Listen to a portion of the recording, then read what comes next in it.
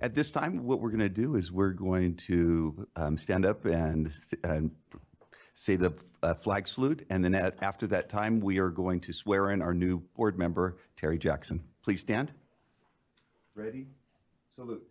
I pledge allegiance to the flag of the United States of America and to the republic for which it stands, one nation, under God, indivisible, with liberty and justice for all.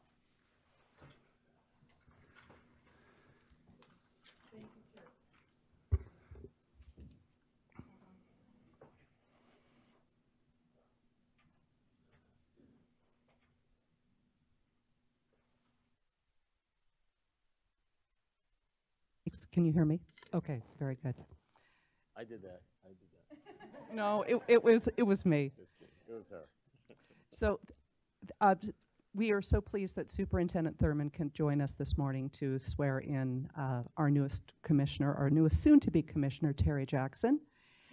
As they do this, Superintendent Thurman will be reading an oath, and Terry will be repeating it. And at the end, I believe he has some remarks to make.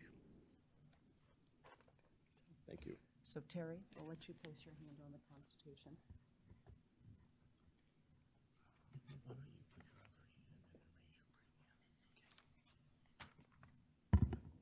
Okay. Good morning, all. So all you witnesses who are present, if you would, please say aye and state your name. I, Terry Jackson, Do solemnly swear or affirm do solemnly swear or affirm that I will support and defend that I will support and defend the Constitution of the United States the Constitution of the United States and the Constitution of the State of California and the Constitution of the State of California against all enemies, against all enemies, foreign and domestic, foreign and domestic, that I bear true faith and allegiance that I bear true faith and allegiance to the Constitution of the United States to the Constitution of the United States and the Constitution of the State of California, and the Constitution of the State of California, and that I will well and faithfully and that I will well and faithfully discharge the duties discharge the duties upon which I'm about to enter. upon which I am about to enter. Congratulations.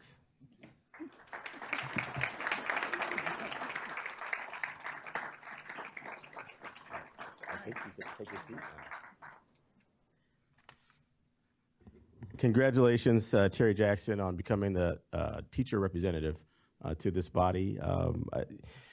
I would like to say that you all have made a wonderful selection, having known Terry for many years as an educator who's taught many children in the school district where I had the chance to serve as a school board member. More importantly, though, Terry has been a statewide leader on how to improve the quality of education in our state. And I can tell you that you have selected someone who is deeply committed to children in public education wherever they attend. I can't think of a better selection for this committee. I think that it requires someone who is objective, who is fair, who can listen to all of the issues. I suspect that behind me are many who want to make emotional testimony today, and I think it's important to have someone who will listen. And Terry is someone who will listen. And as the words of the oath stated, will defend the interests of California first and foremost in California students. It is an honor to be able to swear you in. I wish you Godspeed and good luck. Thank you, Mr. Chair, and the members of the committee, and I wish you a great day of work today. Thank you very much.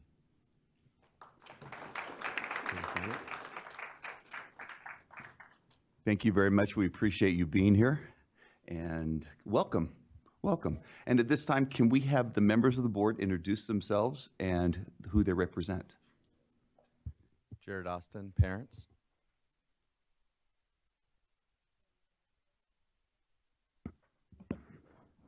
You want to go again? Terry Jackson, teachers. Gail Garbalina Mojica, representing county superintendents. Wesley Sever, representing superintendents. Lisa Constancio, representing the State Superintendent, Tony Thurman. And Mark Ryan, representing administrators.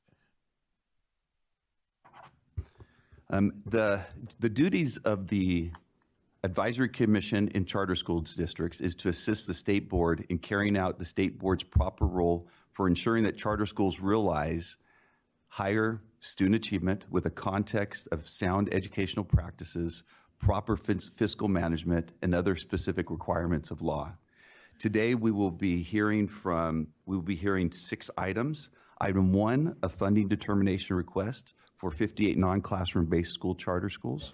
Item 2, a consideration for a retroactive funding determination from Camino Union Elementary School District for Camino Polytechnic's charter school. Item 3, a request for material revision of the admission preference of College Preparatory Middle School on Mesa Springs Valley.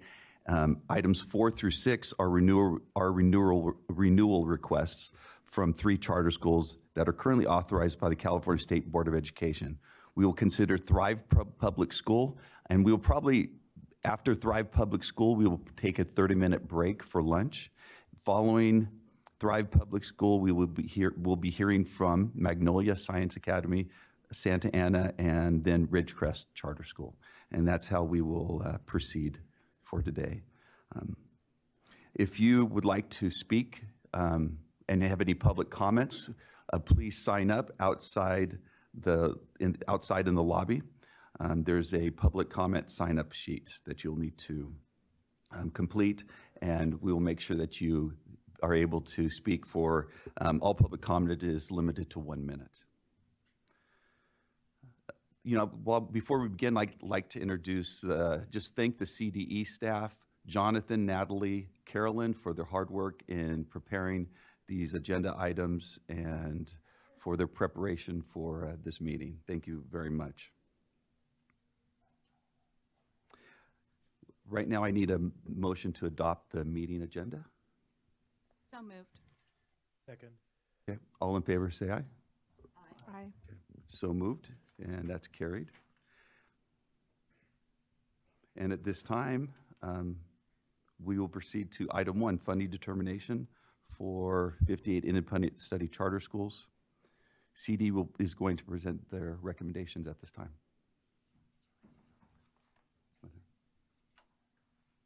Oh, you know what? Sorry about that. Do we have any public comment on non-agendized items?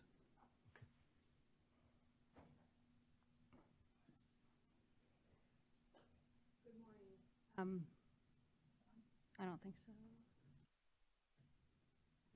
Does that work? Yeah, okay. And I'm sorry, do I have 1 minute or 3 for this? Just 1? 1 minute, okay. Great. Good morning, commissioners, and welcome to Commissioner Jackson. My name is Janelle Ruley.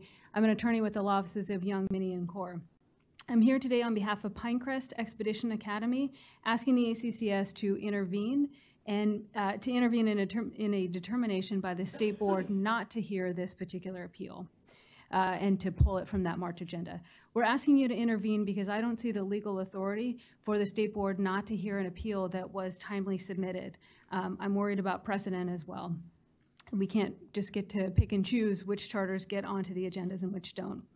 The lead petitioner for Pinecrest Expedition Academy, Heidi Lupo, could not be here today due to a deep snowfall in the mountains that limited transportation in and out. This actually illustrates the urgent need for a charter school in Pinecrest. On December 3rd, Pinecrest timely submitted an appeal of its establishment charter to its local district, Twain Harte School District, that was denied. So they submitted in February, it was denied in April, they went to the county in May. The county asked for an extension. The county ended up conditionally approving for a 3-year term, and I'm out of time. Thanks. So we ask that you intervene in this decision, and I'm happy to take any questions. Thank you. Thank you very much.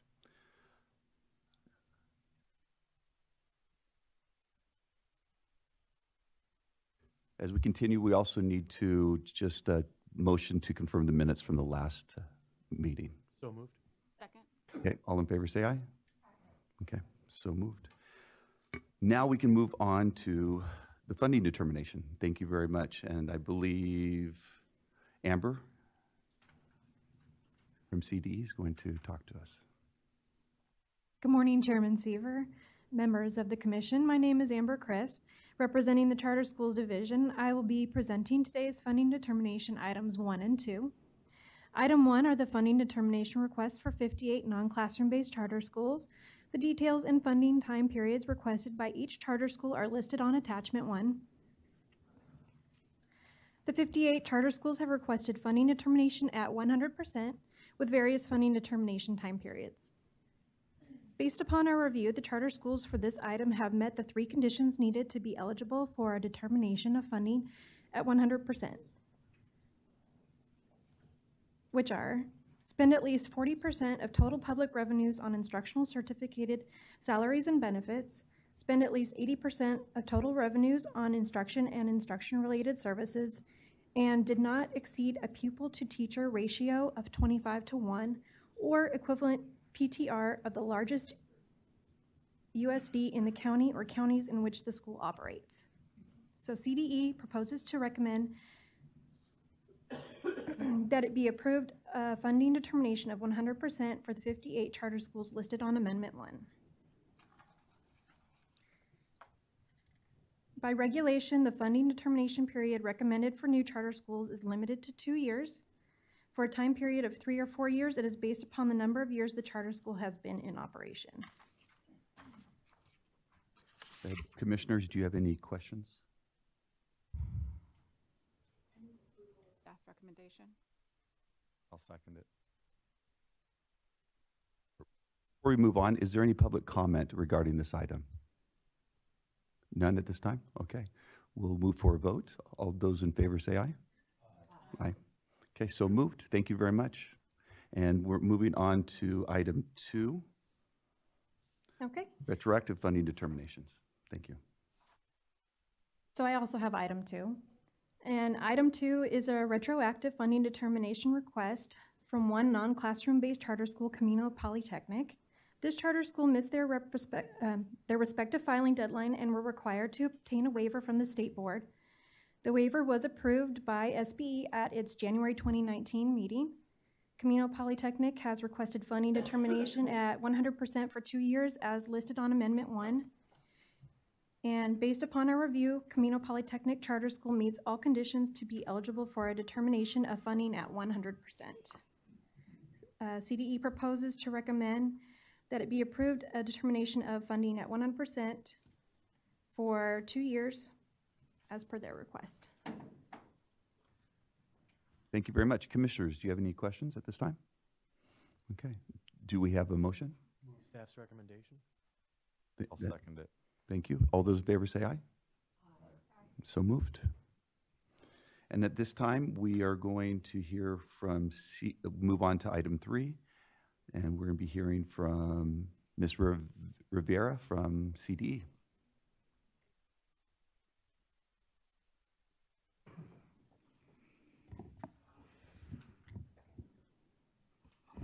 Good morning, Chair Sever, Director Constancio, and Commissioners. I am Marites Rivera, Education Programs Consultant with the Charter Schools Division at the California Department of Education. Item 3 is a request for material revision of the College Preparatory Middle School, La Mesa Spring Valley petition to change admissions preferences and revise Element 8 admission requirements to comply with the California School Finance Authority funding requirement under the CSFGP or Senate Bill 740. In order for CPMS LMSV to gain eligibility under the terms of the grant, revised proposed admission preferences need to be approved by the SBE at a public hearing. CPMS LMSV was approved by the SBE on March 15, 2018 as a grade 5 through grade 8 school for a 5-year term effective July 1, 2018 through June 30, 2023. Currently, CPMS LMSV serves 240 pupils and is located at 5150 Jackson Drive, La Mesa, California. However, CPMS LMSV is currently in the process of building a new facility, which the school intends to occupy in April 2019. The CDE received the request for material revision on December 3rd, 2018. The CDE is proposing that the SBE hold a public hearing to approve the request for the material revision of the CPMS LMSV petition to amend Element 8 admission requirements for a 5-year term of July 1, 2018 through June 30, 2023 under the oversight of the SBE. Currently, CPMS LMSV does not meet the 55% free or reduced price meals threshold at the charter school site for the SB 740 grant. Therefore, CPMS LMSV is requesting a material revision to amend Element 8 admission requirements by including a preference for pupils who are currently enrolled in or who reside in the elementary school attendance area of the public elementary school in which CPMS LMSV is located. The CDE finds that the CPMS LMSV petition is consistent with sound educational practice, and the petitioners are demonstrably likely to successfully implement the intended program. The CDE finds that CPMS LMSV petition does provide a reasonably comprehensive description of the 15 required charter elements. The CDE staff review report, attachment 1, provides the full analysis of the CPMS LMSV material revision. The agenda item 3 provides a brief summary of the CDE staff report. The petitioner is here to address the commission. CDE staff is available to answer questions that the commission may have. Thank you very much. And at this time, we're going to hear from the petitioner, and they have 10 minutes. And then after that, we will hear from the district or county, and they have a combined 10 minutes as well.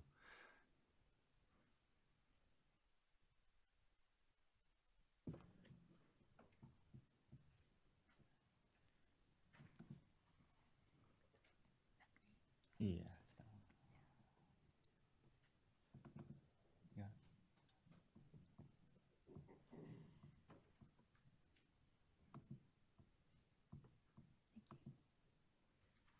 Thank you. Thank you. Good morning, Commissioners. I'm Christina Calloway. I'm one of the directors of College Prep Middle School in Mesa, Spring Valley, a proud SBE charter that was approved in March 2018. I'm here today to ask you to consider the approval of a change in Element 8 of our charter, specifically our lottery preferences, which will enable us to meet the requirements to receive SB 740 grant funds. As you know, SB 740, As you know, SB 740 is a program administered by the California School Finance Authority, and it's designed to provide assistance with rent and lease expenditures for charter school facilities that meet certain eligibility criteria. I applied for the grant this year and was informed by CSFA that in order for us to receive grant funds, we would need to make a change in our admissions preference language. Our charter school is eligible to receive SB 740 funding because our school facility will be located in the attendance area of a public elementary school in which 55% or more of the students enrolled are eligible for free or reduced price meals. This year, the CSFA is requiring that charter schools indicate that that specific language be clearly included as a charter preference in their charter. Because our charter was written in 2017, our preference language included students that were residing in the district, but did not include this new enrollment preference, which is now a requirement. As you might remember, when we were here in March of 2018, we had plans to move from our current temporary location in the basement of a church with very limited space to a new modern facility, one that would allow us to serve more families in the community, including those that have been on our wait lists. The SB 740 funding that we would receive would greatly help with these lease payments in our new, larger facility, allowing us to utilize more of our general funds for enhancing our rigorous academic program and preparing our students for high school and beyond. We kindly ask that you consider approval of this change in Element 8 of our charter. The ability to receive these grant funds and this award would be so appreciated by our entire school community. On behalf of all the Tiger families, students, and staff back home in San Diego, we appreciate your time and attention in this matter. Thank you. Thank you very much. What I understand, is there somebody from the district or county? Okay, seeing none, is there any public comment? Please line up Ona Keller and Claire Crawford.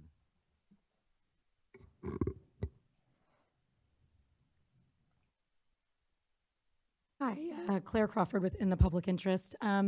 I am not taking a position one way or another on this particular matter, but wanted to raise a couple of questions that I think should be explored before the SBE makes a final decision on that. And one thing is that this petition created a lot of confusion for the SBE and the ACCS over an assertion that 2 schools were going to be opened. And in fact, there is no second school.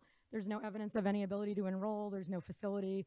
I tried to look up some data, some information on their website attached to the minutes of their board meetings and the agendas, and there's motions that reference staff recommendations around resolution of funds from the East County School, but there's no staff recommendation data attached to it. There's no information where you can tell what they're making a decision on. So these were just some red flags for me.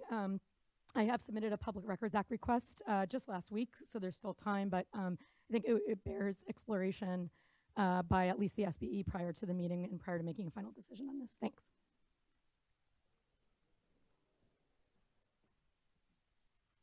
Hi, Ona Keller with the California Teachers Association. This is a very confusing situation, so I'll try my best to summarize it in a minute. But in 2017-18, CPMS opened a charter, CPMS East County, authorized by Mountain Empire. This charter was temporarily located at 5150 Jackson Drive in La Mesa. In 1819, CPMS East County was supposed to move to 799 Forest Gate Road in Campo, which is listed as it's like a horse facility. These two campuses are 50 miles apart. In 1819, CPMS opened another charter, CPMS La Mesa Spring Valley, authorized by the SBE. This charter is temporarily located, as was said, at 5150 Jackson Drive in La Mesa, and plans to move to a new campus in Spring Valley by the end of the school year. So there's two questions. Does CPMS East County still exist? There's no mention on the website, no way to enroll. As I said, 799 Forest Gate Road in Campo is listed as an equestrian center. This charter school seems to have served as a placeholder while CPMS shopped for a new authorizer that would allow it to legally locate within La Mesa Spring Valley. And second of all, does a charter with this history of obfuscation deserve more taxpayer money? I have a little chart and a map that shows some of the history of the facilities here and where that was authorized and where the schools were actually located. If you could give that, just give that to Carolyn and she'll pass it around to us. Thank you very much. Any additional public comment? Okay. At this time, we close public hearing and we ask commissioners if you have any clarifying questions for the petitioner.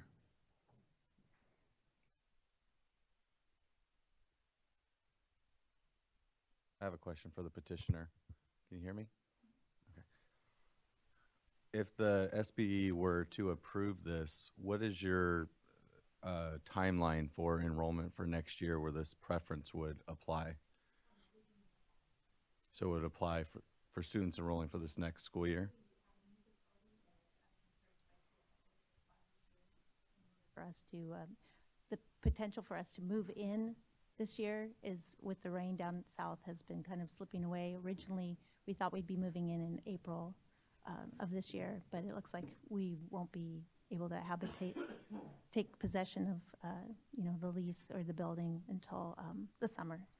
So as far as your lottery and when that would take place? That would take place after after we have clarity on what our enrollment preferences will be. Thank you.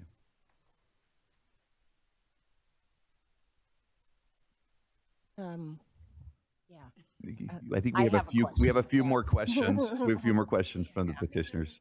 So I just want clarification on what was stated about, a second school, confusion and all of that, just to kind of clear up that. I appreciate that.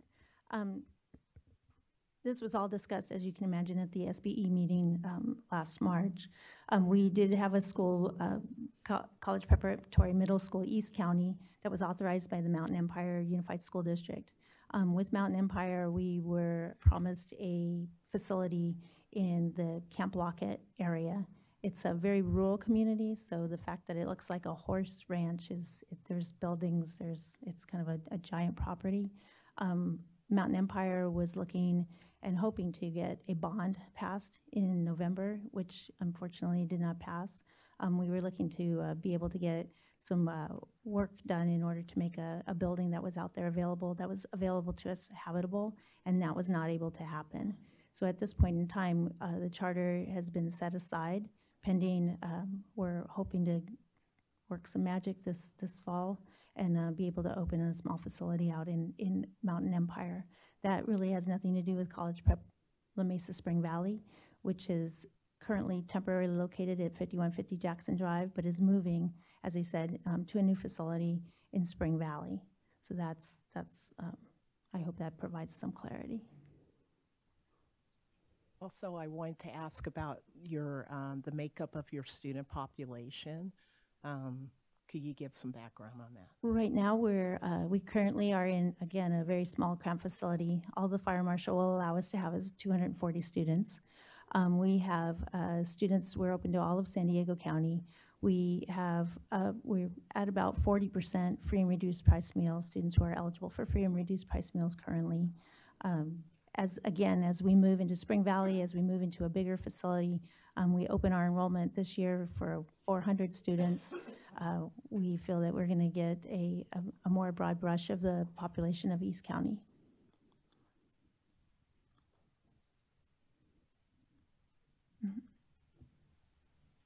I'd like to move staff's recommendation. Is there a second? I'll second it. Okay, with that said, we will do a roll call vote on this, and we will start to our left with Mark Ryan. Yes. Lisa? Yes. I vote yes. I remember this petition last time, and there was some confusion over the two campuses, so I'm going to follow staff's recommendation and say yes. Yes. Yes. Thank you. So moved. Thank you very much. And at this time, we'll be moving on to renewal of Thrive Public Schools. And at this time, we are going to have Ms. Lopez from CDE present.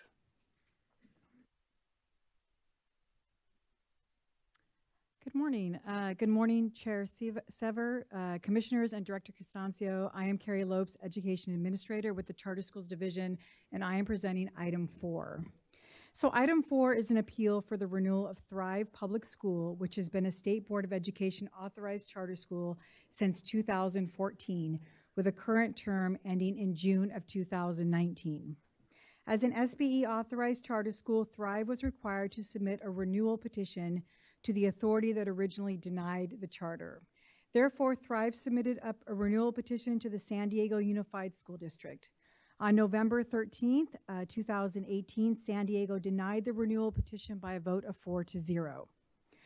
Subsequently, if a governing board of a school district denies a renewal petition for an SBE authorized charter school, EC Section 47605K3 permits the charter school to submit the renewal directly to the State Board of Education.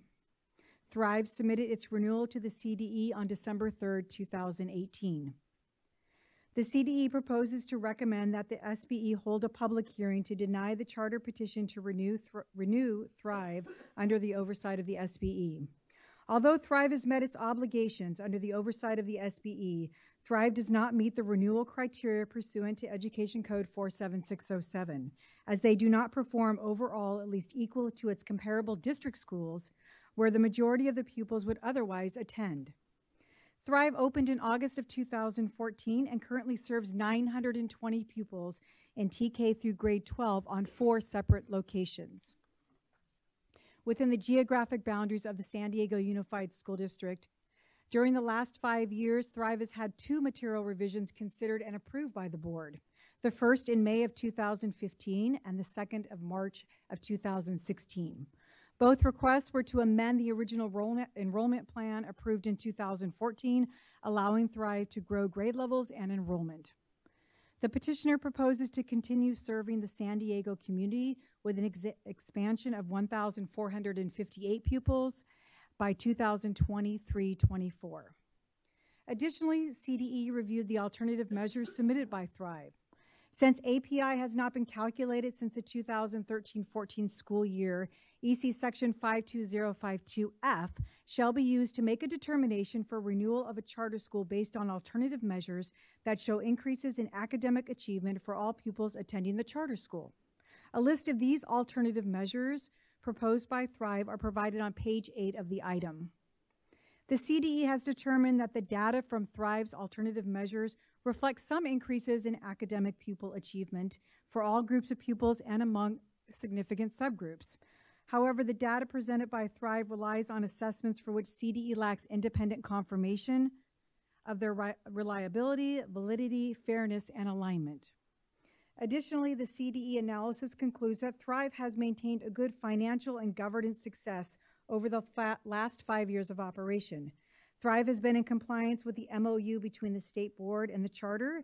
The budget and multi-year fiscal plan is sustainable and fiscally viable, with positive ending fund balances and reserves above the recommended 5%. In considering the Thrive renewal, CDE reviewed the Thrive appeal documents, including the petition and appendices, the budget and financial projections, the demographic data, and San Diego Unified Agenda, minutes, and findings regarding the Thrive renewal petition, along with the petitioner's responses. I do want you to be aware that on pages 6 and 7 of Attachment 1, the headers under Thrive submission of subgroup data is incorrect. Currently, the header reads it's for 2017-18 ELA and math, but it should read the results were for 2016-17 for ELA and math. The Thrive petitioner is here to address the commission, and I do believe there is a representative from San Diego Unified, and of course CDE staff is available to answer any questions that the commissioners may have.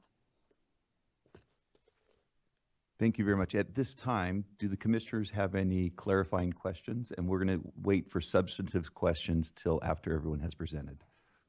Yes. What were the years of the material revision again? There's two of them. The first one was the first one was May of 2015, and the second was March of 2016.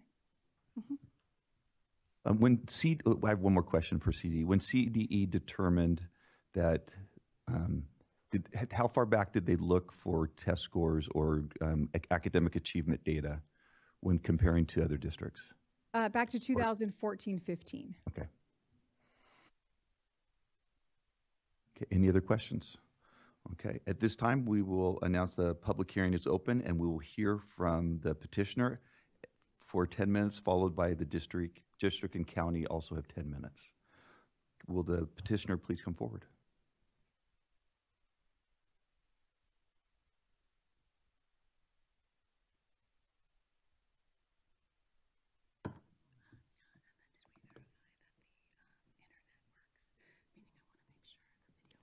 It should, yes. Okay, I have it here. If it doesn't work. Oh, okay. So do I just apply? Shall I just wait just in case? Yeah, just in case. Yeah, Shelly's just gonna click. She's not resulting. Okay.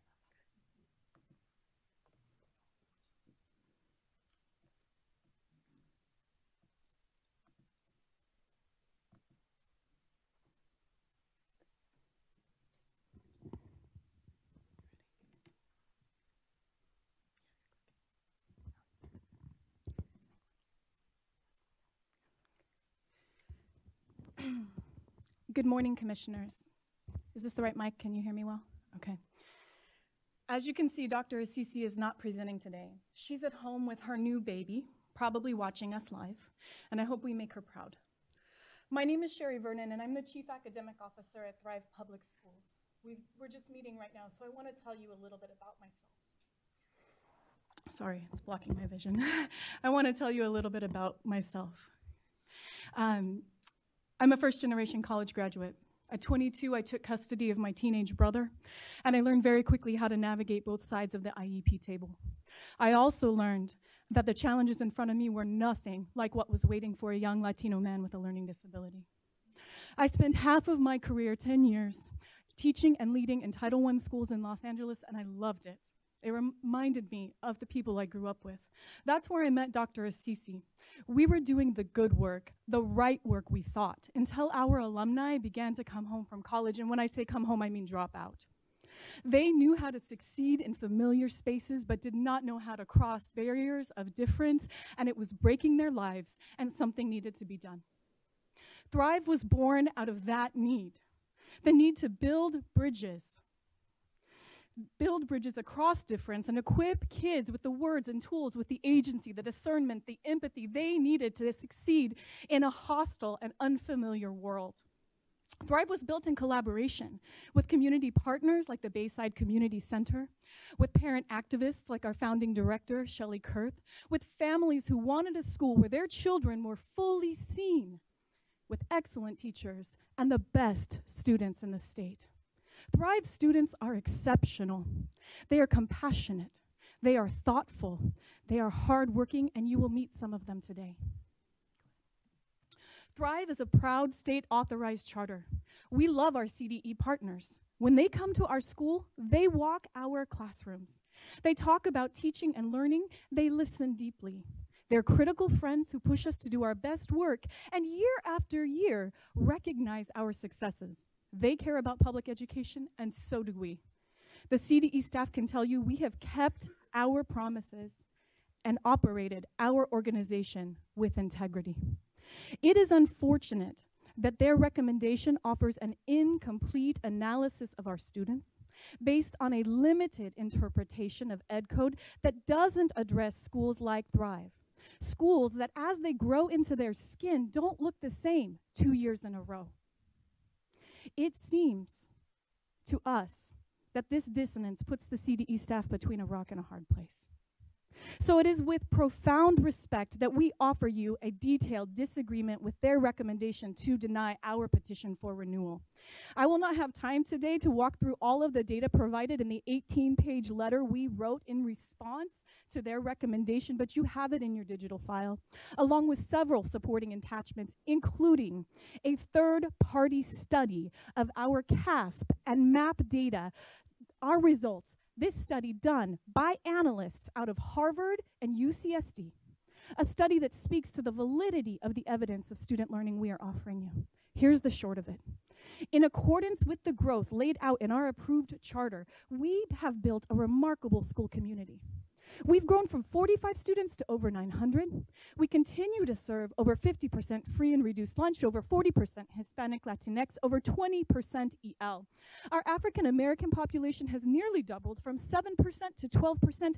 Our special education and 504 numbers have grown from 4% to 20%. We are anomalous. Let me say that again. We are anomalous. Word is getting out that San Diego's most vulnerable learners are succeeding at Thrive, and we have evolved into a school that is disrupting the status quo for at-risk kids. This is what closing the achievement gap is all about. And this is why we pay close attention to student learning. In addition to sitting with our children in circles and listening to them, we use a variety of valid, standardized, reliable assessments to track both growth and proficiency, because we know that our students' stories are complex, that their growth matters equally as their proficiency, and we are proud of our students and our teachers. When compared with similar schools, Thrive is keeping pace. Thrive students who have been with us for 3 or more years are setting that pace. This is true for our school as a whole and across subgroups, particularly in reading. A detailed discussion of this can be found in Section 2, page 11 of our letter. You'll find summaries for how we target support to our subgroups in your folder. Again, we are proud of our work, and so are our parents and our students. We'd like to let them tell you.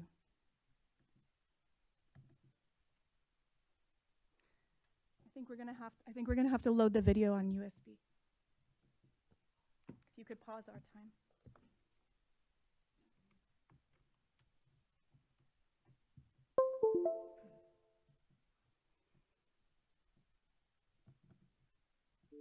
It's a safe spot. It's a safe place, especially in communities that are underserved. The kids really need to have a safe place to go to, and Thrive really is that. It feels more like a family than it does like a school. My grades were really, really bad over there. When I came here, I saw a lot of improvement. I was happy about my grades, and I didn't know that was going to be me. The teachers that my kids have been lucky enough to have just been really beautiful human beings as well as teachers. I'd say I've become more confident because I know myself a lot more. One of our daughter's best friends had, at times, some pretty severe special needs.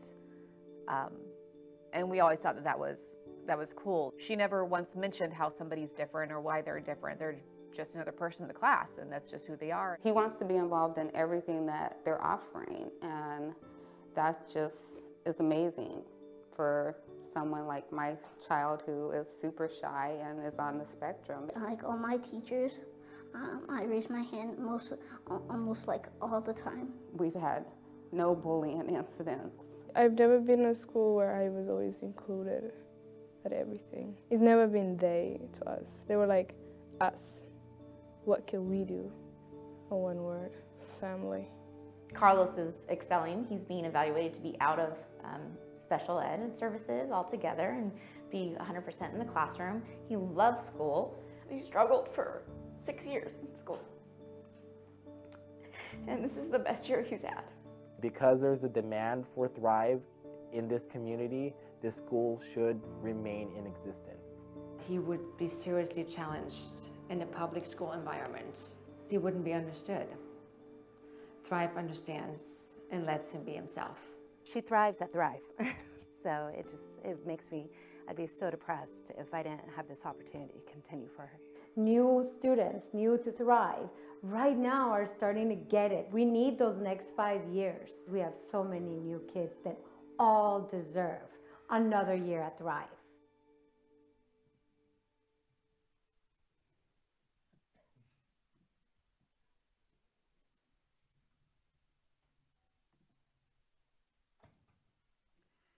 The message you just heard is echoed by our community. Their letters of support are in your folder. Again, we are proud of our work. I know it is not enough for you to hear testimony, so let me give you the facts. Thrive meets renewal criteria. We meet criteria under Ed Coach Sections 47607. We meet it under 52052. 1, our CASP data shows that our students perform as well or better than those in similar schools when similar schools are truly considered. We outperform them when you look at our cohort data. 2, our students outperform the national norms for growth on assessments used by over 20 schools in our local area and many more across the nation. Our kindergartners are the best in the country, or near the best in the country. 3, measures that approximate API and program improvement never have Thrive on the naughty list. 4, the CDE considers our program so successful they're willing to help us replicate it. We received a $475,000 replication grant this year from them. 5, our parents, our community members, and other educators recognize our successes and have rallied to our school.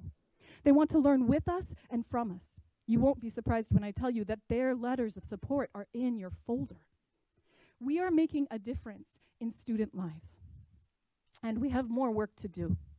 You have in front of you a copy of our 5-year plan for improving instruction. We have outlined benchmarks for achievement, implementation, and capacity building across 6 domains, most notably in mathematics and subgroup achievement. We know our kids can meet proficiency. We have the talent, the resources, the heart, and the partnerships to make it happen, and we are open to feedback and collaboration. All we need is time, and that is where you come in. Keeping Thrive open is the right choice, and it's a choice that matters. Thank you. Thank you very much. At this time, are there any clarifying questions from the commissioners? I do have one. For your 3-year cohort and 2-year cohort, how many students does that represent? Thank you. Not a lot. So when we started with 45 kids, when we track those over time, there isn't a large starting pool. I will get the exact numbers for you, and I will give them back to you. Okay, thank you. Mm-hmm. We'll move on to the presentation from the district and county. Are they available?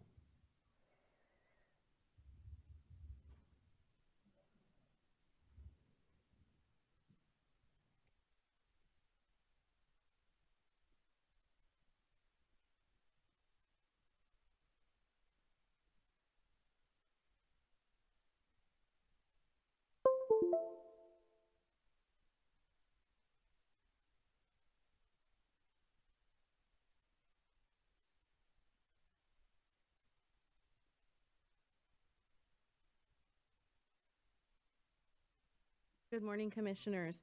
Thank you for the opportunity to speak before you today regarding the Thrive Public School Renewal. I'm Deidre Walsh. I'm the manager in the Office of Charter Schools for San Diego Unified School District. I apologize when I look up, I can't see clearly, but I need them to be able to read. So page down, let's see. Okay, a quick overview of the district as a charter authorizer. We currently authorize 46 charter schools serving almost 21,000 students. We've dedicated over $900 million in funding through our bond measures to charter school facility projects. On November 13, 2018, based on district staff's recommendation, the San Diego Unified Board of Education voted to deny the renewal of Thrive based on two findings. That they presented an unsound educational program based on decreases in student academic achievement, both school-wide and by numerically significant subgroups, and that they were demonstrably unlikely to successfully implement the program as set forth in the charter based on its continued growth plans while we're seeing academic declines. In making the decision, the district considered increases in pupil academic achievement for all groups of pupils served as the most important factor in determining whether to grant or deny the renewal as required by statute. The district considered CASP school-wide and subgroup results, comparison school results, DF3/DFS results, and alternative measures data. And based on the data that we reviewed, the district had significant concerns regarding the academic outcomes at Thrive. Starting with the school-wide data, Thrive's CASP results in both ELA and math have declined over the last 3 years. Something to note, of all San Diego Unified authorized charter schools and all district traditional elementary and middle schools, Thrive is the only school that had decreases in each of the last 3 years in both ELA and math. They were the only school that went down in both every year after that first year of testing. So that's 190 schools was included in that comparison, and this was the only school that went down in both each year. In 17-18, Thrive outperformed only one of its 14 comparison schools in ELA, and it's noted that 12 of the comparison schools made progress on the CASP, while Thrive's results declined.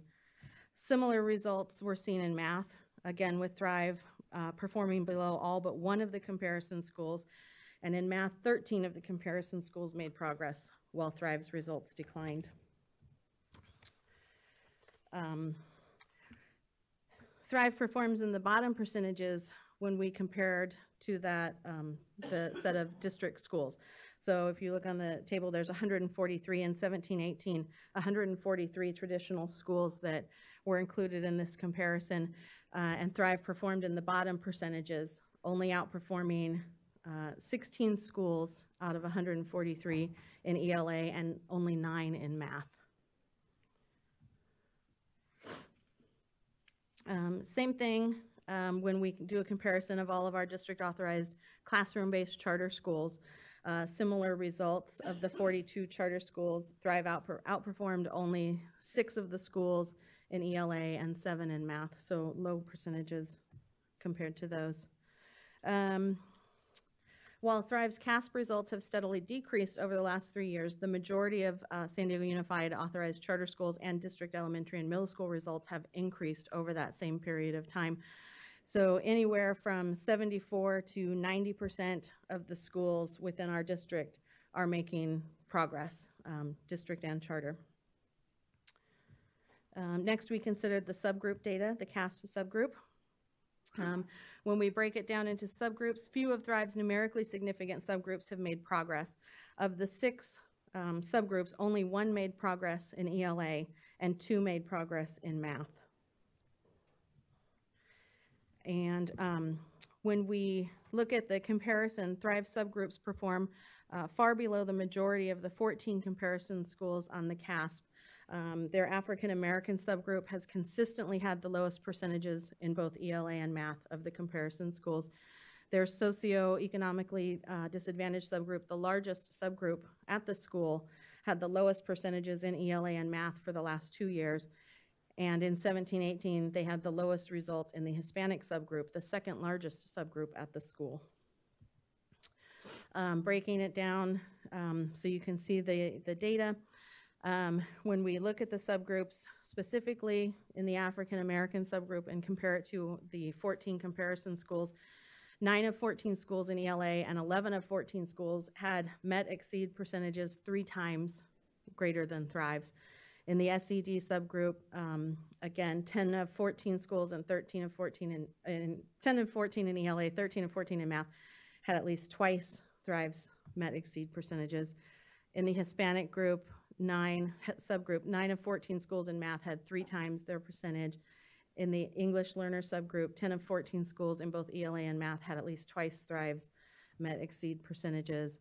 Students with disabilities subgroup, 12 of 14 schools in math had 3 times Thrive's met exceed percentage. And in the white subgroup, 6 of 9 schools that had large enough subgroups to be counted outperformed Thrive in both ELA and math. The district is confident that the comparison group of schools took into consideration all of the subgroups, but we've included this table of district and charter schools with the highest percentages of students with disabilities to satisfy any concerns that this subgroup was not fully considered. So we pulled the schools, district and charter, with the highest enrollment and testing percentages on the CASP of the schools. Of the 23 schools included in the comparison, Thrive outperforms 8 in ELA and 3 in math.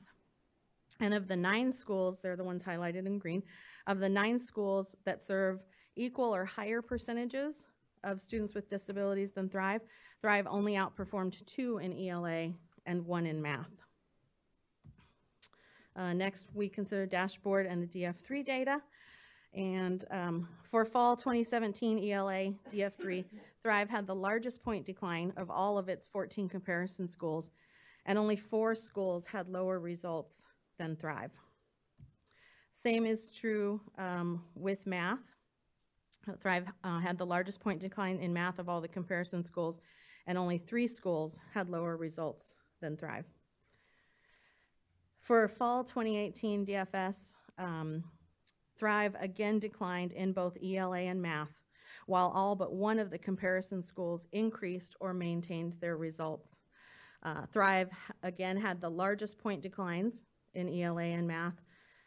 There's only 1 comparison school that had a DFS that was lower than Thrive, and that school increased in ELA and maintained in math. And 75% of the schools that Thrive outperformed in ELA DF3 last year are now outperforming Thrive, as are 66% of the schools in math. So the DFS declines in ELA and math were school-wide and in all subgroups.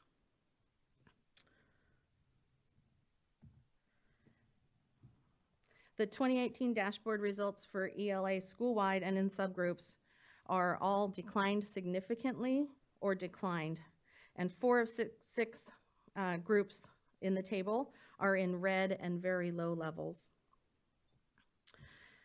In math, school-wide and all subgroups, all results were declined, and again, 4 of 6 groups are in the red and very low levels.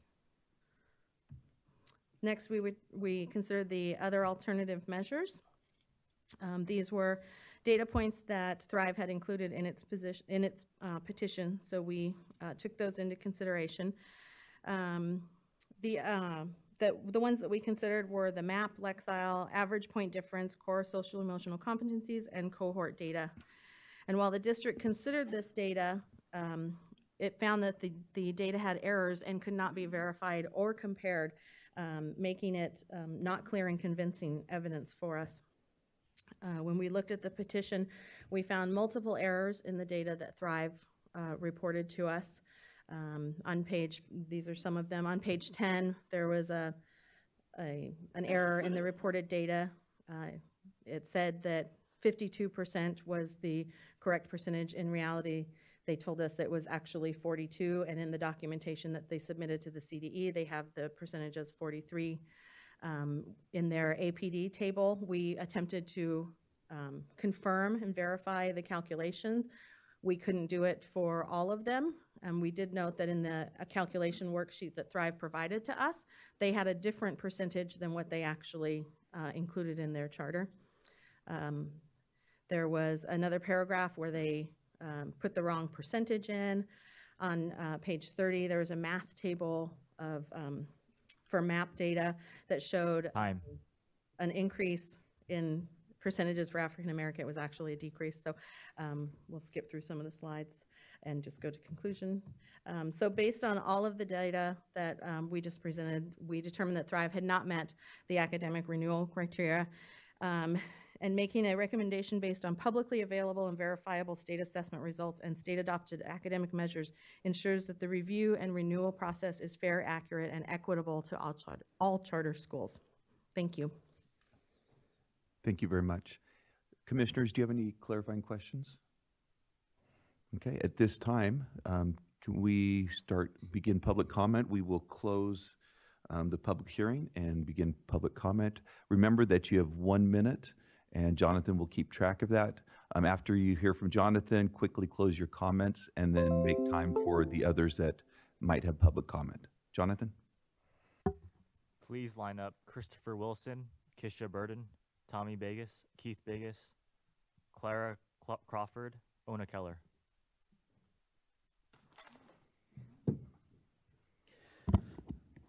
Good morning, Commissioners. My name is Christopher Wilson. I live in San Diego, and my children attend San Diego Global Vision Academy, a charter school in the San Diego Unified School District. As a parent and in my professional capacity as the Associate Director at Alliance San Diego, I pay attention to student achievement and help create positive academic outcomes in our region. When it comes to achievement, it is irrefutable that Thrive Public Schools has failed its students, especially high-need students and students of color, specifically African American and Latino students. This failure is not an isolated occurrence, but a pattern that denies their students a real opportunity for the learning necessary to prepare them for the 21st century workforce and post-secondary educational opportunities. The district and charter schools that Thrive students would otherwise attend are all significantly outperforming Thrive. It is unimaginable that a school with this record of low achievement will be allowed to continue a disservice to our students. I ask that you support the decision of San Diego Unified School Board, and please follow the lead of the local leadership and the CDE staff. Please issue a recommendation that the State Board of Education deny the renewal. Thank you.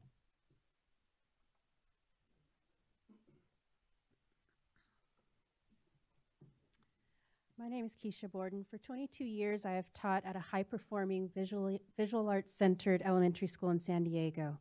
We have always served a predominantly large segment of the students of color.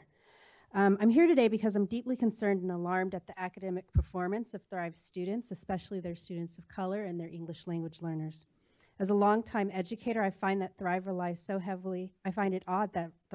so heavily on MAP tests to assess their students. MAP tests do not measure proficiency in any subject. Yet those same MAP scores only validate the substandard performance of many of Thrive's students.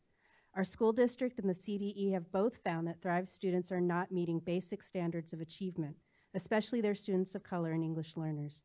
There are many public and charter schools in the neighborhoods around Thrive with similar populations that are achieving at much higher rates than Thrive students. Not only does Thrive fail to measure up to state standards compared to similar schools, Thrive fails to meet their own goals set forth in their LCAP. Time.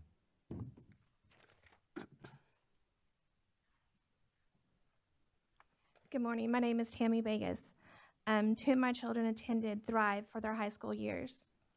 I was one of the parents that volunteered on a daily basis. I was inside their classrooms. I saw lots of things that concerned me. For example, one day a group of girls came to me and said, "Miss Tammy, we have to talk." They were scared and upset. I said, "What's wrong?" They showed me their cell phone. A student was being allowed to send pictures of his male genitalia to the girls, and no one cared. I took them straight to the counselor. She said, "Oh, boys will be boys. It's just the girls being drama queens." I cannot believe a school did not step in and protect these girls. The boy went unpunished. My son's speech IEP was basically ignored and never followed. He declined in his speech, and we're now having to pay out of pocket on my husband's military salary to get him speech, plus his current school is giving him speech. When I talked to Nicole about the lack of lecture time in the classroom, she informed me that high school students aren't smart enough to listen to a lecture and learn how to take notes. Time.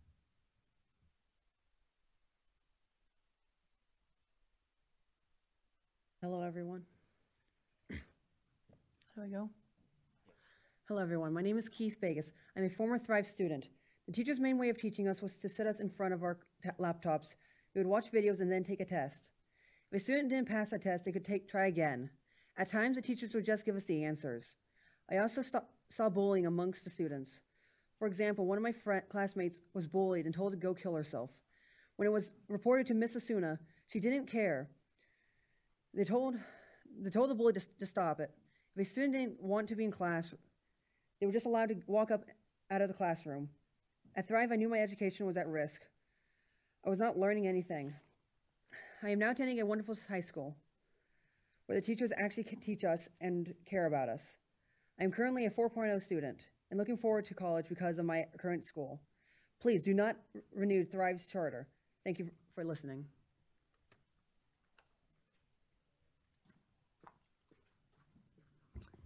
Hi, Claire Crawford with In the Public Interest again. I would urge you to support the CDE's recommendation to deny the Thrive petition for renewal.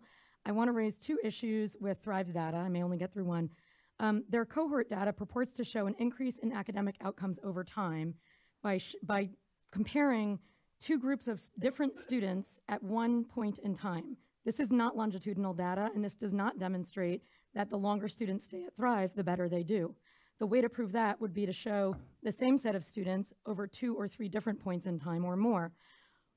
There is very limited data available about this cohort because it's such a small number of students, but what data is available shows that at best, Thrive is maintaining performance of students over time and in fact declining performance in math. There's also significant attrition demonstrated in the data that they provide about who's in the cohort. Some grade levels, it was more than 50% of the students. There's also no socioeconomically disadvantaged cohort over those 3 years, and I wonder why, because that's a larger set of students than the Latino students, so I would ask to see that data as well, if you take that data as valid. Secondly, on the claims around percentages of students with disabilities skewing their data, if you do compare them to Wilson and Millennial Tech, the two schools that they say they can legitimately be compared to because of similar percentages of students with disabilities, both of those schools are middle schools. If you look at Thrive's data just at the middle school level, both of those schools outperform Thrive with all students and with all significant subgroups, socioeconomically disadvantaged, Latino, and African American. Thank you very much. At this time, Jonathan, can you, before the next public speaker, can you please call up? Please line up Deborah Zaire, Soraya Zaire, Bill McLean, Nara Franca, Carmina Osuna. Thank you. Hi, Ona Keller with the California Teachers Association. CTA strongly supports the CDE's staff recommendation to deny Thrive's renewal. The law is extraordinarily clear. According to the Charter Schools Act, the authority that granted the charter shall consider increases in pupil academic achievement for all groups of pupils served by the charter school as the most important factor in determining whether or not to grant a charter renewal. Thrive has shown significant decreases in ELA and math results and performs worse than comparison schools for almost all student subgroups. Therefore, under the law, you must recommend denial of this charter. Thank you.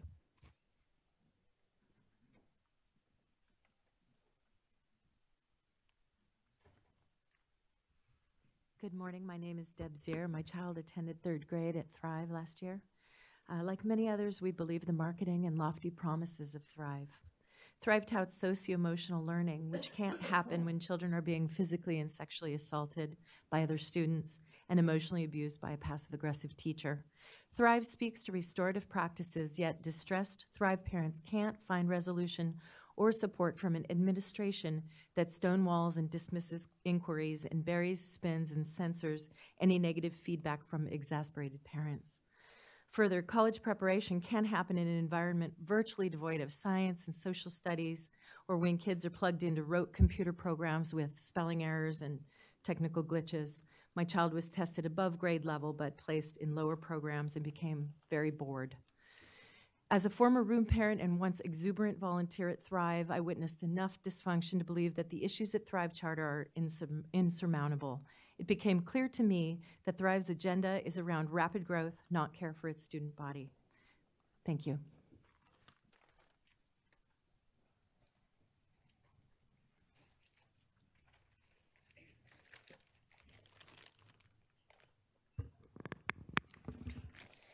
Good morning, ladies and gentlemen. My name is Soraya, and I am a former Thrive student.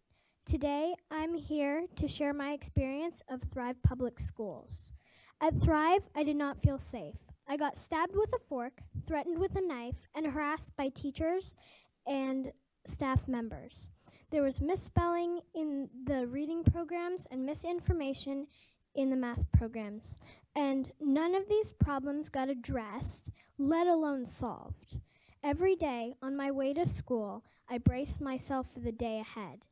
I did not thrive at Thrive, so please do what's best for the kids and do not give Thrive the right to the charter. Thank you.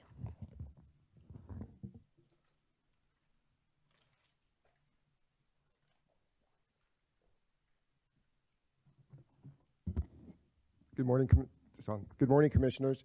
My name is Bill McLean, and I have taught at Carver Elementary for over 20 years. For the past several years, Carver has shared a campus with Thrive Charter School. Carver has hosted several charter schools in the past. Thrive is by far the worst neighbor. Please refer to letters regarding rock throwing and lack of adult supervision previously submitted. Those were my students. All students are expected to perform to a higher standard, both academically and socially. Carver students significantly outperform Thrive students in ELA and math, according to recent SBAC data. The difference is even greater when socioeconomic status is considered. Carver students are approximately 50% English language learners. Carver Elementary is truly committed to academic and social success of all students. Please do the right thing and to support the CDE staff recommendation to deny the renewal of the Thrive Charter School. Thank you for your attention.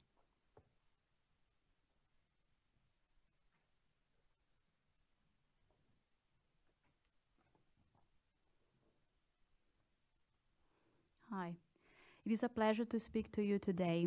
My name is Dr. Nara França. I am a parent and a teacher at Thrive. I moved to the United States in 2017 with my husband and my son. A new president was moving into the White House, and we were worried about the rise of anti-immigration sentiments. We were also concerned in finding a great school for our son, where he wouldn't feel threatened by his origin, but also have access to an excellent education.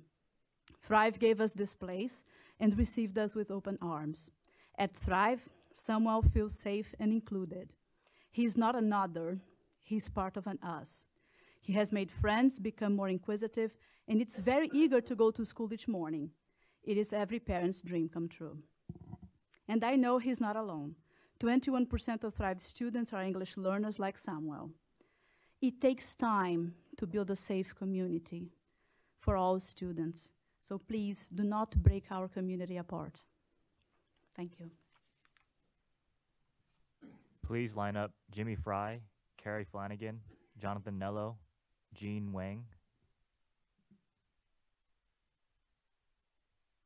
Hello, my name is Carmina Osuna, and I am a proud Latina educator and leader at Thrive.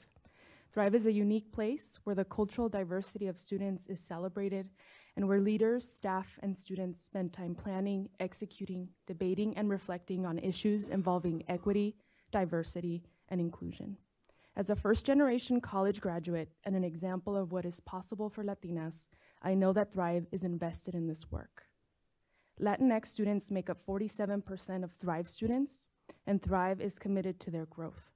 Latinx students who have been at Thrive for more than 2 years are 123% more likely to be proficient in English and 40% more likely to be proficient in math than Latinx students who are new to Thrive.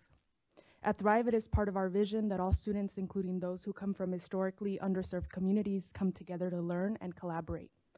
In one of San Diego's most segregated communities, Thrive is paving the way for the work we should all be doing to help the students who need it most. Please help us continue this work. Thank you.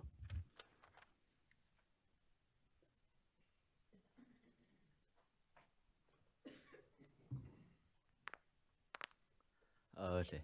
Hello, my name is James, and I am a freshman at Thrive. Thrive is an important school above all else. There are many students, including me, that would simply be lost without Thrive. Kids that aren't made for the traditional style of public schooling or the styles of other charter schools. Before Thrive, I would get lost in my classes, and I didn't feel a strong connection with my teachers, so I was unable to ask for help. The teachers at Thrive made sure the students want to learn and they keep us motivated. When I want to give up in a subject like math, my math teacher, Miss Lloyd, will help me, and I feel like she actually cares about my education. The Thrive teaching method makes it so no student gets left behind when it comes to their education.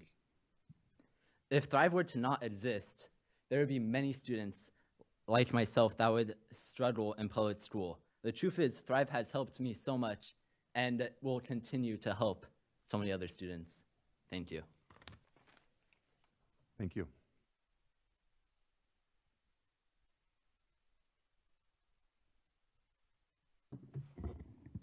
Good morning, Mr. Chair and members of the ACCS. My name is Carrie Flanagan. I am a board member at Thrive. I'm here today in recognition of the fact that we've heard there's been no API since 2014, so alternate measures of data are appropriate for both the San Diego Unified and the CDE staff to take a look at. However, nothing precludes the ACCS nor the SBE from looking at alternative data measures when there is not a clear upward trajectory across all subgroups and populations. For that reason, Thrive has provided individual student data so that you can see an upward trajectory. We clearly have demonstrable pockets of success, and change theory tells us that in education, schools need a good, solid 10 years to demonstrate that they are truly transformational educational experiences. I do want to point out that Thrive is creating the opportunities that the original charter law intended. There is a healthy competition amongst public schools in San Diego Unified. If you take a look at the CDE chosen comparable school CASP results, I will point out one thing that has gone unmentioned. Time. Everyone has lost sight of the fact that the San Diego Unified schools have actually upped their game after seeing Thrive's success in the first 2 years. All students are benefiting from the fact that Thrive has introduced competition into San Diego Unified. I'm not here asking for decades for Thrive, but I am asking for another 5 years so that we can prove we really are going to provide a transformational experience for all students. Thank you very much.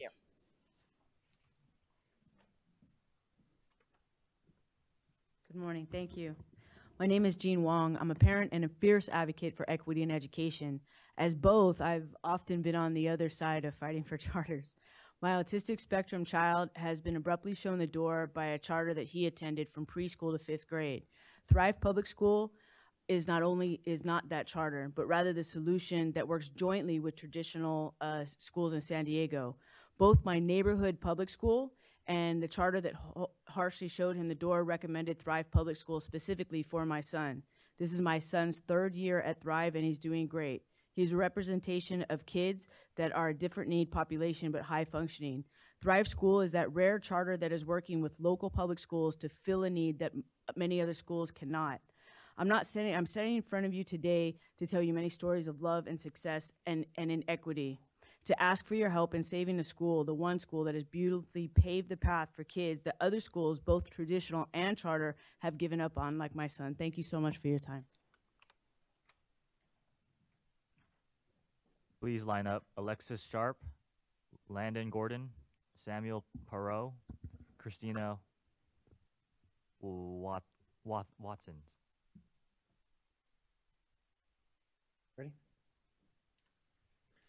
My name is Jonathan Mello with the San Diego Education Association, representing organized district and charter educators working in the San Diego Unified School District.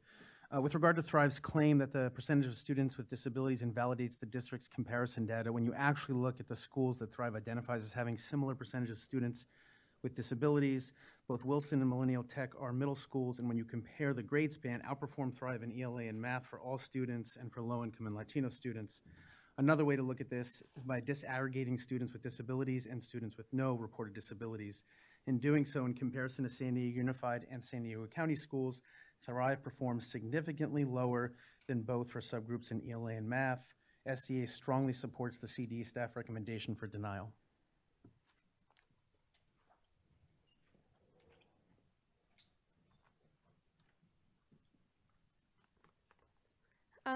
Hello, my name is Alexis Sharp, and I've attended Thrive for 3 years. Within those 3 years, I've seen great improvement in my education. When I was in middle school, I would always struggle.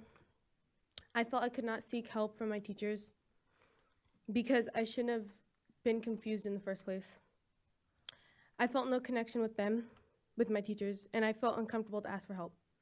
So I did the best I could, which wasn't good enough for me. When I first went to Thrive, all of the teachers looked excited to be there. They looked confident in their teaching abilities. Throughout the last three years, I have had the pleasure to meet so many wonderful teachers that make learning exciting, like Mr. B, my history teacher, or Ms. Nara, my advisory teacher. I appreciate all these people that are willing to make a difference in my education and my life. Thank you.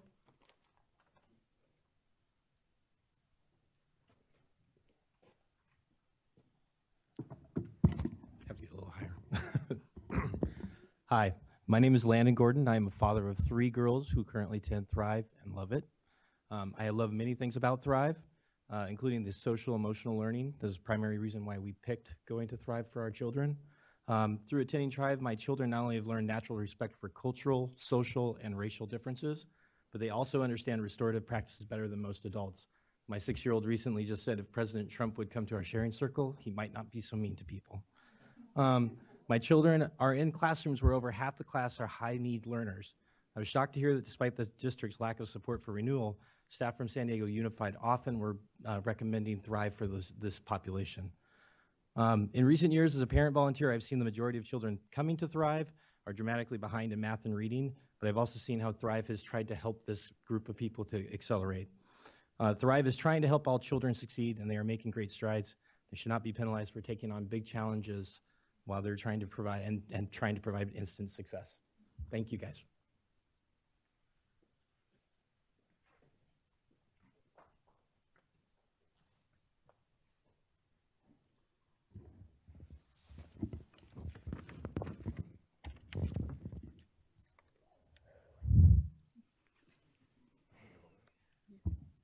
I can lower that.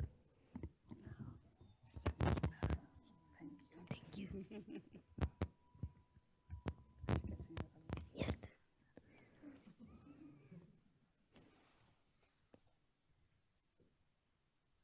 Go. Hi, my name is Samuel, and this is my 3rd year at Thrive. I came to Thrive after moving to the United States with my family from Brazil. I like Thrive because of the projects, exhibition, my friends, and the teachers. I feel like I have improved in math. This year I learned division and multiplication. Right now I am doing a project about how the world would be without math. I also love reading so much that my parents have to tell me to stop reading. Since I've been at Thrive, I feel like I've been reading more fluently. I am not American, but that doesn't matter. We're all mixed up and together. Rowan, Damon, Gabe, and Ethan, and Egan are some of my friends. You shouldn't close my school because I'll lose a lot of my friends, one of my favorite places, the projects, and a lot of things. Thank you. Thank you. Well done. Please line up. Lee Phillips, Maharani Hall, Stacy Ruddick, Michelle Hansen. Hello, I am a mother of 3, a STEM educator for over a decade in a plethora of settings, and I choose to teach at Thrive. As someone who works in our City Heights campus, a richly diverse and traditionally underserved community in San Diego, I see the impact Thrive has on our community on a daily basis. Several organizations in our neighborhood now recognize Thrive as a valuable partner, and we them. We are able to provide learning opportunities for our students to connect with programs offered by local nonprofits, institutions of learning, and community groups, where they can participate in cultural activities, after-school programs like learning how to golf, and even secure internships and scholarships. Additionally, Thrive is an educational resource for students in this community who have not typically succeeded in traditional schools. To deny Thrive the opportunity to exist would not only take away a school that is working for so many kiddos, but it will take away a flexible and functional community resource in San Diego's one of most underserved populations. Thrive creates community for teachers, for students, for parents, and for the community members, a place where we can all thrive.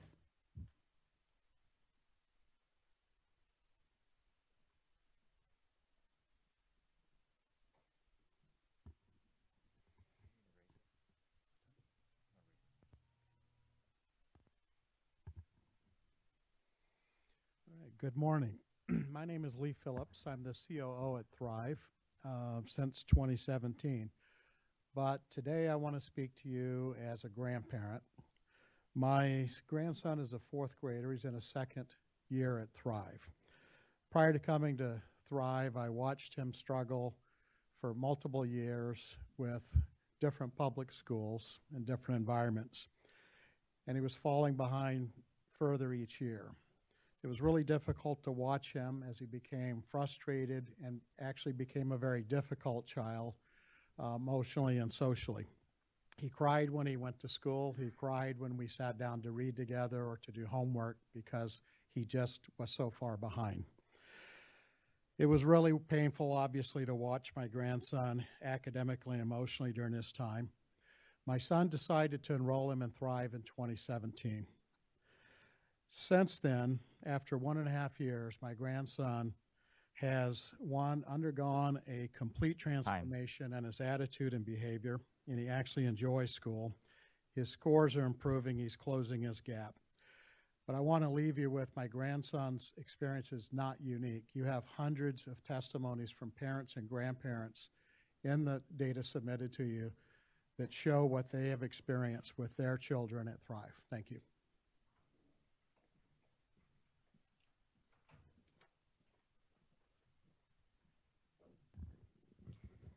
My name is Maharani Hall. I have been in education for over 20 years, and in that time I've worked at several schools. In all my time, I've never worked with a more dedicated, self-sacrificing, and compassionate team.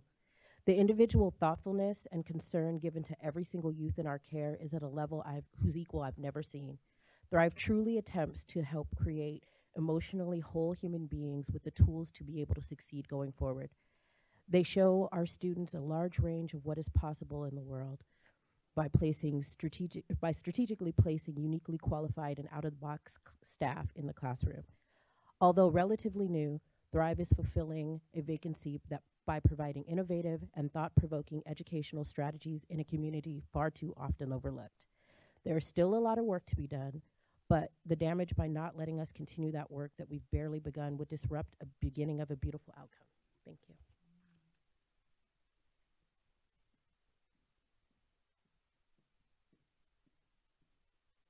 Hi, can you hear me?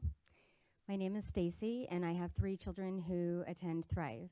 Olivia, Harrison, and Dennis are significantly impacted by Angelman syndrome. Their biggest barrier is that they have complex communication needs, which means they can't speak verbally. They all need alternative communication methods, specialized academic instruction, and one-to-one academic coach. Unlike at other schools, my children are fully included and excelling at Thrive. Thrive also teaches great social emotional skills to their students, and because of this, I have not seen any bullying. Thrive is a community that not only welcomes us, but enthusiastically embraces us. If Thrive wasn't here, my children would have nowhere to go. Traditional school options in San Diego have not worked for them, and other charter schools with similar programs are full with a long wait list and do not go through high school. My children need Thrive. Thank you. Please line up Anaya Conis, Arturo Olvera, Janelle Rulli, Casey Desmond. Good morning. My name is Michelle Hansen, and I am the Vice President of the Girard Foundation Board, and I am here to speak in favor of Thrive's charter renewal. The Girard Foundation is a San Diego-based foundation that supports the growth of quality K-12 education. Our board members include former California State Senator Dee Dee Alpert and Dr. Mary Walshock, who is the current Dean of UCSD Extension. The Girard Foundation has supported Thrive over the last 5 years because we recognize Thrive as a model of excellence and innovation in K-12 education. National foundations and education experts agree with us. Dr. Tom Van Dark, who is the author of the Getting Smart blog, named Thrive Public Schools as one of the top 101 school networks in the United States in 2018. Thrive is advancing a sophisticated project-based learning model and implementing an innovative social-emotional curriculum. They are committed to serving all of their students, as you have heard, and engaging in cycles of continual improvement. The Girard Foundation respectfully requests that the Advisory Commission support the renewal of Thrive's charter. Thank you.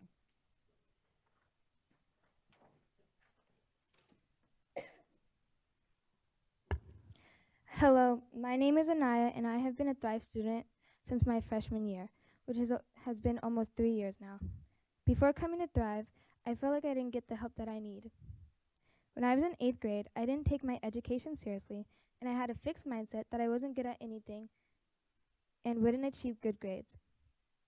But all of that changed when I came to Thrive. When I came to the school, I started noticing my grades changed in a good way.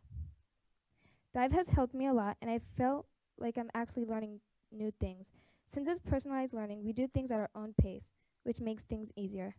I want to thank our teachers who take time preparing great lessons for us. They always give me the help that I need, and I feel comfortable to ask for help when I need it.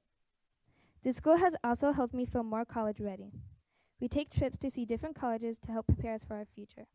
Thrive is a great school. Thank you.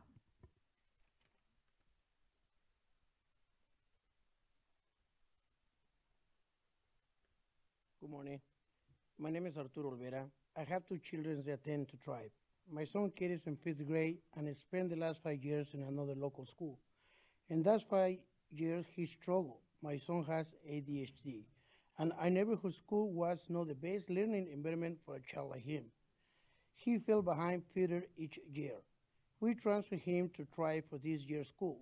In the last 5 months, Cadence has shown more academic progress than they shown in the last 5 years.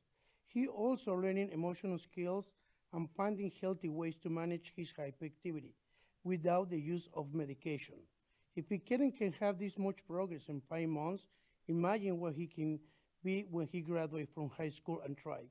Please give the opportunity to my son and the community to get a new Thrive. Thank you. Have a good day.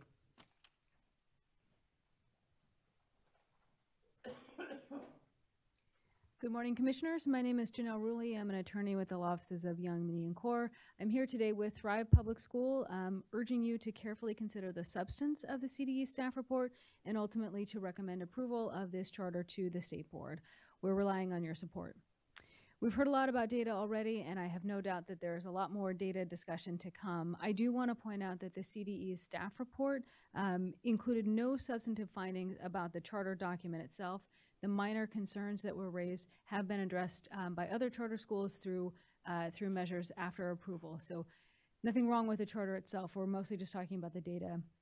Thrive's story is that of a school that has not yet had its full chance at realizing success.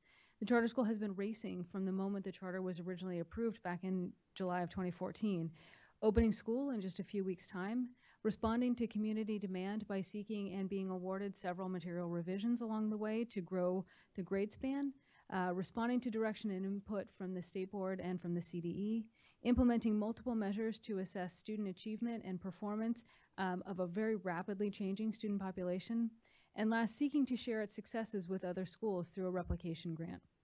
Thrive is on the cusp here, poised to soon be able to tell a great data story, in addition to being able to tell a great community story. We urge your support. Thank you.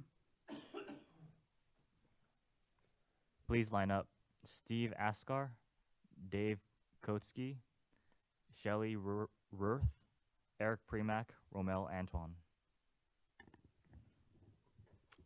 Hello. My name is Casey Desmond, and I am the Director of External Relations at Thrive.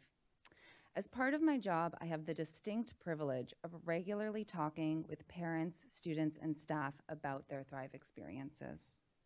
And what strikes me most about the conversations I have with parents in particular are the distinct patterns that emerge. Parent after parent has described how their child is a different kid since being at Thrive, how he or she used to hate school, and how now they are so excited to learn that they think the school breaks are too long. Parent after parent has spoken to how much this total change in their child, both academic and behavioral, has impacted their family life. How much their whole lives have improved now that school is no longer a stress. And more than one parent has said that when their child was facing a difficult personal challenge, Thrive staff and teachers wrapped their child in love. These voices matter, and I ask you today to listen to them. Thank you.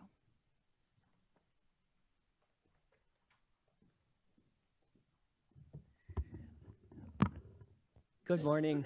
My name is Steve Askar. I teach at Thrive. A little over a year ago, I was sitting in circle and I asked my first grade students, what do you hope to become? There was one little guy who didn't respond during circle, and then afterwards, right before snack, he comes up to me and he tugs on my shirt and he says, "Mr. Steve, I want to be a superhero."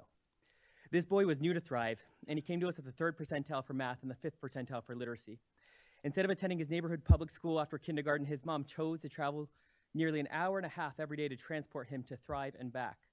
Although he didn't come to Thrive with strong academic expertise, this young man flourished at Thrive. During a single academic year, he made 1.9 years of progress in math and 1.6 years of growth in literacy. Board members, with the odds stacked against him, this young boy has become a superhero. And it's not just him, that's a single story, but it's happened with others as well. It's my dream. I'm a father of 2 kids. I have a 3-year-old and a 1-year-old, and it is my dream that they too one day can attend Thrive for the things that it has done for this young man and the things that it has done for the other children who have attended Thrive Public Schools. Thank you.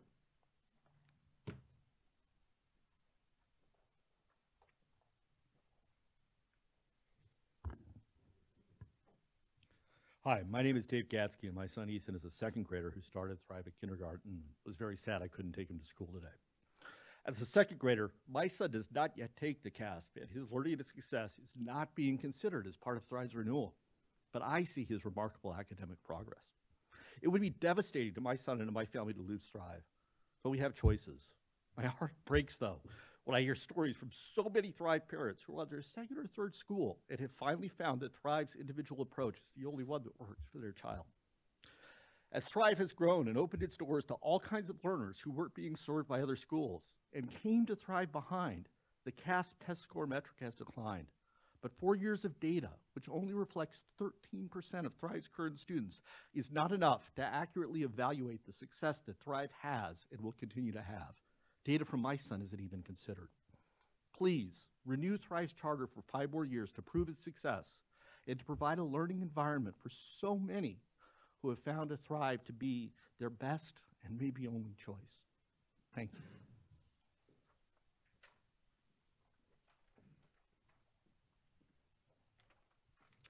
Hi, my name is Shelley Kurth, and I'm proud to be a founding leader at Thrive. I've had the pleasure of working with the CDE over the past 5 years on our annual reviews, and that has been from 45 students to now we have over 900. Think about that. The data that you're looking at is looking at data that started with 45 students, and this year we have over 900. That's many, many, many new students each year, many of those coming far below grade level to us.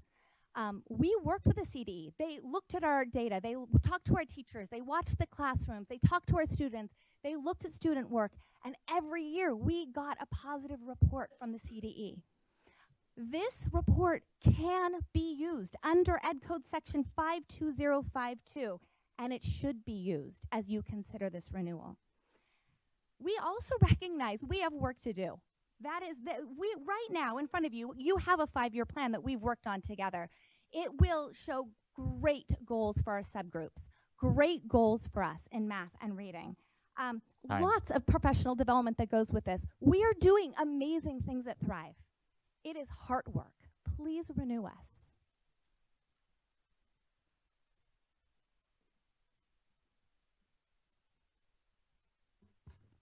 Eric Premack, Charter Schools Development Center. Welcome and deepest sympathies to our new member. I have enormous respect for the staff in San Diego and Department of Ed here, but I do think we have a grievous misapplication of the law here. CDE is attempting to implement a code section that has been on the books for many years but has not been updated, and it mandates the use and says shall be based upon data from the standardized assessment and reporting system, which, as many of you know, hasn't been around since before Thrive started. In lieu of that, the Ed Code mandates, it says thou shalt use, it's not optional, alternative measures. And what CDE is telling you is that because they don't have the capacity to evaluate the data that Thrive submitted and that they can't externally validate it, that you should ignore it and misapply the code section that they are relying on. In reality, as a former and recovering researcher, I can tell you that that data that Thrive has submitted here is the gold standard. Time. The map data from NWEA, these are the guys who pioneered the development of growth measurement testing. Smarter Balanced has not caught up. These guys are submitting it analyzing it longitudinally instead of the bad way that we do it under the dashboard system, and they've demonstrated growth. I really don't think you have any choice here unless you can poke holes in their real data, but to renew here. Thank you.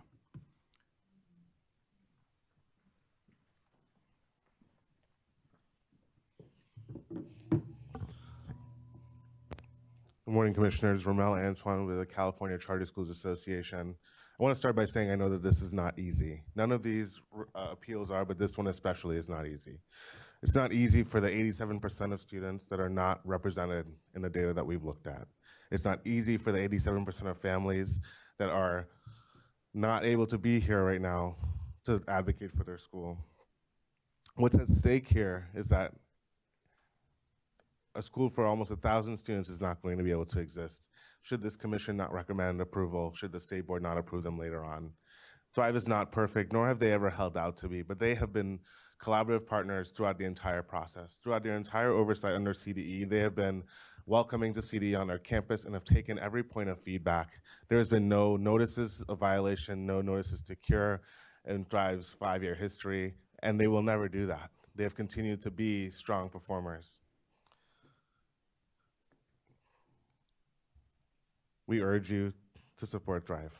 Thank you.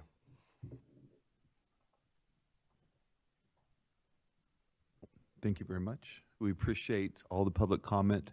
I know it's not easy to get up here, and especially for the students, all of them did a great, great job. So thank you very much. I know the commissioners appreciate it very much. At this time, we will open it up for any questions from commissioners. I've got a question for the petitioner. So if the petitioner could.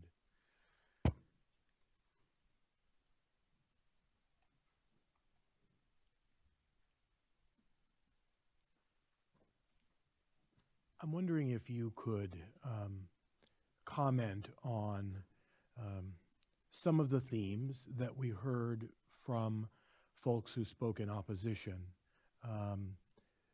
that are obviously concerning to hear, and I'm wondering if you could speak to any of those. I mean, obviously not the specific cases necessarily, but if you could speak to the themes. To start with, are you asking me about the data or about leadership responsiveness? Both. Yeah. I can tell you that with at least one of the families that spoke today, that I personally sat down with that family and child on multiple occasions to address their concerns. Whether or not they felt our response was adequate, I leave in their hands, but it is not factual to say that there was no response. I myself was there.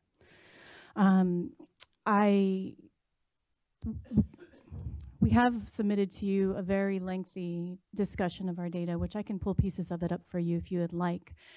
It's a very complex issue to look at. When we offered different analyses of our CASP data to San Diego Unified, they told us it was not publicly available and therefore not verifiable.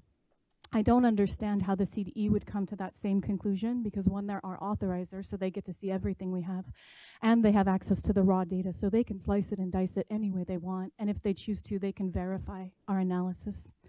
Also, in the time from which the CDE issued their recommendation to deny, we had asked an independent third party, 2 analysts, one out of Harvard and one out of UCSD, to run a statistical regression on our data, because we recognize that we are educators. We understand data to an extent, but not the way analysts do. And they did that, and you have the report, and you have their findings. And they will tell you there is no argument in the data to deny our petition. And in fact, we are showing growth along the way. I have the numbers that I believe it was Dr. Server had asked for the subgroup counts, so I can share those with you as well. So when we look at our 3 or more years with us, that's a combination of kids from our first 2 years over time that we have testing data for. So only in the grades where there was testing data. Our first year we had kindergartner in 6th grade, so that first year we only had 26th graders to contribute to this population. We have 65 kids in the 3 or more years. we have 103 in the 2 or more years, and we have 103 in the first year cohort as well. I'm happy to speak in more detail if there's a probing question. And then, Dr. Ryan, as a board member, what I would say is, as I listened to concerns that came in from community members and from former parents, that we meet on a monthly basis. We have publicly noticed and open board meetings. We welcome public comment. We have never had a parent come to express an issue to the board at any of our monthly meetings in the time that we've been convened. During the testimony at San Diego Unified School District, when issues were raised by community members and parents, the board directed the CEO and staff to reach out to those individuals, whether they had done so previously or not, to offer them an opportunity to come and sit down at the school, and no one accepted that offer. I just want to make you aware of that. Thank you. Thank you, Carrie. Okay, the next thing is really a set of comments, and then at the end there is a question in this.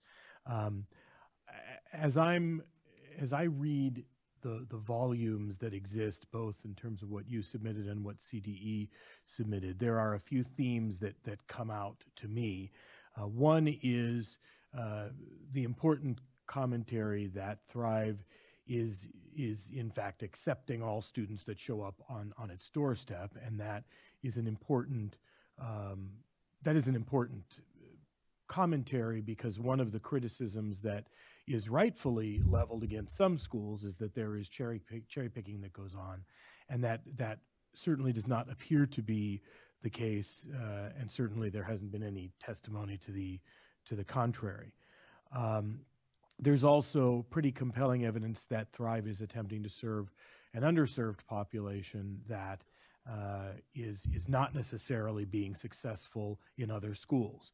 That's not an indictment of other schools, it's just a statement of reality. Not every kid is going to be successful at every school, and Thrive is taking a group of kids that at least some of whom, the majority of whom, are clearly not performing at grade level.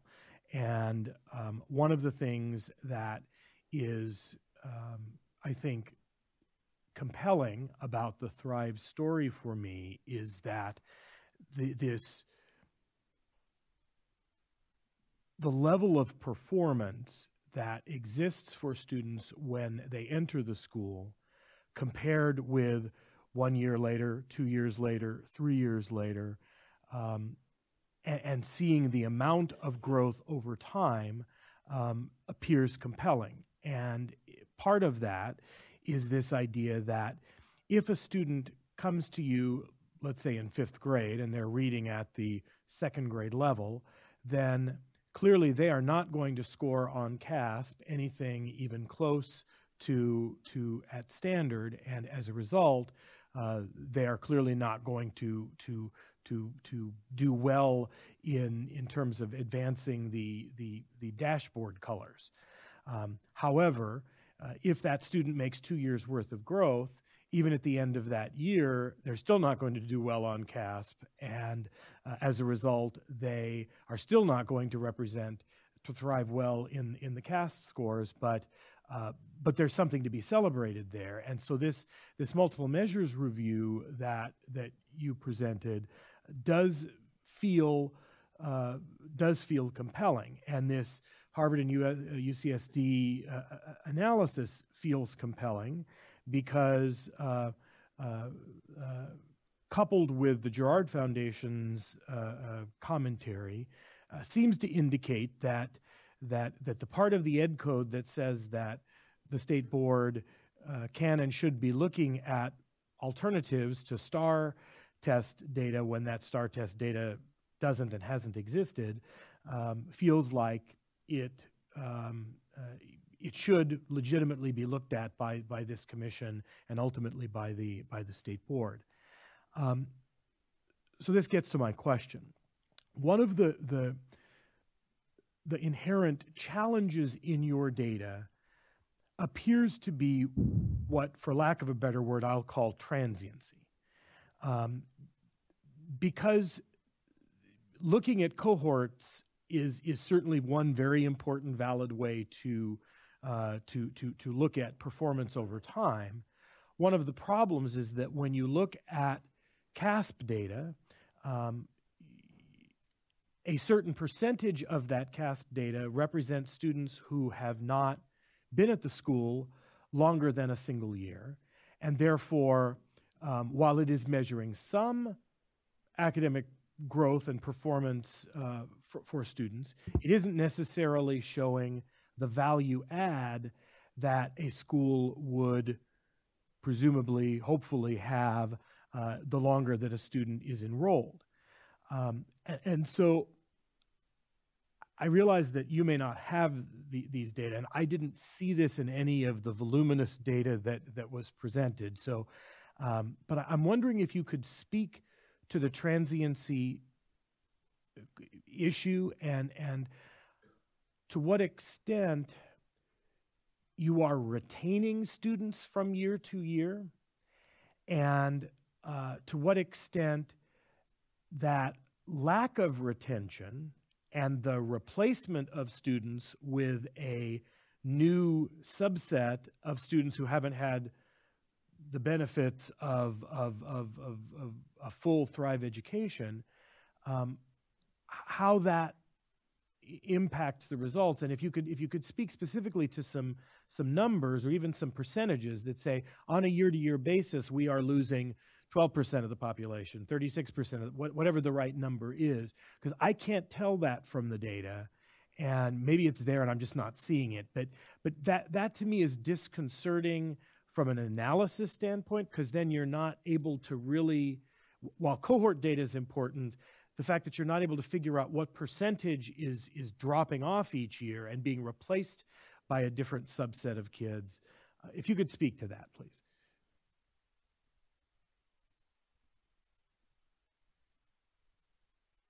Both additively and subtractively is, that was not a word, is that the 17-18 data right now represents test scores for 13% of the kids we serve. So if you take the kids out of testing grade levels, you take in our new kids, you account for attrition, the data in 17-18 is telling the story for 13% of our kids. That's a problem. Another thing that I can tell you is that each year, each group of kids, each cohort has been growing and changing, just like you mentioned. So in 2015, I'm going to look at our data here. Not the whole cohort, but because we have kids that take the alternative assessment as well, was 15 students. In the next school year, it was 39 students. So as those kids became fourth graders, instead of 15, we now have 39. That cohort doubled. So looking at the data blankly, you think it's the same group of kids year to year testing their third grade results, their fourth grade results. It's not. The group doubled, more than doubled. From that 39, the next year it was 56. This year, it'll be 104. It's not a singular linear story when you trace data through CASP. And that is why we've tried to break it out. And that is, the chart I'm looking at is on page 7 of the letter that we sent to you. You can also see on page 4, just looking at 2 years, 16, 17 to 17 and 18, the percent difference in all of the testing grades, 3rd through 8th. At the high end, that difference is 30% in 1 year, 30% larger, the group. And at the low end, it's still 7%. I'm struggling a little bit with that. Yeah. Because when I look at the data file here, I see 651 kids, and I hear that you have an enrollment of 900. So for me, 13% is not roughly the 60% that I'm doing quickly. Correct. So that's a big discrepancy. So how are you arriving at a 13% number when I have a 651 number here? Thank you. So 651 was our census number for the last testing year, including grades TK through 10. So that number reduces when you reduce it to testing grades. You're only looking at grades 3 through 8. It takes out all of our TK, all of our kinder, all of our 1st, 2nd, our 9th, and 10th graders. Our lowest grades are actually our largest classes. So that's a huge portion of that number that's not being represented. You heard Mr. Gatsky speak to his own child being outside of that. You grew 300 students from census of 2017 to census of 2018. Yes. If you look on page 3 of the letter, you will see the proposed growth by grade level that was in our material revision of our charter, and you will see how we have actually grown by each grade level. You will see that we've stayed within boundaries, and we're usually under the numbers that the state granted us.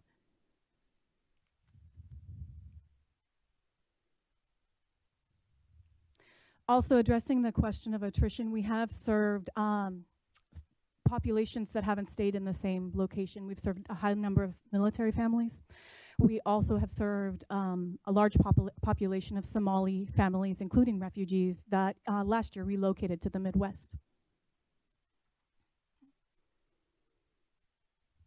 You know, looking at the data, I mean, compared to what the CD has given us, it doesn't look good. I'm trying to find something to focus on, something positive.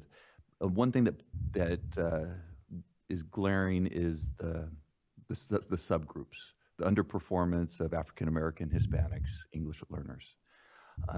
What are you doing to meet the needs of those specific subgroups? Thank you for asking, Dr. Serger. In your attachments, you'll see a 1 or 2 page summary for each subgroup.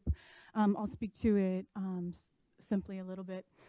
So we, for English learners in particular, we have used the ELA roadmap that's provided by the state, and we underwent a study with several other schools to look at how we could better improve our instruction to English learners in particular. And I know you asked Latino, but in our school there's a big overlap between the two populations. We have very few Latino students that are not English learners. And we have created a instructional framework for our school where in our literacy program we've taken Lucy Calkins' Readers and Writers Workshop, and we have folded GLAD strategies into that as part of our literacy approach. It's every classroom, every grade. It's standard for what we expect our teachers to do, and we have trained them how to do that. In arriving to that, we did inquiry cycles with our teachers, testing out different research, testing out different strategies, so that where we landed was teacher created and collaborated with us. We have worked with many community partnerships to try and make sure that we are serving the entire child and the entire family for our subgroups. Some of them include the San Diego Center for Children, one of the oldest nonprofits in San Diego, and they come in and they support with behavior support, counseling services as well. We have, as I mentioned also, our African American numbers include also English learners. They include quite a few refugees or families that have come over from Africa. So we're not looking at perhaps for some other, when we think English learners, or excuse me, African Americans, I don't know that we automatically include English learners in that category. So that's very important to us.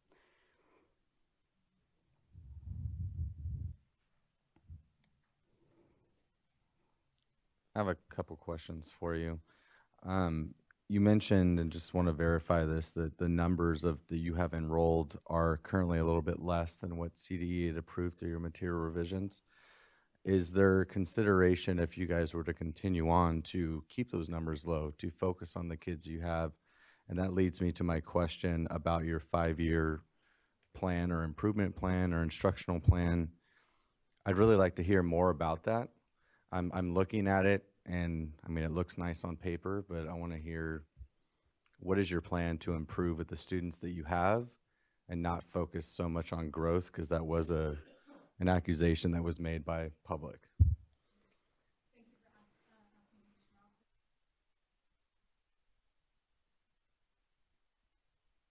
No, we were going to grow, thus the material revisions. It was a response to an ask. We are very open to working with the state for the numbers that they feel are appropriate for us to grow. Our mission is to create our TK-12 pipeline so that our kids can stay with us the whole time. It's not about how many kids are in that pipeline. It's about having a continuous path for those kids. So we're open to different numbers. In terms of our 5-year plan, I'm going to look at it too. It's easier than trying to memorize it. Excuse me. And while you do that, it was made in public comments that that plan was developed with somebody, and I thought it referenced CDE. So can you clarify who developed this plan in partnership with whoever? Sure, certainly. So it is a plan that is rooted in the work of myself and our directors, which are the equivalent of our principals, and reviewed with the CDE staff, with Chad O's, who is our liaison. He has been a partner for us in instruction for since he came on board. And so we have been in conversation with him. I've floated multiple drafts to him about our plan and asked him, where can we push this? Are these the right targets? What would you recommend doing differently? And I incorporated with my directors, because we did several reviews, we incorporated the feedback. We found it helpful and thoughtful. As to the plan in specific, we have identified 6 areas of focus for the next 5 years for academics. Of course, as any organization, we have goals for operations, but these are around academics. 1, we want to build on our literacy successes. We really think we are onto something with reading, and it's not enough. We have outlined for you on the first page where you see tables what we have already done, including launching the balanced literacy framework I described, including identifying teacher leaders, including having PLCs to do this work, including folding an academic discourse into our literacy. And we have provided PD on this, and we're going to continue. The next column talks about the immediate next steps in front of us. We have also, when we thought about benchmarks, we didn't just stick with achievement data, because we recognize that to get to achievement data, that data is built on 2 other data sets. It's built on implementation data. Are the folks who are supposed to be delivering program actually delivering program? And capacity data. Does the organization have the resources, materials, and means to support implementation? So we have set goals for achievement, implementation, and capacity across the 1-year, 3-year, and 5-year mark for literacy on that first page. You'll see a similar pattern for mathematics, followed by subgroups, followed by implementing our Thrive Guarantee, which are 12 core practices that were that emerged grassroots from our classrooms, but then were recognized as effective practices and adopted by our entire school. Followed by a deep dive into MTSS. We are an awardee of the California SUMS grant. We have 10 leaders who attend PD with Orange County. We have a total of 8 days that we go in, and we are focusing on making sure that our approach to MTSS is the additive approach when we think about RTI, when we think about special education, when we think about counseling services. And so that team of 10 of us is really working to make sure that we're looking at the intersection of different practices. Our final goal is around the use of data. We want to make sure that our teachers really understand classroom data, checks for understanding in particular, and how those must align with instruction, which must align with planning. We want to make sure that our leaders can look at dashboard data at a glance and recognize trends and respond to that data. And we also want to make sure that our children and our families can speak to their own growth with confidence and clarity. So these are the 6 areas that we think are important and that we have vetted with our authorizer and supporting team and with our leadership. And we're really, really invested in them, and we're open to feedback. How were those developed, the 6 goals? We looked at our data, and we looked at the places where, even though we are having success, we're not satisfied, because we want all of our kids proficient. That is our goal. Our goal is that ultimately there is no data available for opposition to say that our kids aren't succeeding. And right now we recognize it's mucky, because like we talked about a moment ago, when you take 15 kids and the next year add 20 to them, and then the next year add 20 more, and then the next year double it, it's going to be hard to really see a continuous story. But once our pipeline is full, we won't be taking in kids outside at 3rd grade, because our pipeline will be full, and we will be telling a story of kids continually with us. And we believe we can get them to proficiency. And when kids are with us, they do get to proficiency. Sorry, I just want to clarify, when was this plan developed? We've been working, some of it we started last year. So this year, this fall, we began our WASC self-study, but that was too far in the future for us. So I came on board Chief Academic Officer at the beginning of not this school year, but the last school year. I spent some time observing, getting to know the culture, getting to know the teachers and the students, really understanding the dynamics of the organization, because you can't go into an organization and smash a plan on top of it. You have to build something that works with the community that's there. Then from that, we worked with teacher leaders. We did, as I mentioned, inquiry cycles. We worked with the site leaders. We worked with classroom teachers to really identify key areas. And the first two areas we identified were literacy and mathematics. And by the end of my first year as Chief Academic Officer, we had our new balanced literacy framework, and teachers were test driving strategies, and we implemented it in completion this fall. We had also adopted Common Core aligned mathematics curricula. We initially started doing personalized instruction as the base of mathematics because we know that kids come in behind, but we learned it wasn't sufficient. Personalizing doesn't push the kids necessarily into their ZPD, and it doesn't give them that productive struggle that they really need. We also know the research shows that when you take struggling learners and you make them have the opportunity to work with kids that are excelling, those struggling learners start to excel. So we went back to our thinking about mathematics and said, we're going to keep our online learning programs that are personalized because they're supplemental, but our core mathematics instruction is going to be at grade level. And we adopted curricula to that end. And that's where we, and also that year we did our study with ensemble learning around English language learner support. So that was last year. This fall, a team of approximately, I want to say 8, it might be 10, math and teachers, another leader, myself, we took the adoption of the curricula and we said, now, so how are we going to teach this the right way? And we went into the research, and we went and we did professional development with Jo Bowler at Stanford. As you know, she's being considered as one of the people who will be writing the next round of California frameworks. We looked at the research around instruction, and we adopted in our math framework, which is also in your files, the practices that are actually changing student achievement in mathematics. Our group of teacher leaders are piloting those practices this fall, so that we can, they started this fall and we are finalizing them this spring so that we can be 100% ready as we roll them out clean next year. And also into that mathematics framework, we rolled in, again, GLAD strategies, because we are dealing both with our Latino and our African American population with a large percent of English learners. What you're describing right now sounds like it's just recent. What were you doing before in terms of curricula? Because I'm hearing decreases in scores, and that concerns me very much. You know, your subpopulations and everything, and we use Jo Bowler in the classroom also and everything, but it just sounds so recent. What was going on before? Thank you for asking, Commissioner Jackson.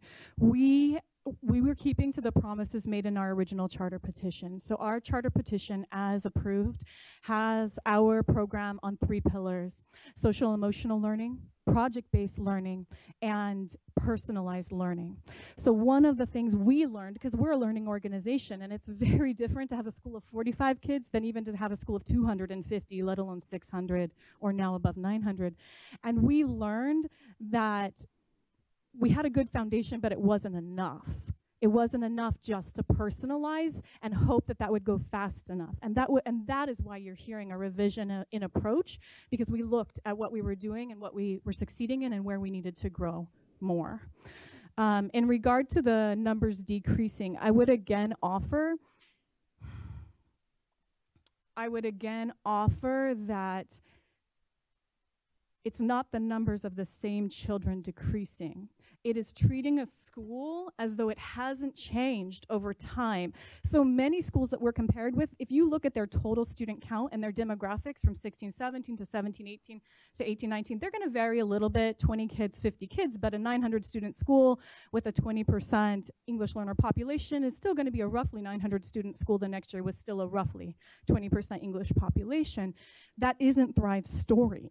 And so so when you look at our first year, we had 2 students with IEPs. We had 3 African American students. We had 45 kids, only 20 of whom tested.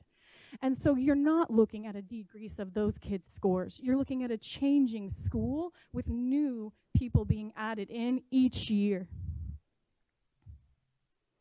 So your original petition, as you said, was concentrated on these 3 pillars. So as you grew, were these pillars able to be accomplished? Is that, or are you saying the changes that you're making right now have to be made because these pillars don't work with a growing population?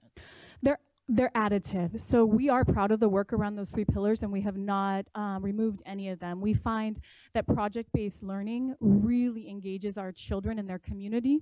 It brings in professionals that they can see themselves being one day to talk about how their learning can be applied in the real world. It has them applying what they're reading to a concept in real life, and it gets their hands active, which is super important. We love it. Our social emotional learning program, it is really highly recommended. You'll see a letter from Circle Ways, one of the, it was formerly called Counsel in Schools in Los Angeles, a program that brings in restorative practices into schools. They will tell you that we're doing the good work. And we still believe in personalized learning. When you come in behind, you can't just get to grade level by wishing it. I mentioned to you that I had custody of my youngest brother, and I wished it a lot that he would just catch up, and that was not the reality. And his frustration level at being put material in front of him that he couldn't even access was self-defeating, and I remember that in my body viscerally. But so we do need that personalized approach, but we need to supplement that. We need to marry that with challenges that are intriguing and grade level appropriate so the kids believe that they can grow. And also, as the research shows, doing that sparks their growth faster. One of the reasons my role was created was because we felt like we needed more.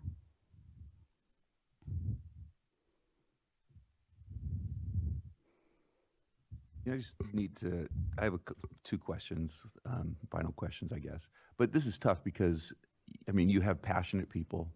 You have students, parents and students that love your school. You're fiscally, it looks like you're fiscally sound. But one of the most important things is that student data, that CASP information that we're looking at. And one of the things that I see is that when looking at schools that the students would otherwise attend, they're coming to you. Your CASP data is still lower than surrounding schools in that area. And that's a concern to me. I mean, if you'd like to address that, I'd appreciate it. Thank you.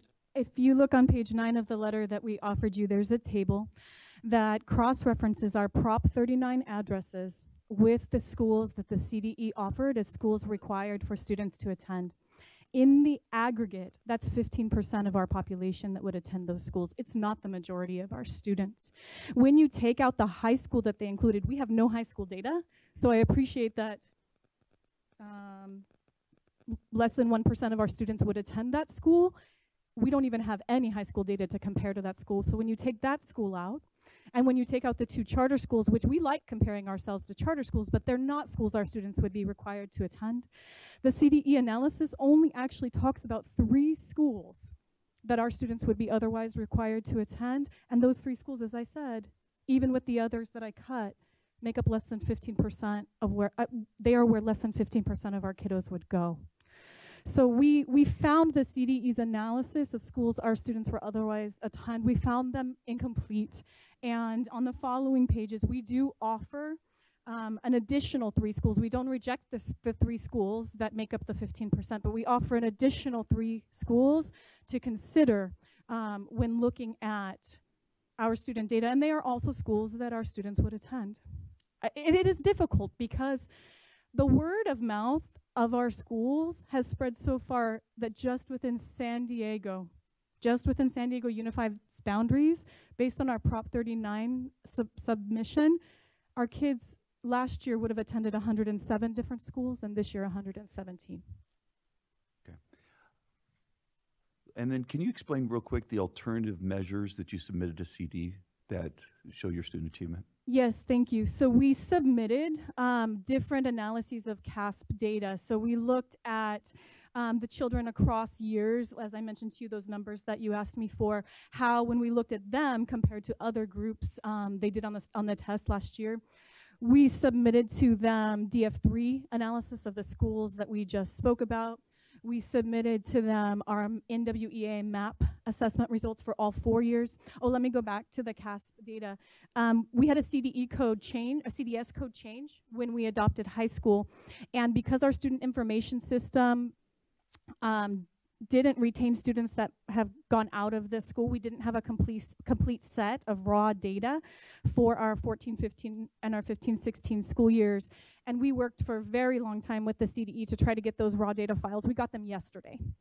And so we now have them, and we will be going back to them, but we couldn't do a student-by-student raw analysis. But it does testify to the fact that our data is available to the state, and they can slice it and dice it any way they want without our lens, and they can verify our results. So, and then MAP, as I mentioned, is a valid, reliable assessment. If you look at the footnote on page 13, I have listed for you over 20 schools just in our local area that use this assessment. It is also a verifiable assessment. And then also, the Harvard and UCSD study, we gave them all of our raw data. We didn't interpret it. We just dumped data to them and said, tell us what you see, and that you have the results of their analysis. Are there any other questions for the petitioner? This isn't exactly a question, but it's more a kind of a comment back to what Dr. Sever was saying. I think if I read the Harvard UCSD data correctly, the study correctly, and I hear what you're saying and I look at the data, what it looks to me is that what is happening, and maybe I'm misunderstanding this, but it sounds like you are in fact taking a subset of students who, for whatever reasons, would not have been or were not being successful in other school settings, and you are doing your best to educate them, and you're not being 100% successful, and you've clearly got a plan to try to address that. But that the issue is that when we look at this legislative piece of the schools they would have otherwise attended, the reason why the MMR, the multiple measures review data, is so powerful, and something like MAP is so powerful, and why Eric called it the gold standard in my mind, is that what that's doing is looking at individual student growth over time. And when you look at those data, what you see, well, at least what I see, is significant growth for all subgroups too. You see African Americans doing substantially better, making more than a full year's worth of growth in a year. You see ELs making more than 1 year's worth of growth in a year. You see Hispanics, low SES. You see every subgroup in the MAPS data making substantial increases. And again, if they were coming, no matter what school they were going to, if they were coming into that school 1.5, 2, 3, 4 years below grade level, in a single year, they're not going to necessarily get up to grade level and then be scoring a 3 or a 4 on CASP. So I find the multiple measures review data pretty compelling, and I certainly agree with Eric's assessment that it's arguably the gold standard when you're not looking at CASP data. And I'm disinclined to look at the CASP data simply because while I think it paints a picture, I think it paints a very narrow picture, and it certainly doesn't show cohort data. It certainly doesn't show cohort growth. It certainly doesn't show individual growth from year to year on the dashboard, but the MMR data absolutely does. So I just wanted to make that comment. Thank you, Dr. Ryan. I would refer to where the CDE in their analysis under Ed Code section 52052 says that the alternative measures reflect some increases in pupil academic achievement for all groups, and their reason for not recommending under this law reads, however, the data presented by Thrive Public Schools relies on assessments for which the CDE lacks independent confirmation of their reliability, validity, fairness, and alignment. And I just don't think that is true. The CDE can slice and dice the CASP at their will and verify our analysis. And as Dr. Ryan just spoke to, the MAP data is a valid assessment used widely. It is not something we made up internally. And to add to that, because we took their worry seriously, we engaged analysts to do a statistical regression of our data, not just a description of what's going on, but a predictor of our data to really address that, because we don't want people to think we're not providing reliable data. And for me, Dr. Ryan, I'm looking at it, and CASP, kind of is important to me because it's a definite comparison between all school sites, and it also reflects the standards that are taught in the classroom. And because 1 year the standards they build on each other, but they can significantly change from 1 year to the next. And so, having a cohort showing growth is great, but then comparison of the general population that you're serving and what other school sites are doing are important to look at as well. If there's no more questions one more question for the petitioner, or as many as we need. I'm going to hound on this plan again.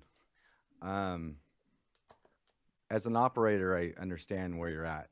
In my third year of operation, we got together and looked and said we need to come up with a plan. We grew faster than we thought, and then it takes time to implement that plan.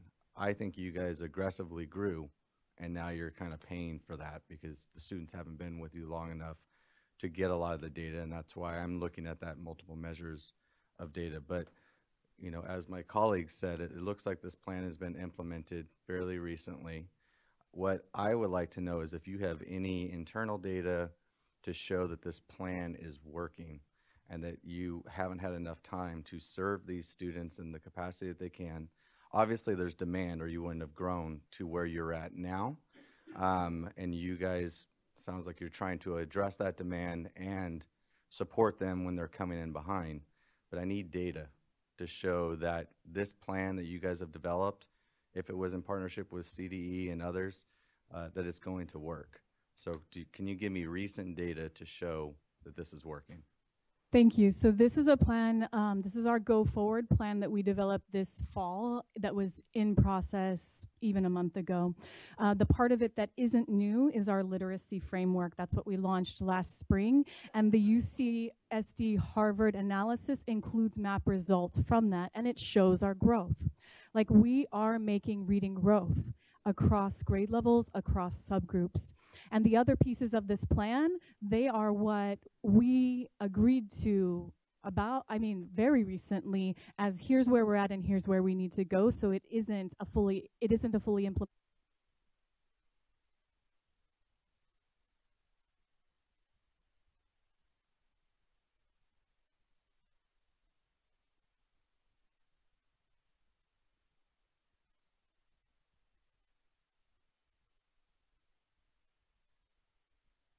Could we have the district come up real quick and just explain the comparison that they presented to ACCS?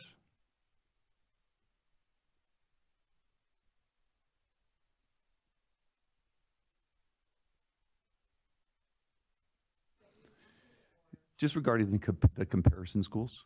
Okay, so schools, the way we selected them, the two parts of the statute that we looked at the otherwise required portion, so that made up the first 7 schools in there, and then the next 7 are demographically similar, and we matched demographics across multiple subgroups. So we didn't select just one subgroup and focus on that. We looked at schools that had varying grade configurations. So our schools, we have a mixture of K5, K6, 6-8, and K8. So we wanted to make sure we had that mix. And then we hit multiple points across. So if the school was a match in maybe just one category, and there was a school that was a match in 3, that school was a better demographic match for us. So that's how we started. When we put the CASP data together, over time, Thrive's data has declined, while the other schools have, majority of them, increased. We did consider the schools that Thrive included in its charter petition as demographically similar, but some of those schools were not. Like, for instance, a couple on the list serve very high percentages of newcomer students. And so that was not a fair comparison to compare a school with 90% newcomer students to students that have been here and been in the school. And so that's how we selected the comparison schools. Was there another? Nope, thank you very much. Are there any questions? Oh, I'm sorry, can I just add? We then, as you saw in our presentation, those were the primary schools, the 14 schools. We also expanded it essentially to every traditional district middle and elementary school, which pulled in a total of 143 schools and did a comparison on that. And then we also did all of our classroom-based charter schools and did a comparison. We didn't do the subgroup comparisons. We did a simpler CASP improvement or decline.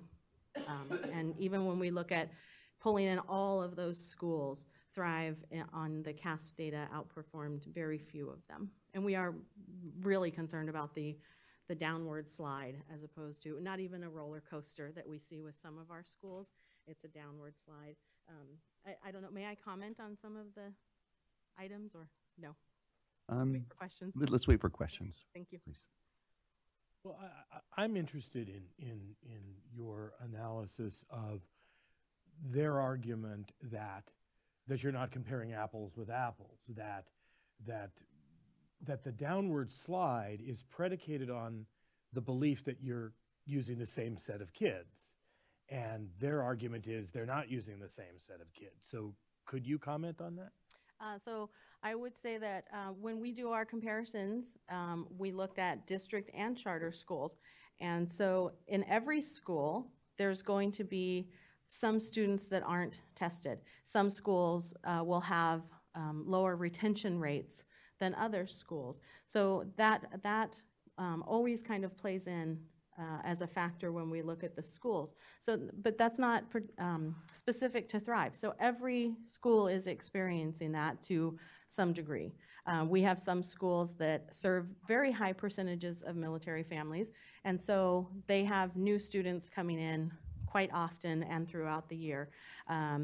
We saw, 2 schools that opened the same year that Thrive did, and they both have been renewed. They've made progress. So I think the fact that we're taking in new students is a factor, but other schools have managed that factor with more success. And I don't want to put too much of an effort. I don't want to put too much of an emphasis on they didn't have a cohort of students. I just pulled up 2018 and 2017 data. They had 261 kids tested in 2018, and they had 200 in 217. So they're only 61 kids off. So that's still a substantial group of kids. And if you look at from 6th grade to 7th grade, what they did, for example, from 2017 to 2018, they had 5% exceeding standards in English language arts, then down to 0. They had 30% at level 3 standard met, down to 13. So that shows a downward trend. If you look to mathematics, for example, they had 7% exceeding standard at level 4, went down to 2. Then they had standard not met, level 1, from 61% up to 76, and there was only a difference of 60 kids. So I really do think that it's important. You can't discount the CASP data. The CASP data, there's enough data there to show you that there are troubling academic trends. Yeah. Would you agree with that statement? I would absolutely agree with that statement. As you've mentioned, the met exceed percentages, the not meet. Every data point from a state standpoint is down. We've seen the meet exceeds percentages go down. We saw the DF3 percentages go down this year in the 2018 dashboard. We saw the DFS percentages go down, and they're not going down by little increments. They're going down in big chunks. And I think that's, for us, kind of one of the more disturbing pieces is that it's really a fast decline from what we can see in the state data. So a couple questions. One, I want to thank you for your presentation because you provided a lot of data, a lot of comparison schools. A comment and then a question. I think my colleague mentioned like 60 more students were tested one year from the other. That is about 25%, 24% if my rough math is there, and that could affect the scores. In all your comparison, did any of these other schools have as much growth or similar growth in their enrollment over the last 5 years, going from 45 kids to 900 students? Because you did a great job comparing a lot of different things, and I didn't hear anything about growth in the area.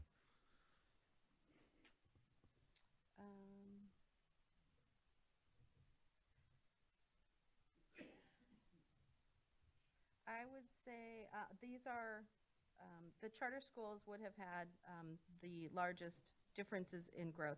Those are both charter schools, K-8s, that have been around for quite a while. They've been established, so they are at capacity, essentially. And then most of the district schools, some of them have had, I would say, 10 to 15% changes in growth.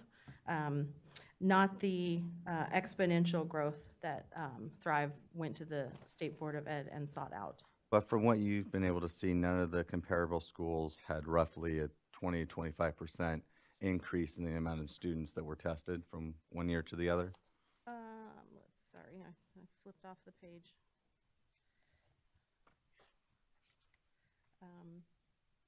In testing percentages, San Diego Global would have likely had the largest one.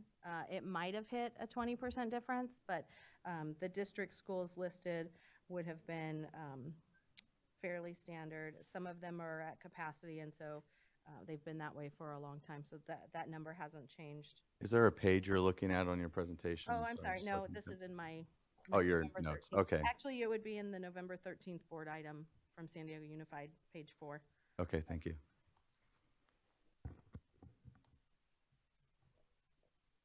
Any other questions from the commissioners at this time? Thank you very much. CDE's recommendation is to recommend denial. Can I ask a question to CDE staff? Absolutely.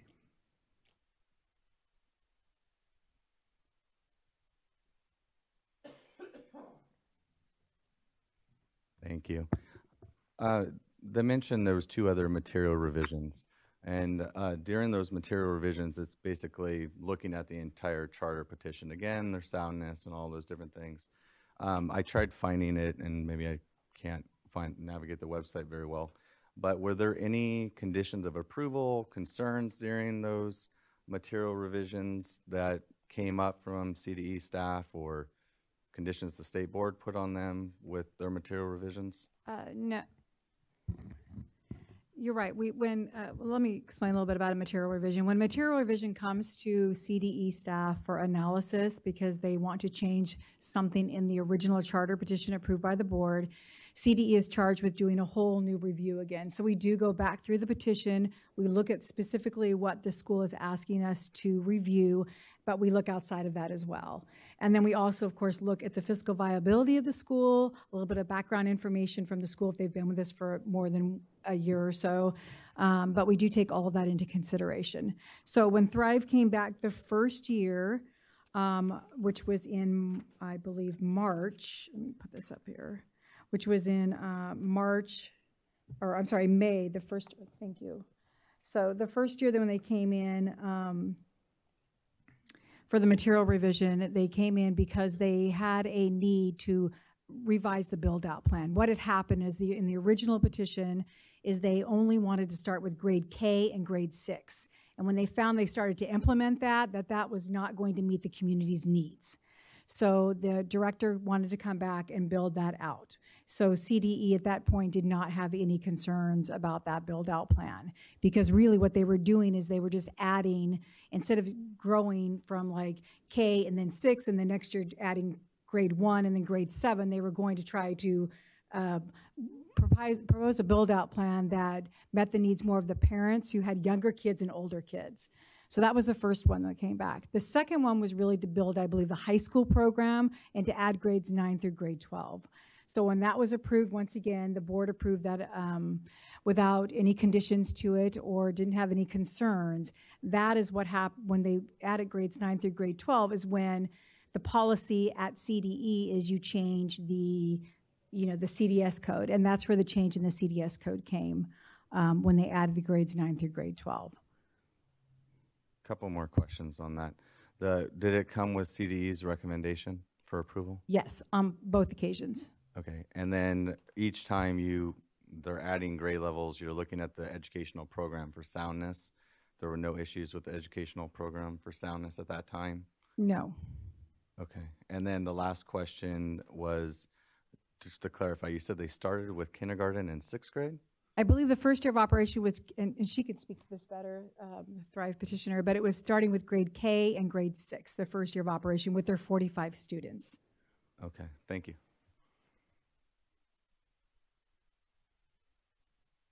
Any other questions from commissioners? At this time, would anyone like to make a motion? I move that we forward staff's recommendation to deny the petition. Is there a second? I second. At this time, is there any discussion amongst board members? I moved that we deny it based upon a couple of things. And one of the things, and I think I mentioned earlier, is I don't think that we're in a luxury at this particular point in time to discount data for a school that's been in existence for 5 years. And that even though the school has grown, we still today, if you look at the downward trend, that's one way of looking at it. We can look at a point in time. We can look at last year's data. The data is concerning that their students do not meet the threshold that the San Diego Unified School District, with similar comparable achievement at those schools. I felt that the district did a great job of demonstrating that they looked at it from various different points of view, including charter schools and nearby schools and schools that had similar demographics. And I think that for me hit a level that it's something that we can't discount at this particular point in time. Very concerned about the subgroup and the lack of achievements for the subgroups. They had 4 out of 5 subgroups in this last year's dashboard that scored in the red, which is very troubling. And I just want to say that the three-year cohort that was mentioned earlier about the 65 kids who have been there for 3 years, it's a 900-kid school. We can't make a decision based on 65 kids when we're dealing with the education of 900 students. And one of the things that one of the parents said to me that really resonated with me was they're growing too fast, or all they're cared about is growing. And when we have a situation where last year you had 651 and you have 900 plus now, that's a very fast, rapid growth. And I think that there may be some truth to the fact that the amount of students that they've had just got away. They just got away from the core mission of student achievement and student excellence. And now they have a large school, 900 kids, and they're struggling to catch up. And I would say at this point in time, I think it's really hard to close a school. But given the different data and how we look at it from what's presented to us and what's available out there for the public consumption, I think we do have to make a hard decision and really come to grips with whether or not this school should be in operation, and I don't think that it should, unfortunately. I'm obviously on the other side of the the discussion, and I just think that when you look at the law in this, my My take on the law is that in the absence of revised legislation that no longer talks about STAR testing, that these alternative measures like MAP could and should be used, and that those should not be discounted either. I also just want to say that while I'm not an advocate for discounting CASP data, I am an advocate for CASP data being looked at in a much, much, much larger context. And I personally am not inclined to believe that CASP data should be a majority of the consideration, but rather part of a portfolio of data that I believe the school has presented. So I also just want to say that I think one of the things about this discussion that is disheartening to me is that there are a great many charter schools out there that I would vote to close in a second because they cherry pick. And this is an example of a school that does the exact opposite, and that is particularly disconcerting to me because the cherry pickers out there are going to look at this and say, oh, well, see, there's further evidence that we should be doing that. And I personally think that those people should all be shut down tomorrow, and that schools that are fully welcoming and inclusive and really trying very hard to educate all kids ought to be given as much of an opportunity to continue to do that as possible. So I realize that it's pretty obvious I will be in the minority in this vote, but I wanted to just make that comment for the record. I just wanted to say that I think that the district did a great job of comparing.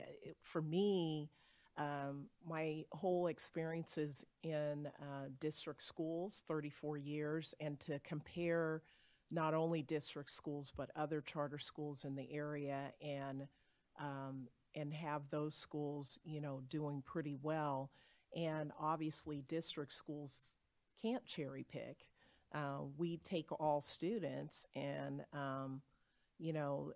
if you have district schools that are performing well with the testing and the data that we are collecting statewide, and you have charter schools in the area that are doing the same, that was really what was compelling to me. And also, I get very distressed by student or family testimonies where they're expecting something at this new school that they arrive at, and their issues are not dealt with. And I know that I heard that, yes, there was an offer to families to come and discuss whatever issues and everything, but no one came. And I just wonder about the outreach to families and to students when there are issues. I would agree with Dr. Ryan and the situation. I think it's very difficult to shut down a school of nearly 1,000 students when they had just had their material revision just a few years ago. To add these additional students, and in my opinion, they haven't had a long enough time to show the CAS data to show that they are improving. In addition, I heard tonight or today that there was no notices of cure, and then it seems like they have a positive relationship with CDE. There were no issues that came up, and I have a really hard time recommending to shut down a school like this when it does seem like they have a plan to improve, and although they haven't had enough time to implement that plan with their new cohorts of students and new enrollment, it does seem like they have a robust plan to address the needs that they have. And just, I appreciate the passion and the love and some of the good things that are happening, but we can't discount the importance of learning and how we how we determine what students are learning and how they're learning. And I know that you have some multiple factors, but when compared to other surrounding school districts, it's just not there. Okay, at this time, we will take a roll call vote. We'll begin with Mark Ryan. Oh, the motion is to deny, to take CD's recommendation of denial. No. Yes. Yes. No. That goes with a 3-2 vote, and in order, or sorry, 4-2 vote. And to give a clear recommendation to the CDE, we need a 5-1 vote. So it's going forward with with no recommendation. Right, just the vote count will be reflected in the board item. Thank you very much. All right. Thank you very much. We are going to take a 20-minute break and start up again at 12:45. Welcome back. We will start with item 5, renewal of Magnolia Science Academy. And representing CDE will be Ms. Rivera.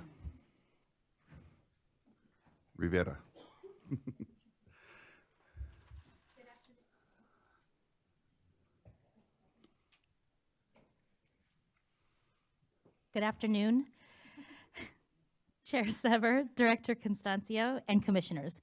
I am Marites Rivera, Education Programs Consultant with the Charter Schools Division of the California Department of Education.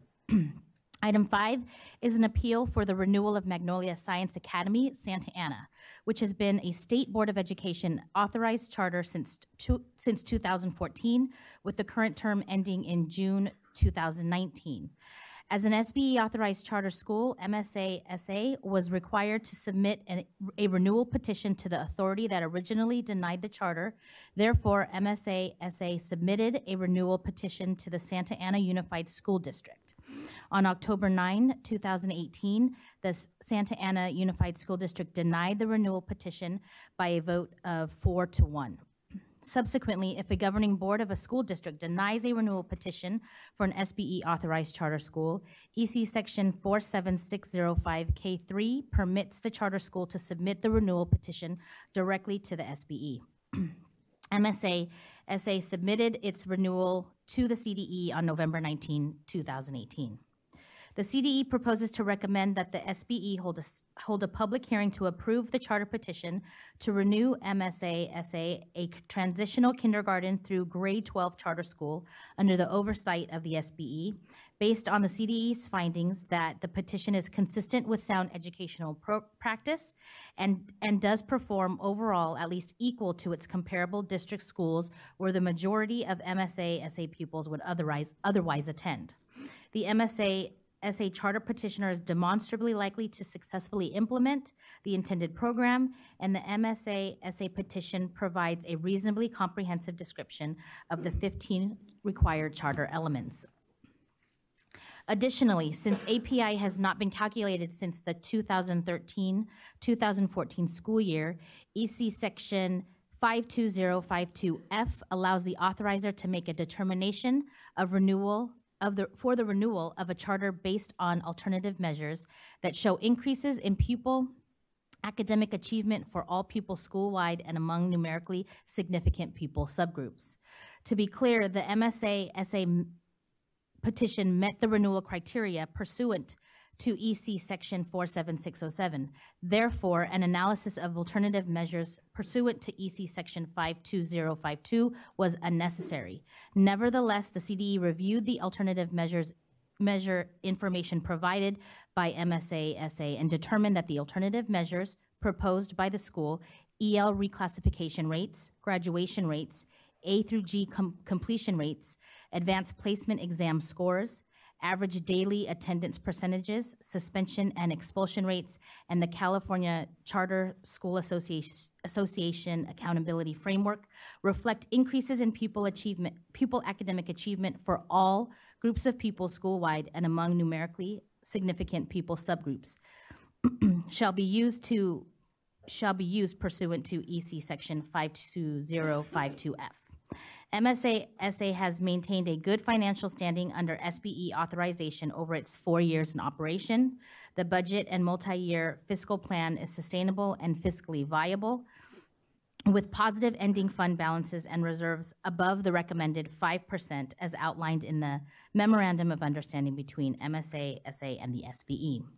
In considering the MSA-SA renewal, CDE reviewed the MSA-SA appeal documents, including the petition and appendices, budget and financial projections, demographic data, and the Santa Ana Unified School District agendas, minutes, and findings regarding the renewal petition, along with the petitioner's responses. The CDE staff review report, attachment 1, provides the full analysis of these documents. The agenda item 5 provides a brief summary of the CDE staff report. The MSA-SA petitioner is here to address the commission. CDE staff is available to answer any questions that the commission may have. Thank you. Thank you very much. Do any of the commissioners have clarifying questions for CDE? Okay, at this time, we'll open public hearing, and we will hear from the petitioner for 10 minutes, followed by the district county presentation, if there's anyone here.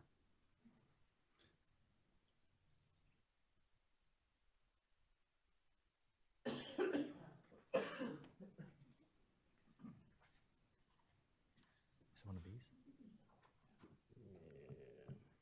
No.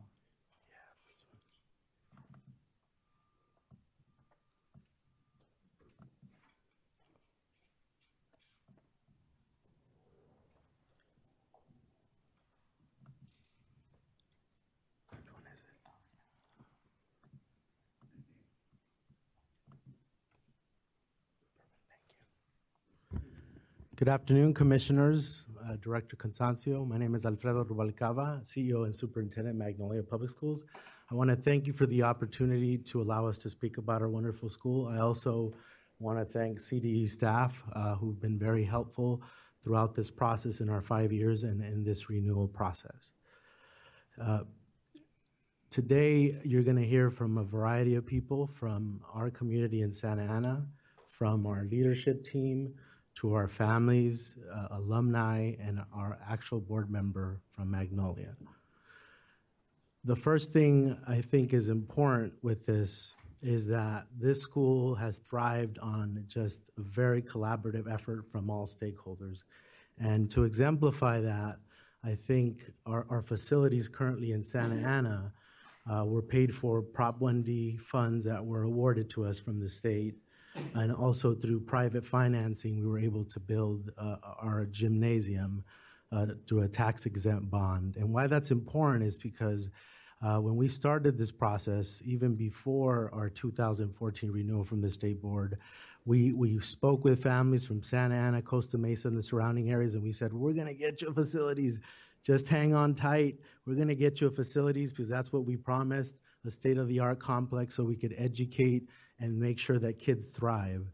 So when we ended up getting our a building that opened up in 2016, and then our gym, 2018, our parents were super elated, and obviously now, you know, to continue that success across the school. And with that, you know, one of the things that happened since we were at a substandard facility in Costa Mesa before we built our site that was 7 miles away, then, you know, that communication with parents was very critical. So our demographic, you know, did shift. And for us is, you know, in some sense makes us whole because when we came before the State Board, we promised that we were going to serve these students in Santa Ana, and now we see a true reflection of that. So I'm going to turn it over to the leadership team to talk more about our programs and our successes and next steps. Good afternoon, board members. My name is Varol Gürler. I'm with the Magnolia community for 10 years, and I have been honored to serve in Magnolia Science Academy as a principal for the last 3 years. I would like to highlight some improvements in 2014 and 2019 charter term. MSA Santa Ana made lots of improvements and achievements in this period, and one of them is definitely is a 6-year competitive WASC accreditation with high recommendation. And the other one is, and we got the MTSS multi-tiered and system of school grant, which definitely is helping us to provide academic behavior and social emotional learning support to our families, parents, community, and students. And Title I school achievement is one of this award too. And two of our students accepted to the United States Naval Academy Summer STEM program and with full scholarship. Some of our students received several places in the Orange County Science and Engineering Fair. Our National History B team was the finalist in Atlanta, and they competed in Atlanta. And MSA Santa Ana is a transitional kindergarten to 12th grade program with college-going culture. And our 92% college graduation rate is in 2017-2018 is higher than state and local school district. I would like to highlight some of the universities and colleges our MSA Santa Ana students have been accepted to. These are including the UC Berkeley, UC Davis, UCI, UC San Diego, and the CSU Fullerton, Long Beach, East Bay, and Chico. And then, as I mentioned before, two of our students get accepted to the U.S. Naval Academy. And then I'm giving to my team member.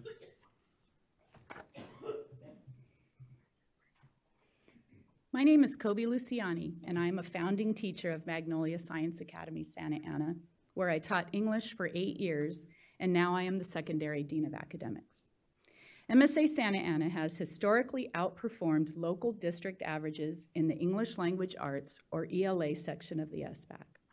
Our students' proficiency rates jumped from 53% of students meeting or exceeding standards in 2015 to 73% of students meeting or exceeding standards in 2016, which was well above local district and state averages. In 2017, even with a significant change in our demographics and numbers, 47% of MSA Santa Ana students met or exceeded the ELA standards, 17% above local district's rate. In our next slide, MSA Santa Ana students outperformed their peers in the local district in the math section of the SBAC tests. MSA Santa Ana increased its 2015 SBAC proficiency rates from 38% of students meeting or exceeding standards in 2015 to 46% of students meeting or exceeding standards in 2016. In 2017, after the demographic shift in student population, the percentage of MSA Santa Ana students meeting or exceeding the standards was 32%, higher than the local district's rate of 22%. In our next slide, SBAC performance over the years, I would like to emphasize that we are very much a data-driven school, from the admin to the teachers, to the college counselor, to the paraprofessionals, meaning that we celebrate even the smallest growth in each of our student groups. Now I would like to turn the presentation about student growth over to my team member. Hello, Commissioners. My name is Maria Rao, and I'm a founding elementary teacher of Magnolia Science Academy in Santa Ana. Having taught 5th and 6th grades for the past 10 years, and now for the past 2, I am currently the elementary dean of academics. In this slide, MSA Santa Ana uses our measure of academic progress MAP assessments along with our interim block IAB assessments, and these are our internal growth data comparing fall 2017 and fall 2018. Our elementary grades are on target and trending to meet the growth projected targets for both ELA and math. We are supporting our middle schoolers with strategic intervention strategies and individual data goal conferencing. In our English learner data, we have a strong reclassification rate. We have seen improvements because of our internal assessments, MAP and IAB assessments, and we are constantly monitoring, collaborating with our staff, deep diving, and along with our ELAC, English Learner Advisory Committee, meeting quarterly to support our English learners, as well as provide input with our School Site Council Committee. For our performance population, once you walk onto campus, you see our classrooms rich in SEDI strategies, the CHATS framework used, and our McGraw-Hill curriculum, TK through 12, has ELD embedded and differentiated for all content areas. Students are exposed to acquiring English with realia, use of academically rich vocabulary, and word walls throughout our campus. Highlighting our students with disabilities, we are a fully inclusive school. We take pride in the performance of our students with disabilities. We have 100 students with disabilities, making 15% of our student population. Our classroom teachers partner with our SPED teachers and our paraprofessionals. And now back to Mrs. Luciani to speak on our goals. During the summer, we collaborated with all stakeholders and came up with a list of 10 goals that we are focusing on this school year. They all follow our LCAP goals, including multiple academic goals and multi-tiered systems of support, or MTSS goals, and we revisit them monthly in staff and admin meetings. As a team of educators, we are always looking to improve and constantly reflect. For MTSS, MSA Santa Ana is a grant recipient where we follow a 3-tiered academic, behavioral, and social emotional support model. We consider all 3 to be very important. All means all. We have partnered with Western Youth Services, Help Me Grow, OC Health, OC Family Justice, and Planned Parenthood, and continuously hold professional development sessions from the Orange County Department of Education, El Dorado SELPA, and other educational experts from various fields. And now back to Mrs. Rowell with expanded learning. This year, we were blessed to have the ACES grant, which allowed us to offer a plethora of options for our students from 7 a.m. all the way to 6 p.m. Learning doesn't just stop at 3 p.m. at Magnolia Science Academy. If it not for our parents and our communities, we would not be successful. Padres, pónganse de pie. Gracias, gracias, gracias a todos por ayudarnos. Thank you to all of our parents. Without them and without their support, we would not be a school that we are today. In this next slide, our monthly food bank, official, No One Left Behind, prepares boxes of food and other items for our families, along with the surrounding community. If you don't know the needs of the community and you don't know how to educate the child, last year, one of our clubs, Girls Who Code, were featured on Univision along with KTLA, highlighting our food bank. Thank you so much for your consideration and your time. And these are just a few of our events that we'd like to highlight ongoing through our academic calendar, along with some of our photos of our amazing gym that was recently built and finished. And we are so fortunate to have our sports activities, along with parent meetings, community events that are housed within our campus. Thank you. Thank you. We're here to answer any questions. The whole Magnolia Science Academy team is here to answer questions. Thank you very much. Does the board have any clarifying questions at this time? Okay. Thank you very much. Stay here because we'll have some questions for you. Okay. At this time, can we hear from the district?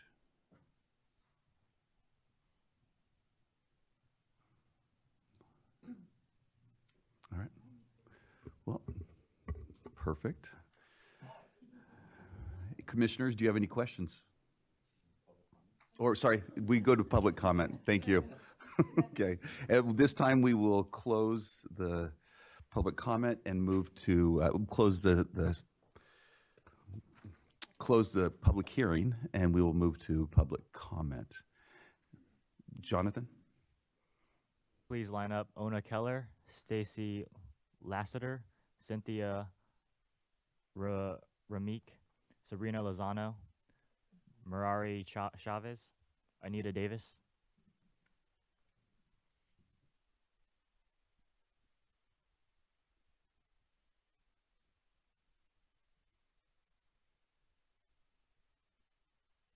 Ona Keller with the California Teachers Association. I have 2 concerns about the renewal petition. The first is around budget and operational considerations.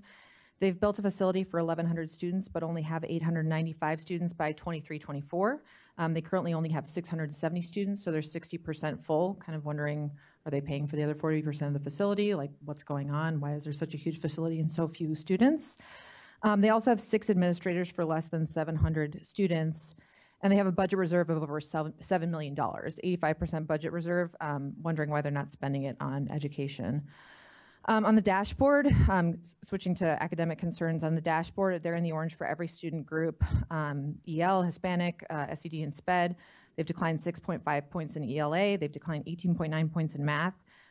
Their comparison schools also aren't really comparable because they don't have the same racial and ethnic balance that is reflective of the district. They serve fewer SED and EL students in comparison to district and most of the comparable schools, and they also serve more white students than the district. So I urge you to consider recommending denial of the petition. Thank you.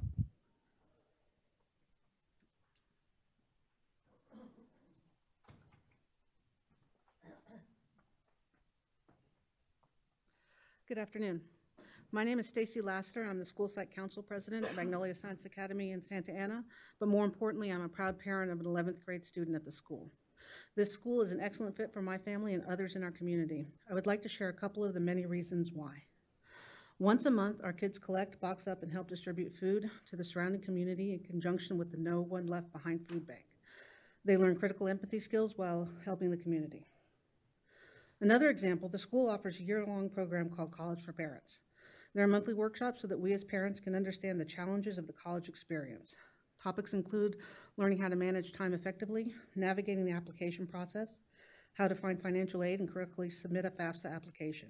When the parents understand the process, their children, many of them first-generation college students, are more likely to navigate it successfully. Lastly, the teachers and staff of MSA truly believe in and care for our kids. They go the extra mile to be available to listen, give advice, and help guide the students on a successful path to their goals. Thank you.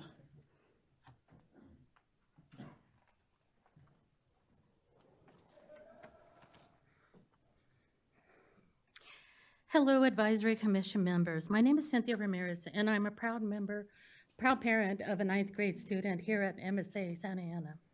Prior to joining MSA, my son attended a top school in Santa Ana, and he was bored. I found myself having to supplement his education daily.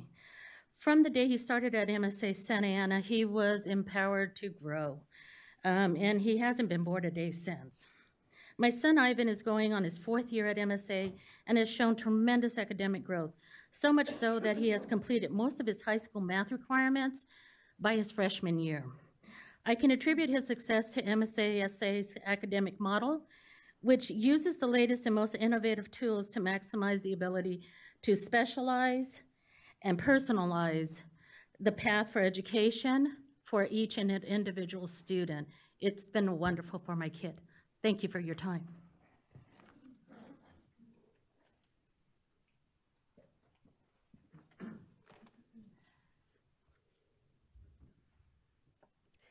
Hello, Advisory Commission members. My name is Sabrina Lozano, and I'm a proud first grade teacher and a parent of a 3rd grader at Magnolia Science Academy, Santa Ana. I chose MSA Santa Ana because I wanted a school with the best opportunities for my son, who was about to enter the 1st grade.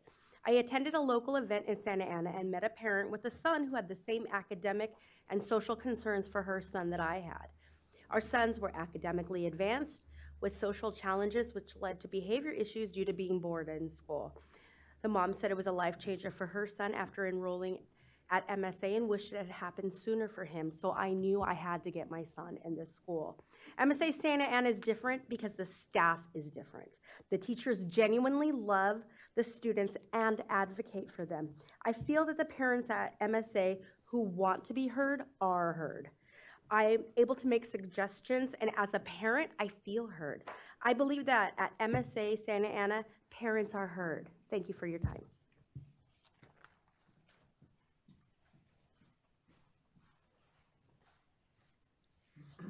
Hello, members of the board. My name is Mirari Chavez. I am the mother of a very happy 8th grader at Magnolia Science Academy, Santa Ana. We originally chose MSA because it was walking distance from our home. We found out fairly quickly that this school was different from all the schools we had attended in a very positive way. The entire school, including teachers, staff, and leadership, really love our kids and our community. Furthermore, as a parent, my voice is valued at MSA. They listen carefully to our suggestions and concerns and provide plenty of opportunities for us to do so. Our community is a better place because of MSA. Before my son started at MSA, I met with all the staff and created a schedule to fit my son's needs. I felt like they really cared for my son's learning, and I knew he was going to succeed at MSA. And most important, I knew that they weren't going to fail him. I have recently enrolled my daughter, and can say since becoming part of the MSA family, I have been blessed with the teachers and staff that have helped and cared for our children's education. And I want to thank you for your time.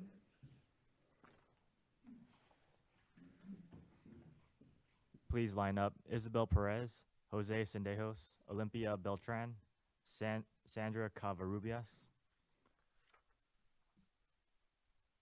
Hello, my name is Anita Davis, and I'm a proud parent of a 5th grader, Magnolia Science Academy, Santa Ana. Before I enrolled my son at MSA, he was attending a nearby private school for the gifted. I had thought he was doing fine in school because he was being challenged academically. One day, my son came home and told me, "Mom, I don't have any friends."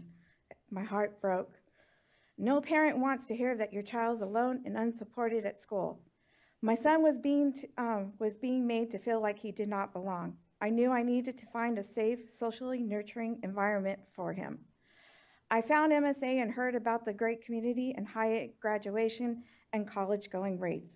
Most importantly, my son's teacher wasn't just satisfying that he was getting A's. He wanted to make sure that my son was happy and thriving. He helped him to gain the social skills you need every day in the world. I am so thankful that my son not only has many friends, but he has learned what it feels like to belong to a loving, safe community. I ask you to please support a school that helps so many children, including my own, with a recommendation for approval for our community. Thank you.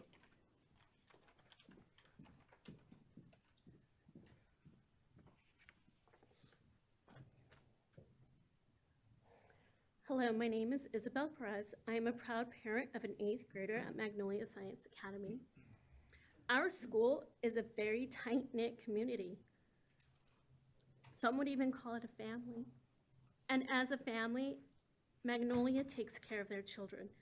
If you walk through our neighborhood, you're gonna find that there's a lot of poverty and homeless.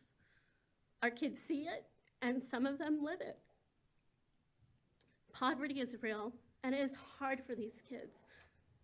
Magnolia provides our kids with hope, opportunity that shows them that their neighborhood does not dictate their future. Teachers and admins step in to provide our kids with what they need. Sometimes it's a simple hug, something to eat. Magnolia hosts a monthly food bank, as you saw. And not only do they feed the student's family, but the surrounding community. What Magnolia is doing is providing our kids with a safe, stable learning environment. They're offering our kids a different path, a brighter future. Thank you very much for your time, and I ask that you please support our charter renewal. Thank you.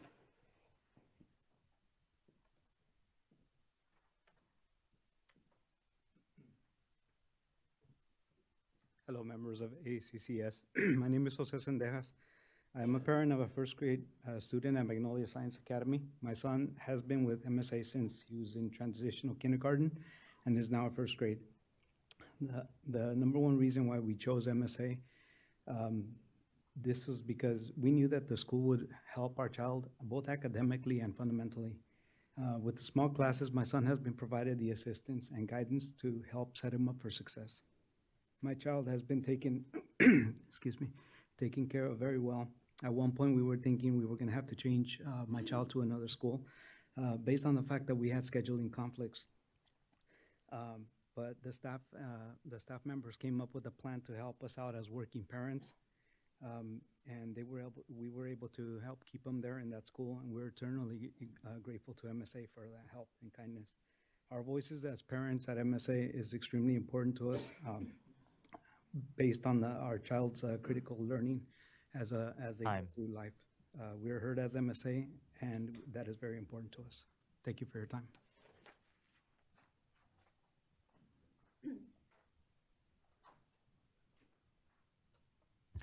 Hello, members of the board. My name is Olympia Beltran, and I'm a proud parent of a kindergartner at Magnolia Science Academy in Santa Ana. Prior to joining Magnolia Science Academy, my daughter was accepted to a private school. We didn't choose to enroll our daughter at that or any other neighborhood schools because of the low test scores. Now, as a kindergartner student, she is not just learning how to read and write, she has developed a passion for it. One of the biggest reasons why I love Magnolia Science Academy is because of the tight-knit school community. Everybody, including the staff, parents, and students, know each other. The most impressive part is that I have daily communication with my daughter's teacher. If Magnolia Science Academy was not available for my daughter, then most definitely I would put my daughter in a school district outside of Santa Ana or choose to go to a private school. As a parent, I have the right to choose where my child receives their education, and I chose Magnolia Science Academy. Thank you for your time. Please line up Martha Jimenez, Jose Oten, or Joseph Oten, Romel Antoine, David Yilmaz, Erdink Akar. Good afternoon, my name is Sandra Covarrubias. I am a proud parent of Magnolia Science Academy and I am honored to serve at the Magnolia Public Schools Board of Directors. I serve in the Academic, Finance, and the Stakeholders Committee, proudly representing all parents. Like many other families, I have chosen to educate my son at Magnolia Public Schools for many reasons, such as small class sizes, before and after school, and Saturday tutoring, free classes, not only for our parents, but also for our communities for student achievement. As you can see in this menu, these are all the classes that we offer from one vendor.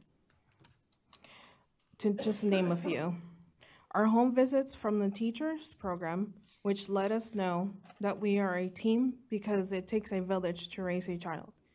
I appreciate and I'm thankful for your time and support, and just this is an evidence that my son is in honors. He's the highest score, over 4.6 GPA, attending college as well, part-time, and will receive an associate's with as well his honors high school next year. Thank you for your time.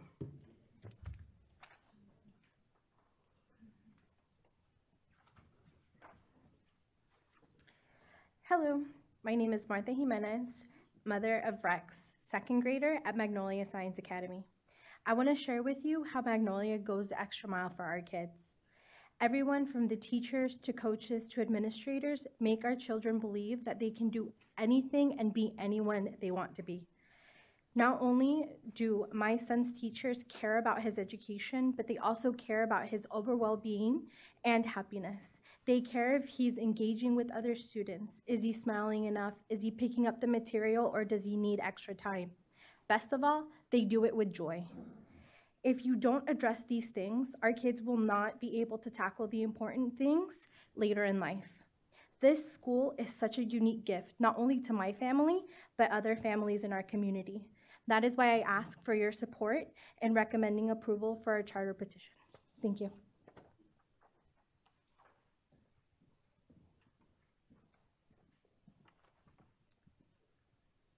Hello, my name is Joseph Oten. I'm an alumni of Magnolia Science Academy Santa Ana and a freshman majoring in political science at the University of California, Berkeley.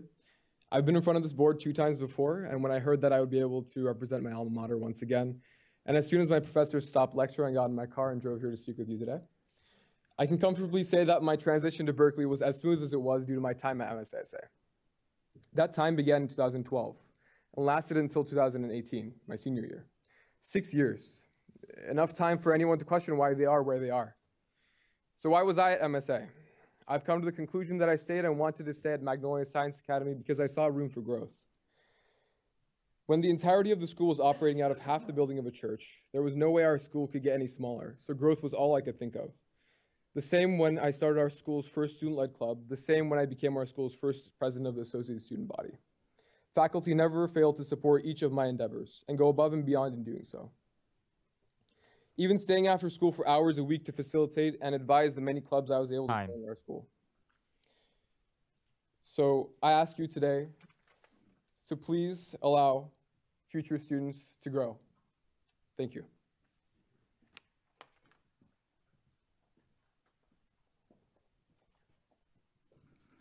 Good afternoon, Commission members. My name is David Yilmaz. I'm one of the founding teachers of Magnolia, and I have my 2 kids at Magnolia Santa Ana. On a daily basis, I experience that Magnolia is phenomenal in many ways. We have highly qualified, dedicated, caring teachers and staff. We have a strong academic program from TK to college.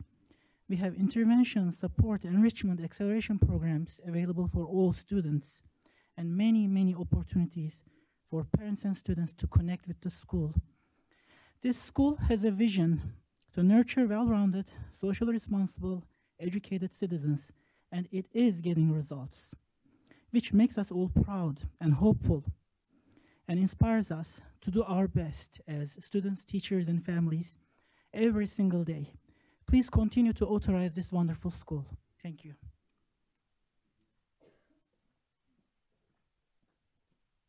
Good afternoon, Commission members. My name is Erdinç Acar. I'm the Chief Academic Officer of Magnolia Public Schools. I've been at different capacities with Magnolia Schools, including principal and regional director. I'm also a proud parent of a Magnolia Science Academy Santa Ana student. My son has been attending Magnolia Science Academy since his 6th grade. And he's a graduating senior right now with 4.0 GPA. And he took many AP classes and dual enrollment classes, and he's looking forward to graduate from this school. Thank you for your time, and we hope you uphold the staff recommendation on renewing this school. Thank you.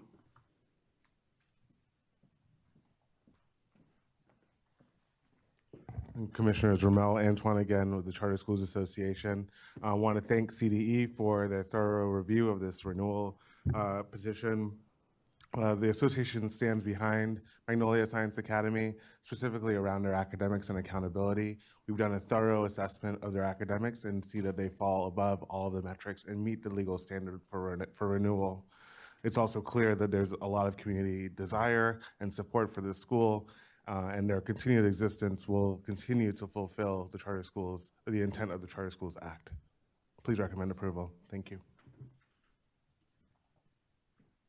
Please line up Nanny Montijo, Patrick Otivenos, Ismael Soto, Janelle Rulli.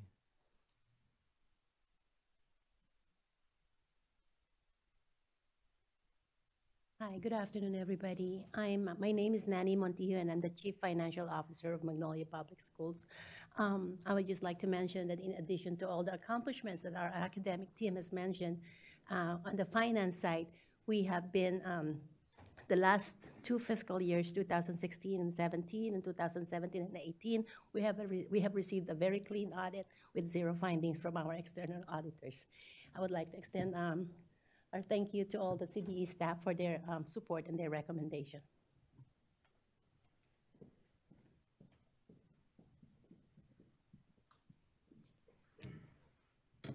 Greetings, Advisory Commission members. My name is Patrick Ontiveros, and I'm the General Counsel and Director of Facilities for Magnolia. When I joined Magnolia in December 2017, I was tasked with completing their Proposition 1D funded facility for MSA Santa Ana, specifically the gymnasium, since the school building had already been completed. Unfortunately, the Prop 1D funding was insufficient to complete the gymnasium, but because of the commitments and promises that Magnolia made to the community, without hesitation, they committed additional resources to complete the gymnasium in order to deliver a complete and robust educational program, including PE, to their students. While my focus is on facilities, during my tenure at Magnolia, I have witnessed a vibrant and rich educational community with teachers and staff wholly committed to the success of students, their families, and the overall community. I urge you to support our renewal. Thank you.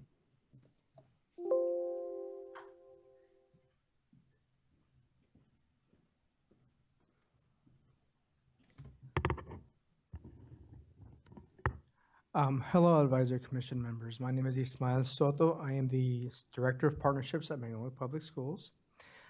In my role, I recently developed and launched the Parent and Community Engagement program we call PACE, due to the high need for parent support, advocacy efforts, and community engagement in the city of Santa Ana, where Santa Ana currently resides. MSA Santa Ana is a long-standing community school located in the city of Santa Ana in Orange County. We are so gracious and appreciative for the support the city and the state has provided us over the last 9 years. Thank you for your time and looking forward to further conversation. Thank you.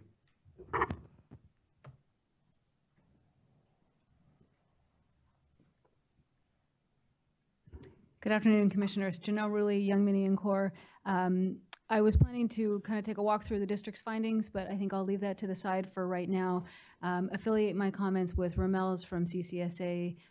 We're certainly grateful for the CDE staff recommendation for approval on Magnolia Santa Ana. We urge your support as well. I've been working with Magnolia for my entire career almost, and so glad to see that that this Santa Ana school has really taken hold, and they're again poised to do a lot, to do even better. So we appreciate your support. Thank you.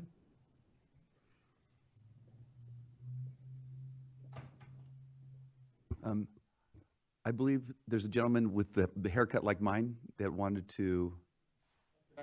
Oh, the next school. Okay, next school. Perfect. Thank you very much. I didn't want to miss you. It's item 6. All right. Awesome.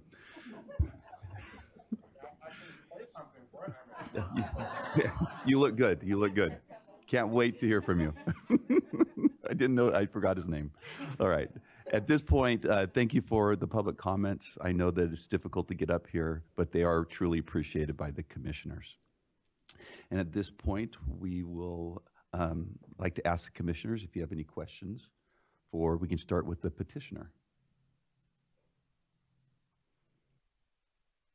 Can I have the petitioner come up and pull up your presentation one more time? I just wanted to see the enrollment that you had.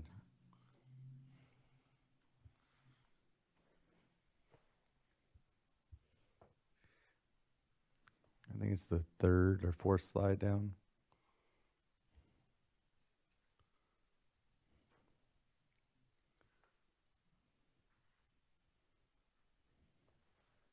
It's hard to see. Is the enrollment dropping from 17, 18, 18, 19? Yes. And was There's that a drop from 17, 18 to 18, 19. And what was the reason for that again? I will allow our school site administrator to speak more on that. And yes, and last year we had 736 students, and this year currently we have 675 students. And one of the main reasons for that, and last year we were having a big construction of the gym, and because of this construction and they limited our resources to provide additional services and for sportive activities and other activities, it was one of the reasons. But when we check from TK through from elementary to senior secondary level, and we see that then almost 95% of our students are coming and for the next year. And then also when we check, our current 7th graders are mostly 95% of our current 7th graders are from 5th graders, and our 6th graders and mostly last year 5th graders. So the trend of the from elementary to secondary is steadily. I believe in 2-3 years it will be a transition from elementary level to grade 12. And to add to that, can you explain the drop in your students with disabilities enrollment in the school over the last 4 years? It looks like in 14 or 15, 16, you had a higher enrollment than you do today. So can you help explain that? Yeah, so in 15, 16, we were located at the Costa Mesa where we had 160 students. So in terms of proportionality, SPED students to number of students. So as we jumped, obviously, to 636, 700, so that's why those percentages are the way they are. Another problem that we've seen at the school site is we didn't have enough resources for our after-school care. So this year we got the ACCS grant, and we are very excited because we can expand our after-school, we can expand our morning care, so we're sure that next year because a lot of times the parents leave because they say, well, you can't keep my child for after-school care because we can only have so many children. So now we can expand that, and we're very excited about it.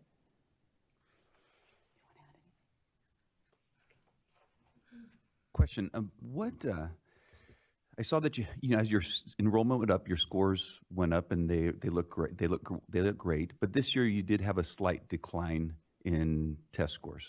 How will you address that? We made a plan at the beginning of the school year, and we are now giving the IABs, which are the interim assessment blocks, every month. So we're able to sit down with the teachers. We have our teachers separated into two groups. We have the humanities group, which is ELA and history and foreign language and art, even though art is a STEAM, so she's kind of in both. And then we have the math and science and PE and computers. And we have those two departments. And in those two departments, we're doing deep dives of the data every month as we give the IABs. So the first month, for example, we gave the literary texts. And we gave it to all the students, and then we sat down and we just went through the data, and we decided how we can reteach, what kind of intervention groups we can put together. And we did the same for math. So we have power math classes, we have power English classes, and we're able to look at those level 2 students, and we can cycle them out. So when you see those level 2s, we'll put them in power English, we'll give next month's IAB, they'll pass that one, we're able to cycle them out and get new students into the power classes. So that's how we're And those changes were made this year? Those changes were made over this summer, yes. Okay, great. Perfect. Well, and just to add with elementary and how we are vertically aligning with our secondary teachers and students, we are also 3rd through 5th grade taking the IAB assessments monthly. We're following our pacing guide with fidelity, and once we receive our results, not only are we deep diving as an admin team, but then in our weekly meetings, analyzing the data with our teachers. And at the elementary level, they're split up both lower elementary and upper elementary. Our kindergarten teachers that are done an hour earlier every day go into the 3rd grade classrooms 3 times a week for support and intervention with ELD, with ELA and math supports as well. And then in our after school, at the elementary level, our teachers twice a week are either tutoring or pulling out strategic intervention grouping of our students with the Tier 2 and Tier 3 supports as well. Thank you.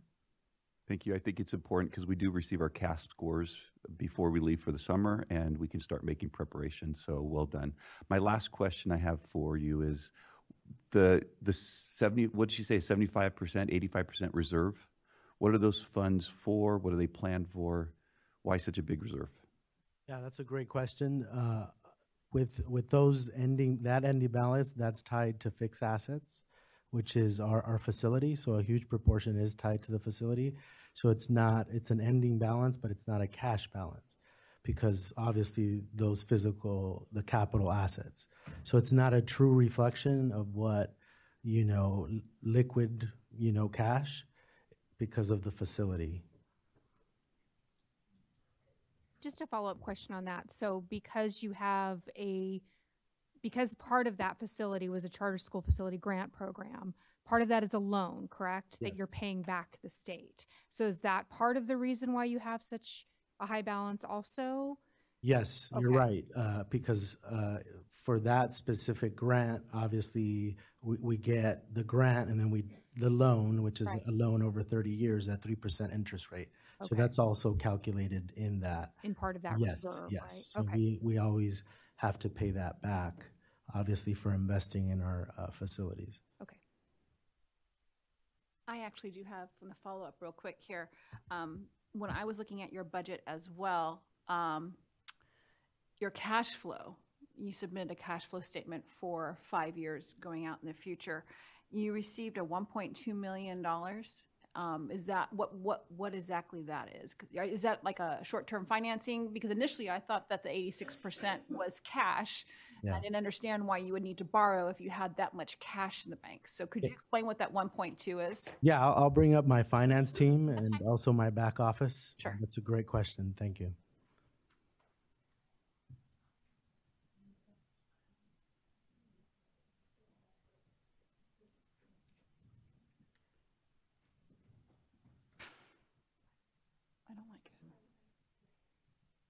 Good afternoon. I'm Carl Yoder from DMS. We're the back office services provider for Magnolia. I'm here with Nanny Montijo, who you met earlier as the CFO. Even though the school's cash situation is solid overall, there's points during the year that they do take an intercompany loan from another Magnolia school that's then repaid by the end of the fiscal year. That's what's reflected in the cash flow before you. Okay, so before you go, so I'm just having a little bit of heartburn here over the comment about that the $8 million that you have is not actually cash, it's capital capital investment. I understand, like on a profit loss statement for a nonprofit, that's something that you would show as far as the underpinning of your financial health. I'm not comfortable necessarily using that in a this is not a SACS form. I don't think it's a SACS form. It's not a SACS form. I'm really uncomfortable because I think when we talk about in public education, we talk about, cash is king and following the cash flow. And so to the very unskilled eye, it looks as if you do have a mountain of cash under your budget. And so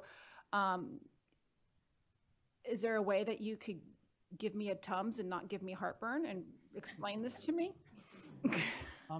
And this is following guidance from the California School Accounting Manual, CDE guidance as well. For charter schools, they can report their financials as a nonprofit. We choose to report in the same general way that a school district would. But to simplify it, the ending balance is made up of three main pieces. There's fixed assets, there's restricted balances, such as special ed or Title I, and then there's available balance for economic uncertainties. And I think CDE staff would give that same basic summary. So the school's cash balance is not all of the 83% reserve, but the school does certainly have sufficient cash balances in every year, as evidenced from the cash flow statement. The annual audited financial statements have some detail, but the July budget and interim financials contain more detail about the breakout of the ending balance into those three components. Correct. Right, that is correct. Every month we submit to the board and for public inspection as well the components of the ending fund balance, which details what the $7.5 million is. I would just add that obviously that speaks to the complexity also of us being awarded the Prop 1D fund in 2010 and then being able to actually have that award in 2015. With all those different struggles, obviously we as an organization provided that extra support, but through those Prop 1D and the tax-exempt bond, these are some of the things, and we were obviously headed in a good direction, and we just want to continue that. And for us to continue growing is paramount in terms of having a great academic program and just being out there in the community speaking to parents and really having them continue the success of Santa Ana. So I hate to be a little stickler, because this is what I do in my day job, is I look at budgets and ending fund balance, and I don't see here where your components of ending fund balance. I see a beginning balance as a July 1, and I see an ending fund balance, and it looks like you're increasing, which is fine, $280,000 a year. But it's your beginning balance. So where in this financials did you note the fixed assets? It would be in the alternative form at the end of each fiscal year, and then in the interim budgets. So we don't have the interims. So we don't have the interims, and that was one of the findings that the school district mentioned was that you aggregated up a lot, and so it was hard to disseminate exactly what you were spending and what account codes. But just what I have here, I don't see components of ending fund balance. I see a 5-year cash balance. I see a 5-year funding allocations under what are you going to get under LCFF. So as long as CDE has that and reviewed that, I'm fine. It's not something that I'm used to seeing. And so I'm going to put my faith in CDE. Okay. Correct. We've reviewed everything along the way in the last 4 years. Okay.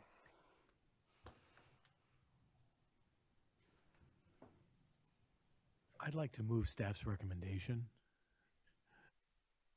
Is there a second? I'll second it. Thank you. Any further discussion by the commissioners? Okay, we'll move forward with the vote. We'll start with Mr. Austin. Yes. Yes. Yes. Yes. Yes. Yes. So moved, and congratulations. And that will go forth to the State Board of Education with a recommendation to approve. At this point, we are going to take a 10-minute break, and then we will begin item 6 with the Ridgecrest School.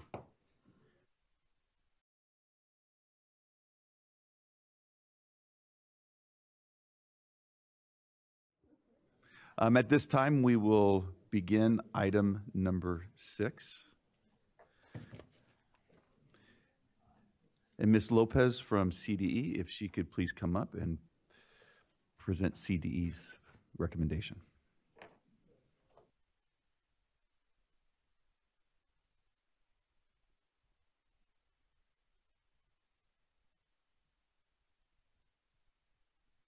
Presenting item 6. Item 6 is an appeal for the renewal of Ridgecrest Charter School, which has been a State Board of Education authorized charter with the current term ending in June 2019. Ridgecrest has been under authorization of the State Board of Education for 18 years, beginning in December of 2000. Ridgecrest was one of the first charter schools to be authorized by the board and was the first charter school to be considered for renewal. As an SBE authorized charter school, Ridgecrest was required to submit a renewal petition to the authority that originally denied the charter. Therefore, Ridgecrest submitted a renewal petition to the Sierra Sands Unified School District on October 11th. Sierra Sands denied the renewal petition by a vote of 5-0.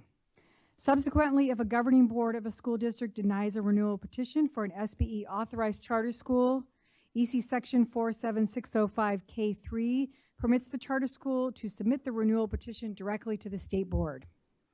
Ridgecrest submitted its renewal to the CDE on December 3rd, 2018.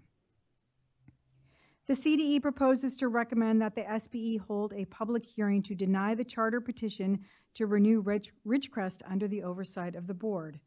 Although Ridgecrest has met its obligations under the oversight of the SBE, Ridgecrest does not meet the renewal criteria pursuant to Education Code 47607, as they do not perform overall at least equal to its comparable district schools where the majority of the pupils would otherwise attend. Ridgecrest currently operates a TK through grade 8 school serving 480 pupils within the geographic boundaries of the Sierra Sands Unified School District at a single facility. The petitioner proposes to continue serving the Ridgecrest community with an expansion of 627 pupils by 2023-24. Additionally, CDE reviewed the alternative measures submitted by Ridgecrest. As mentioned in previous items, API has not been calculated since the 2013-14 school year. Therefore, EC Section 52052F shall be used to make a determination for renewal of a charter school based on alternative measures that show increases in academic achievement for all pupils attending the charter school. A list of those alternative measures are provided on pages 6 and 7 of the item. The CDE has determined that the data from Ridgecrest alternative measures reflect some increases in pupil academic achievement for all groups of pupils and among significant subgroups. However, the data presented by Ridgecrest relies on assessments for which CDE lacks independent confirmation of their reliability, validity, fairness, and alignment. Additionally, the CDE analysis concludes that Ridgecrest has maintained a good financial and governance standing under SBE authorization. Ridgecrest has been in compliance with the MOU between the SBE and the charter. The budget and multi-year fiscal plan is sustainable and fiscally viable with positive ending fund balances and reserves above the recommended 5%.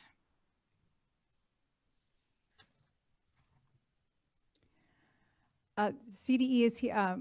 The petitioners are here from Ridgecrest to answer any questions that you might have, and CDE is available as well. CD staff is. Thank you. So there's no representation from the district or school? Okay. Thank you very much. At this time, we will open the public hearing and hear from the petitioner.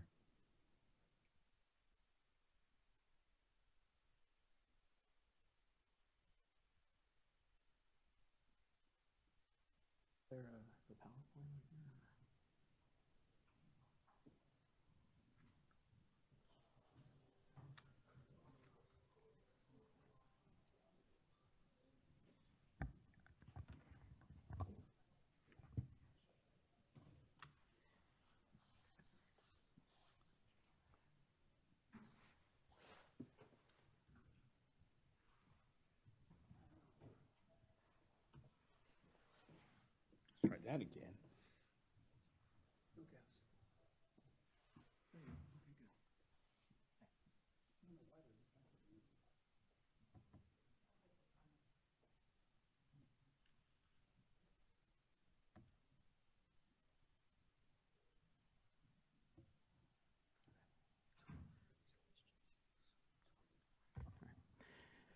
Good afternoon, Commissioners. My name is Dr. Steve Martinez, and I am the Executive Director of Ridgecrest Charter School.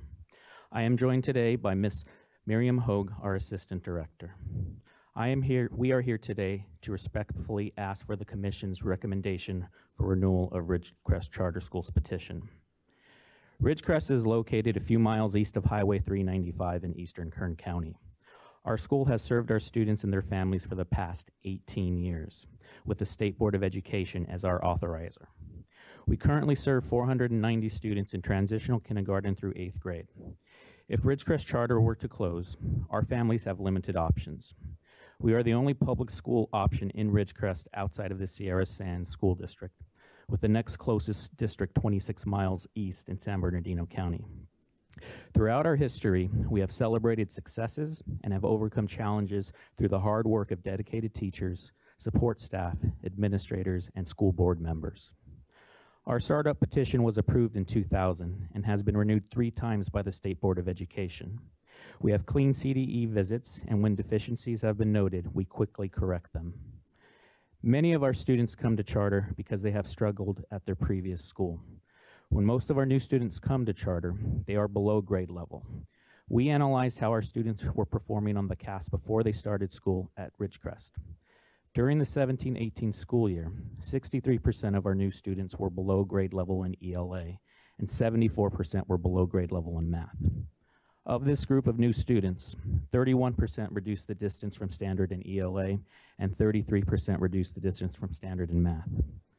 Going back to the 16-17 school year, 80% of our new students were below grade level in ELA and 71% below grade level in math. Of this group of new students, 26 reduced the DFS in ELA and 31% reduced the DFS in math. When we continue to look at our new students during the 16-17 school year, and these students continue to reduce the distance from standard on the CASP. 47% of these students reduced the DFS in ELA, and 57% reduced the distance from standard in math, and the 17-18 CASP. On the 2018 CASP, 50% reduced the DFS in ELA, and 57% reduced the DFS in math. We are closing the achievement gap with our new students through targeted interventions, tutoring, and additional individual teacher and staff behavior and social emotional supports. Our special education students have demonstrated growth towards proficiency on the CASP. Our special education students grew 7.42% in ELA and 5.3% in math last year.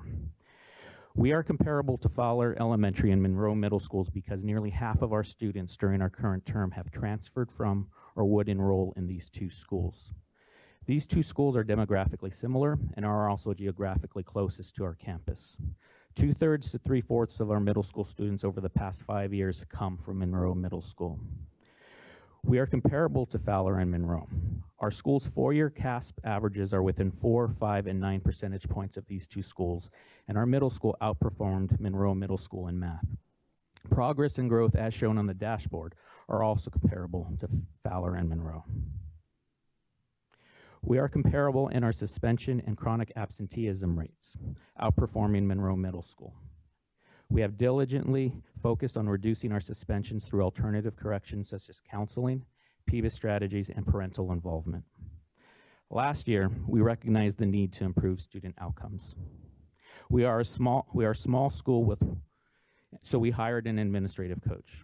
Through coaching, we decided to work on broad systemic change and not narrowly focus on one aspect of improvement. Last spring, we began implementing Michael Fullen's coherence framework. We also secured funding and resources through MTSS and SRSA grants. Our leadership team defined our focus as improving student engagement and learning outcomes through high-impact instructional strategies, data analysis, and targeted interventions. We are creating a collaborative culture through capacity building. Beginning this school year, we created PLC, leadership, content, and grade level teams. Further, we are building organizational capacity through professional training from outside experts. We are deepening learning through instructional shifts and targeted interventions that support the Common Core standards. Deepening learning includes foundational skills as well as grade level skills and 21st century skills. We hired an instructional coach to work with the leadership team and teachers. We identified high impact instructional strategies to support our focus and to improve student engagement and learning. The strategies are based on the work of John Hattie's meta-analysis of instructional strategies and their effect size on student learning. We have RTI 3 days each week for intervention and also enrichment. This has been a tremendous instructional shift for us. We have learned that as educators, we are no longer keepers of knowledge, but activators of knowledge, to quote Michael Fullen. We are working towards securing external accountability through internal accountability. We are starting to see some progress with our students. These are our first trimester assessments, and our second trimester assessments are being completed this week. The map of reading, math, and language columns are the percentage of students at or above grade level. The CAS projections are the percentage of students who would meet or exceed standards on the spring CAS at the current learning level. We have a track record of demonstrated improvement when it comes to external accountability.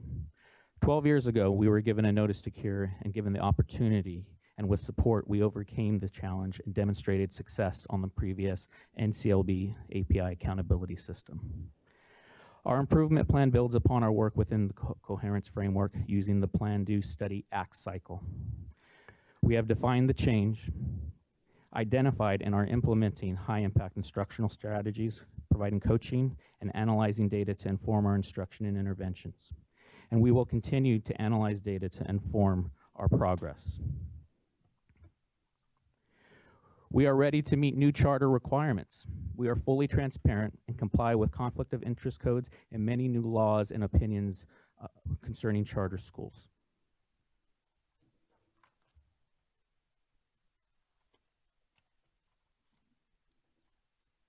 We agree that assessments and test scores are important, but RCS is more than test scores.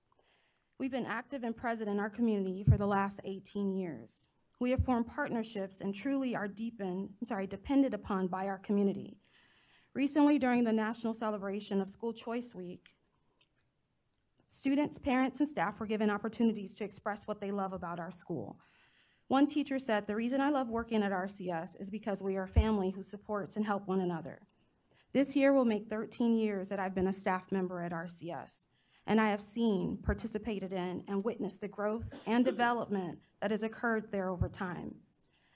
We have invested in our school facilities by replacing and adding classrooms, playground equipment.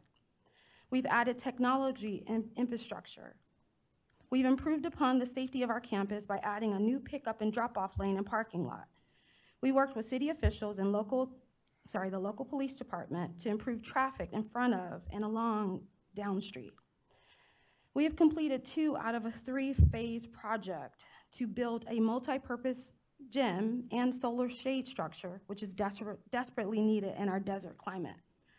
Since our last petition renewal, we were reaccredited through WASC. Our students participate in local and regional academic and athletic competitions that include Kern County Math Field Day, Science Fair, History Day, and Junior Olympics.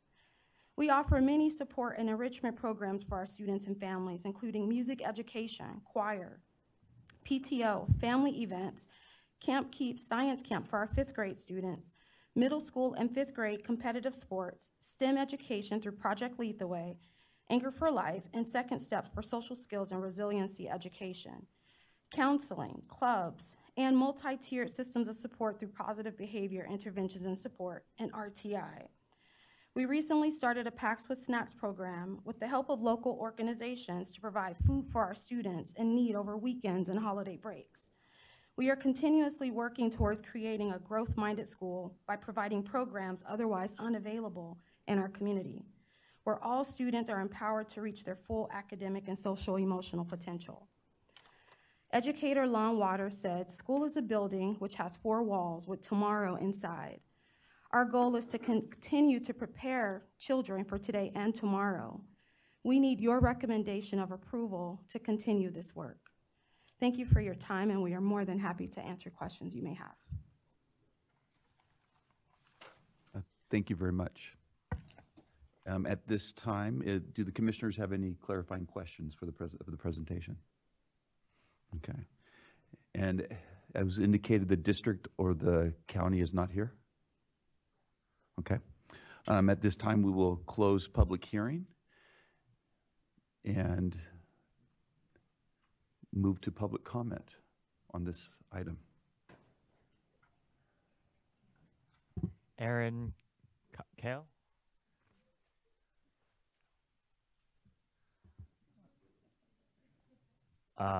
Arzel Hale? Eric Bruin? Yeah, I brought out the big guns because I figured I might need it. I'll get to that in a second. I am a parent. I teach second grade at Ridgecrest Charter. My name is Aaron Kale. I just wanted to share with you a little story. I have, when I was born with a severe hearing loss. So if I take my hearing aids out, I am technically deaf. If you notice, my speech is fairly clear, and I speak. A lot of people don't know that I have hearing aids. I went to a small school in LA, and it was a research school that was part of UCLA. They worked with me over and over and over to make sure that my speech was clear.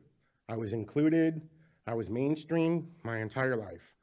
And I was fortunate enough to go, all my schools were public schools, LAUSD mostly, but I was able to succeed academically in those schools. And part of that, I believe, is because of the individual attention I received at my elementary school. About 40 years later now, oh, I'm up. You can go ahead and finish some closing statements. So I'm 40 years old now, and I have a student this year who comes into my class, and she has 2 cochlear implants. She is completely deaf if she doesn't wear that. She speaks extremely well. Part of the reason she does is because Ridgecrest Charter has spent countless hours making sure that she can speak well and communicate effectively, even though she has this hearing loss. At this point in time, she is holding an A in ELA. It's an amazing example of what Ridgecrest Charter can provide for a child, whether it's special needs or regular. I'm sorry I ran out of time, but I appreciate your time.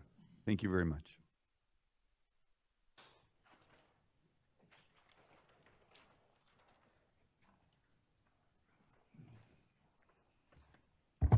I'm Arzel Hale. I'm on the board of the Ridgecrest Charter School. And I have no bias where parents send their kids to school, but I do think that they should have a choice. I'm very well aware of some of the problems that we have in the Ridgecrest Charter School because I've been in the Valley for 41 years.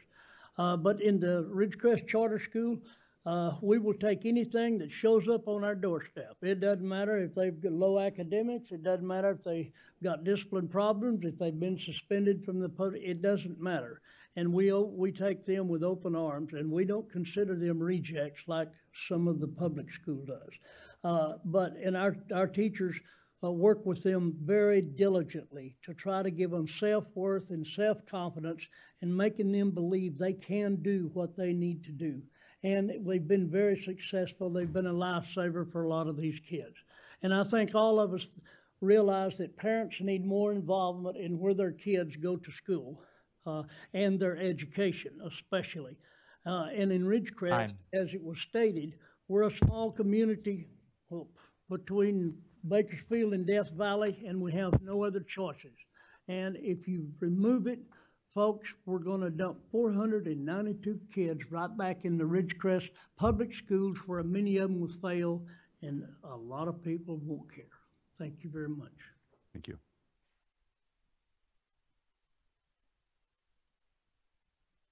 Okay, here we go, 1 minute. My name is Eric Bruin. I'm the chairman of the governing board. I'm also a proud RCS parent.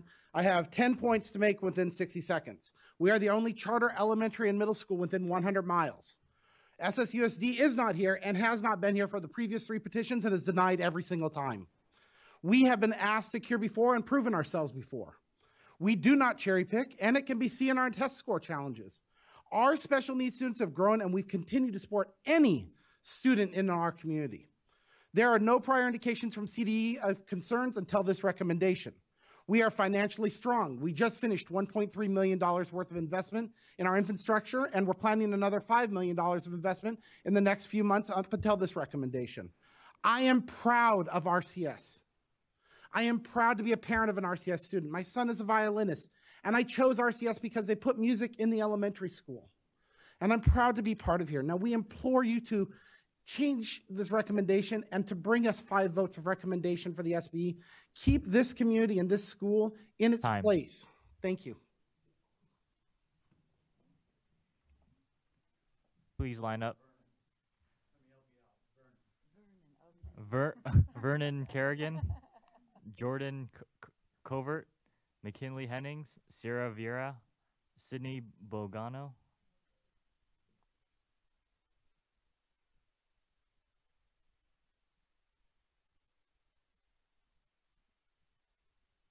For taking our time, your time, listening to what we have to say. I am a math teacher. I am the math teacher for the junior high level. I'll tell you about my day. It starts in the morning with some RTI. I have 3 grades. I teach out of 7 textbooks. I have advanced algebra. I have advanced geometry. I have 5th graders who sit in my 6th grade class because they're academically able to.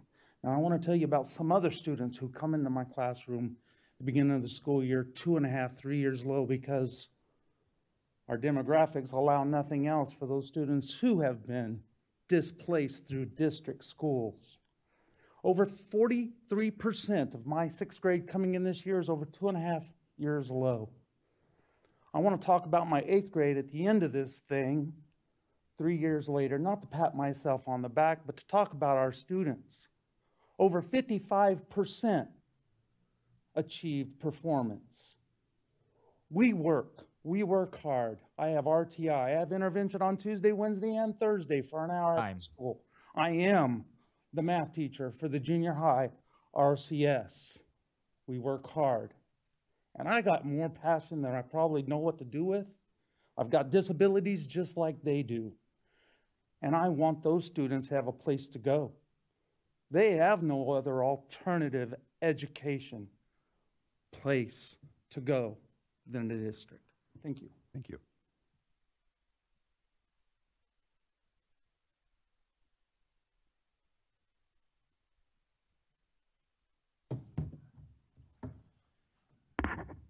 Excuse me. Good afternoon. My name is Jordan Covert, and I am the music teacher at Ridgecrest Charter School. I have previously worked as a substitute teacher for the school district at every single school in the district for Sierra Sands Unified. And from my experience there, I can fully back what the other teachers are saying about their subjects, but I'm going to talk a little bit about mine. So in the other schools, the elementary music program is almost non-existent.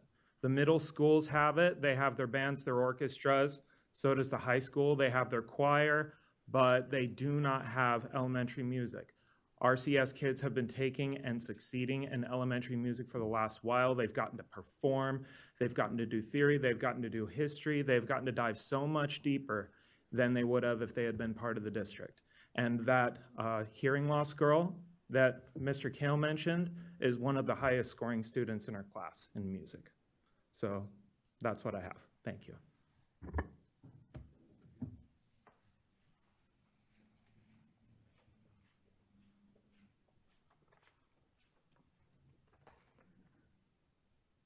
Hello, my name is McKinley Hennings, and I was a student at Ridgecrest Charter School.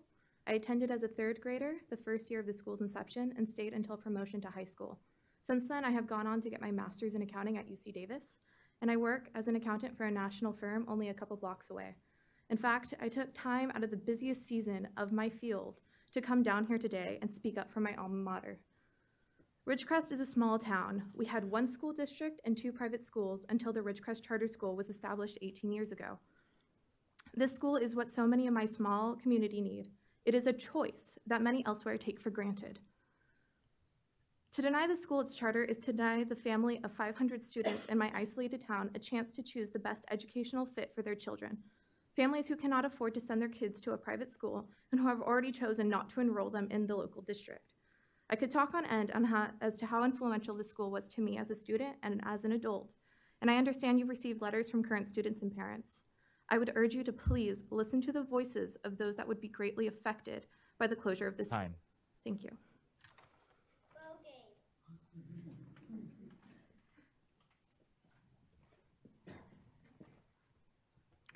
Hi, I'm Sierra Vieira. Like my sister McKinley, I was part of the Ridgecrest Charter School's founding class.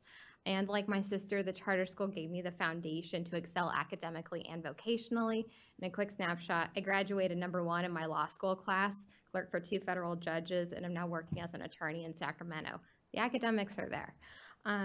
But the point I really want to emphasize today is that the charter school gives parents a choice in their children's education, gives them the right to say no, the other school district isn't right for us. No, I want to have more of a say in my child's education. And I think any parent would agree that the right to have this say in the education system is priceless.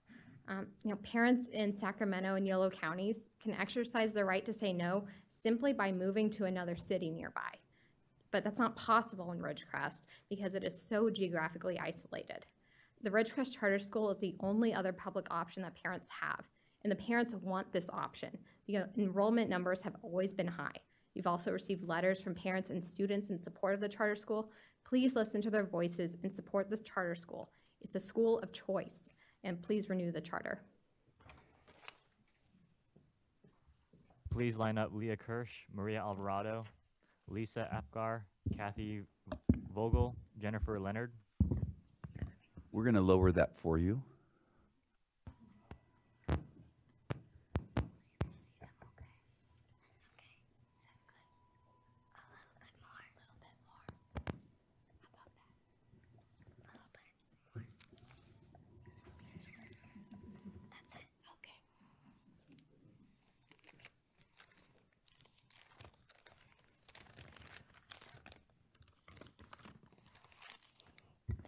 My name is Sydney Bogave, and I am a student at RCS. You can't close our school. Look at this. 500 kids will crowd schools, making it harder for teachers to teach. Also, kids won't learn as much because the teacher will have to deal with craziness more than teaching. That's why you can't close our school. Thank you.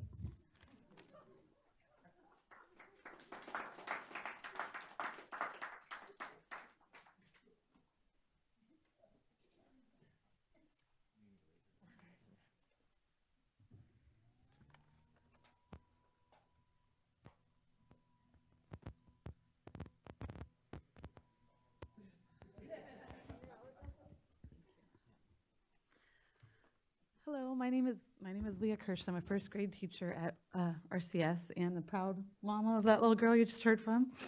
I would just like to say that, when I look at my school, I don't just see test scores and I don't just see a school of choice. I also see a community of educators who work really hard to make the needs of our children who are failed by public schools in our community.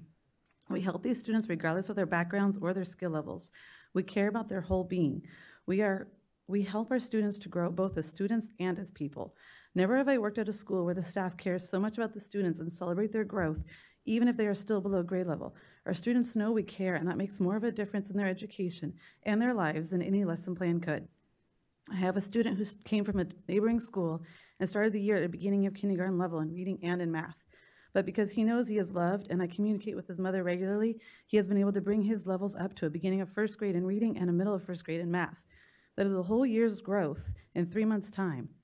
While his reading still isn't at grade level, his growth is worth celebrating. He knows I care about him as a person, and that has helped him care about his education, and it has allowed him to work to his full potential. Please renew. Thank you.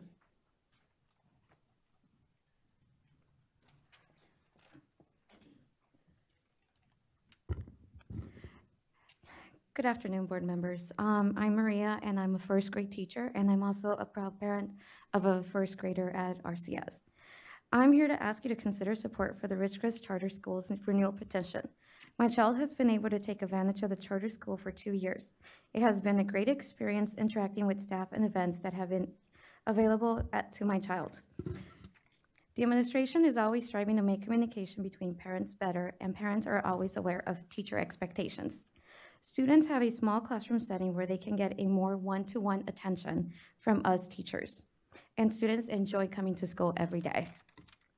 Closing this charter school would impact more than just relocating students. Class size among the Sierra Sands Unified School District would grow to a larger teacher ratio. This would cause teachers to have less time for students in a much smaller setting as we have in RCS. So please don't close our school. Thank you.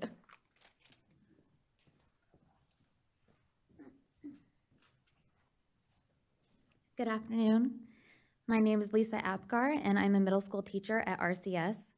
Not only am I a teacher, but I'm also the parent of a 6th grade student with autism. My daughter has been in general education since she was in kindergarten, and every year we've wondered if this will be the year that she'll fall behind in general education. At Charter, I know that every teacher has my daughter's best interest at heart. Every morning, the teachers get together to discuss the needs of our students, both collectively and individually. As a parent, I'm comforted in knowing that my child is known personally by every teacher and is able to receive a specialized education in a general education setting. The smaller class sizes and tight-knit staff all work together to ensure that my child and her fellow classmates are getting the best education available to them. Please allow these students to have a choice in where they will be receiving their education. Thank you.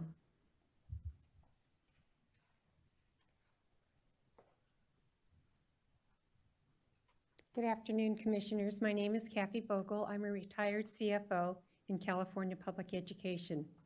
I want to reiterate the very positive comments made by CDE relative to how Ridgecrest manages its financial resources. It has maintained an ending balance in excess of the 5%. It has plans for unforeseen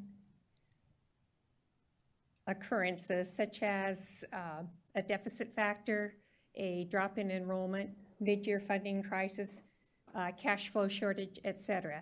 And I urge you to approve their request for renewal. Thank you. Please line up Timothy Lomba, Araceli Maynard, Bert Fraichelet, Ray Miller.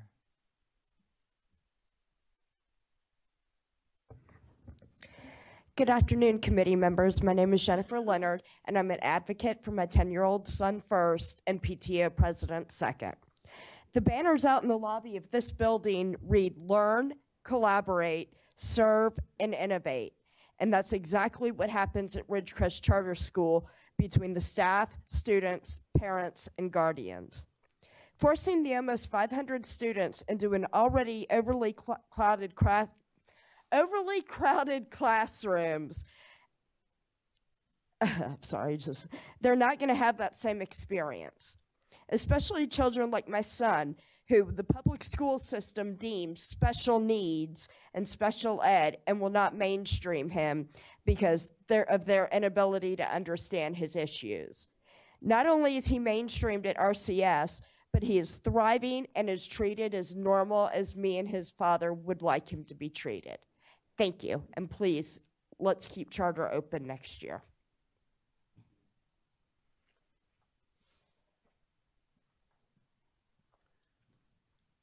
Good afternoon, board members. My name is Timothy Lomba. I am a substitute teacher at RCS. I've been working for a public school system in Mojave, and I've been around other public schools for subbing as well. First moment I walked on the RCS, I felt like it was family. I didn't even know anybody from anybody. The feeling was palpable from the moment you walked on the campus. No matter where you went, The kids were involved, the kids were engaged, the teachers were engaged, the administration was engaged. Everybody was on the same page as far as what they wanted for the kids, what they wanted to get done for the community. There really isn't a choice to have anything but RCS operational because of where they were located, being isolated. But nonetheless, these teachers, these kids, these parents, these families, everybody that's involved with the school need the school to stay open. And I want to be there not only as a substitute, but also as a permanent member. So please keep the school open.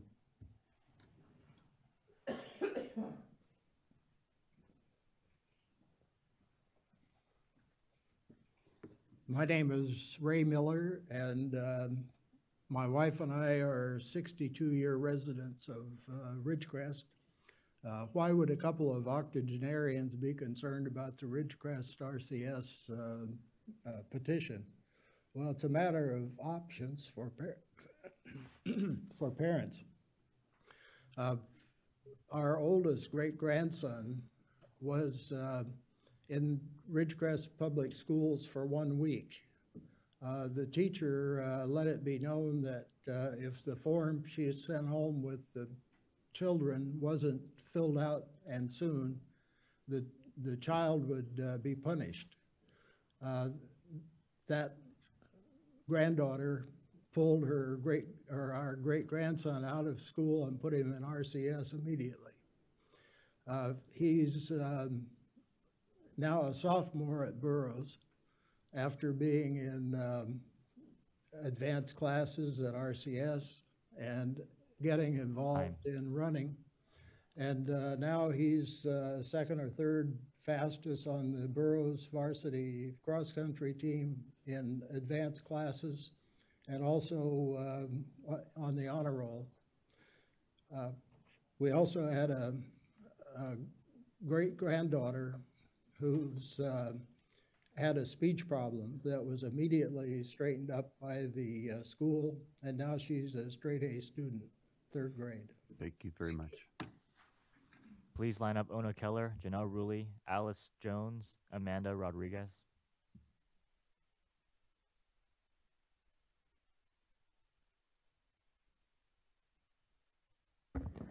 Ona Keller, California Teachers Association. We strongly support CD's staff recommendation to deny Ridgecrest Charter School renewal. The data show that the district schools are on the whole performing significantly better than Ridgecrest, both in ELA and math. Additionally, in the fall 2017 dashboard, it showed that the suspension rate at Ridgecrest was quite high and that the EL progress was quite low. So I urge you to recommend denial. Thank you.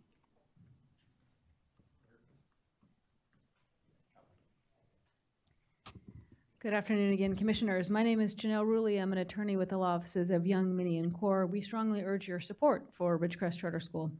I want to point out again that there are not substantive findings about the charter renewal petition itself. Regarding employee qualifications, the CD's concern appears to be that the word key was not used to modify the list of employees whose qualifications were described in the charter.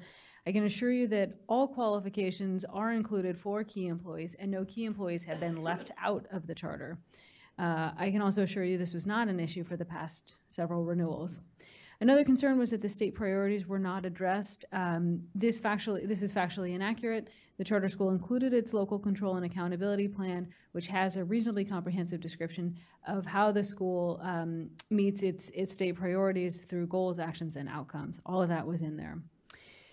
Ridgecrest is a charter school that needs a champion, and we're hoping that you're going to be that champion. This is a charter school that opened before September 11th was a proper noun. It persevered through assessment changes, through standards changes, through legal changes, through political changes. What remains constant is that the student population is well served and that the district will not authorize this school. We're asking for you to be our champion today. Thanks.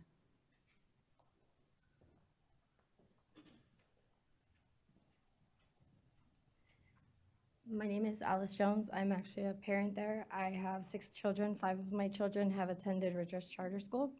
2 of them have aged out. I still have 3 students there. My kids have ADHD. Charter has changed their lives drastically because they went from being bullied in public schools to failing grades to now my daughter thanks me for her teacher. She loves her teacher. She's a straight A student. My son, who has ADHD and autism, he is in Ms. Pope's class, and she's amazing, and she has brought him out of his shell. He was hiding under tables and terrified. Now he reads. I mean, charter school is very important. My kids would not thrive back in a public school again. They would fail. There's no future for them there. I was a student who struggled. If there would have been a charter school around when I was a kid, I would have been probably an A student too. No, I'm stuck on SSI because I can't read and I can't spell because they failed me. The public system failed me. I don't want them failing my students. Don't take our charter. We need it.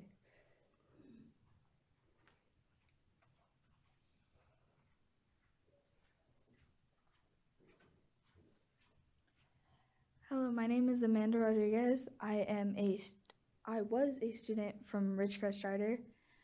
I graduated 4 years. I went there, and I was proud of my teachers. My teachers helped me grow from something horrible, from growing up being bullied.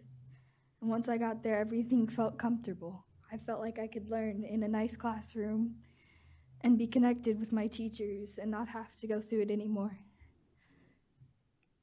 I felt happy at that school, and I would be very sad to lose that school. Thank you. There are 3 names that haven't come up yet. Are they still here? Araceli, Maynard, Bert Frechelle, Alice Jones? Okay. Thank you very much. We appreciate those that spoke. I know that's not easy to getting up here, but it really helps the commissioners understand what's happening at the charter school. At this time, we are opening it up for questions from the commissioners. So can we have the petitioner please come up?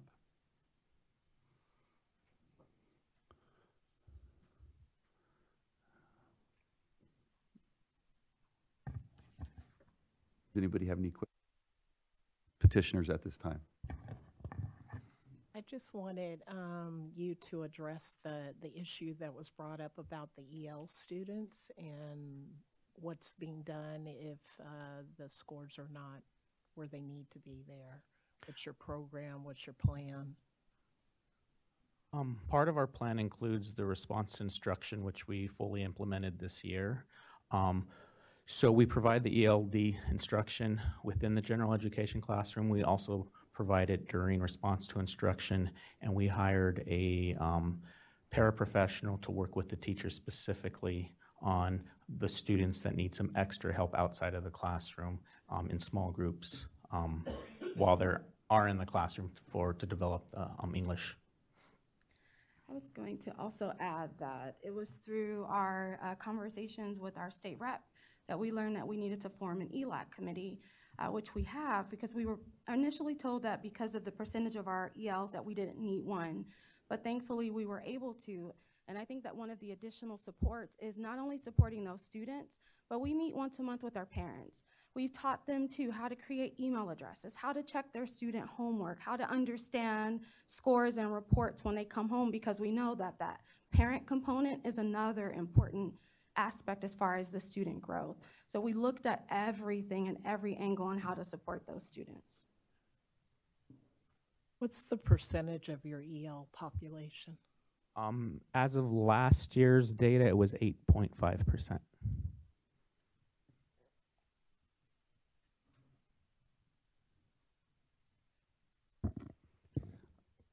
It was mentioned that there was a history of improvement plans, that you guys have been in situations like this in the past, and I think I read an article out of a newspaper in your area that talked about ACCS at one point didn't recommend you for renewal, and then the state board ended up renewing you, wanting to see growth. So talk to me about the history of deficiency and then putting in an improvement plan, and then why has that improvement plan not continued so that you're seeing the drop in the test scores the last couple of years? So we received a notice to improve back in, it was 2007. So what we did, and I'm speaking from what I've learned because I've only been there 2.5 years, is we worked with UCLA and we brought them in to work with us to really focus on improvement, our outcomes, learning, teaching. And in the older accountability system, the API, we were able to demonstrate growth over that time. And the reason why we're struggling now is we've had an adjustment. We had an adjustment with the administration. We had a director that was there for 9 years. I've been there 2.5 years. And as it was stated earlier today, sometimes it takes time to learn the culture, to learn the families, to learn the school. And we recognize we need to improve. And so we started working with consultants who have experience in the public school system and who have a record of improvement. And we're willing to continue to make those improvements and demonstrate that we can do it again. So what do you attribute the decline in CAS scores over the last 5 years for your school? Why do you think that's happening? I think there's several reasons. One being a change in administration, one being a change in accountability models and systems. Another, our enrollment has steadily grown. It hasn't dramatically grown, but it's steadily grown over time, and having to address all those needs. Looking at the ESSA scores that were released, you were identified as one of the lowest 5% of the schools on the dashboard under ESSA. Have you looked at that to look at why you were identified and what plans you have to grow? Yes, it was for socioeconomically disadvantaged, and we just received that email, I think it was last week, where we are notified. So one of the things we would like to point out is, a lot of the supports that have been put in place are just starting to be rolled out within the last year. So we do recognize that we need to improve and with that data with the socioeconomically disadvantaged. Yes.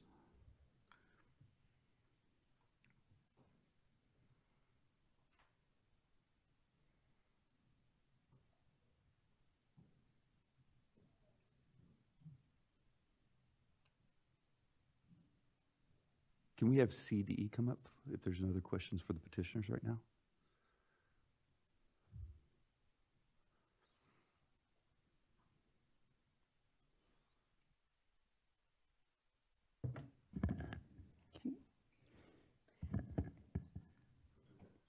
I can speak on a couple of things if you'd like before we start with questions. Go ahead, please.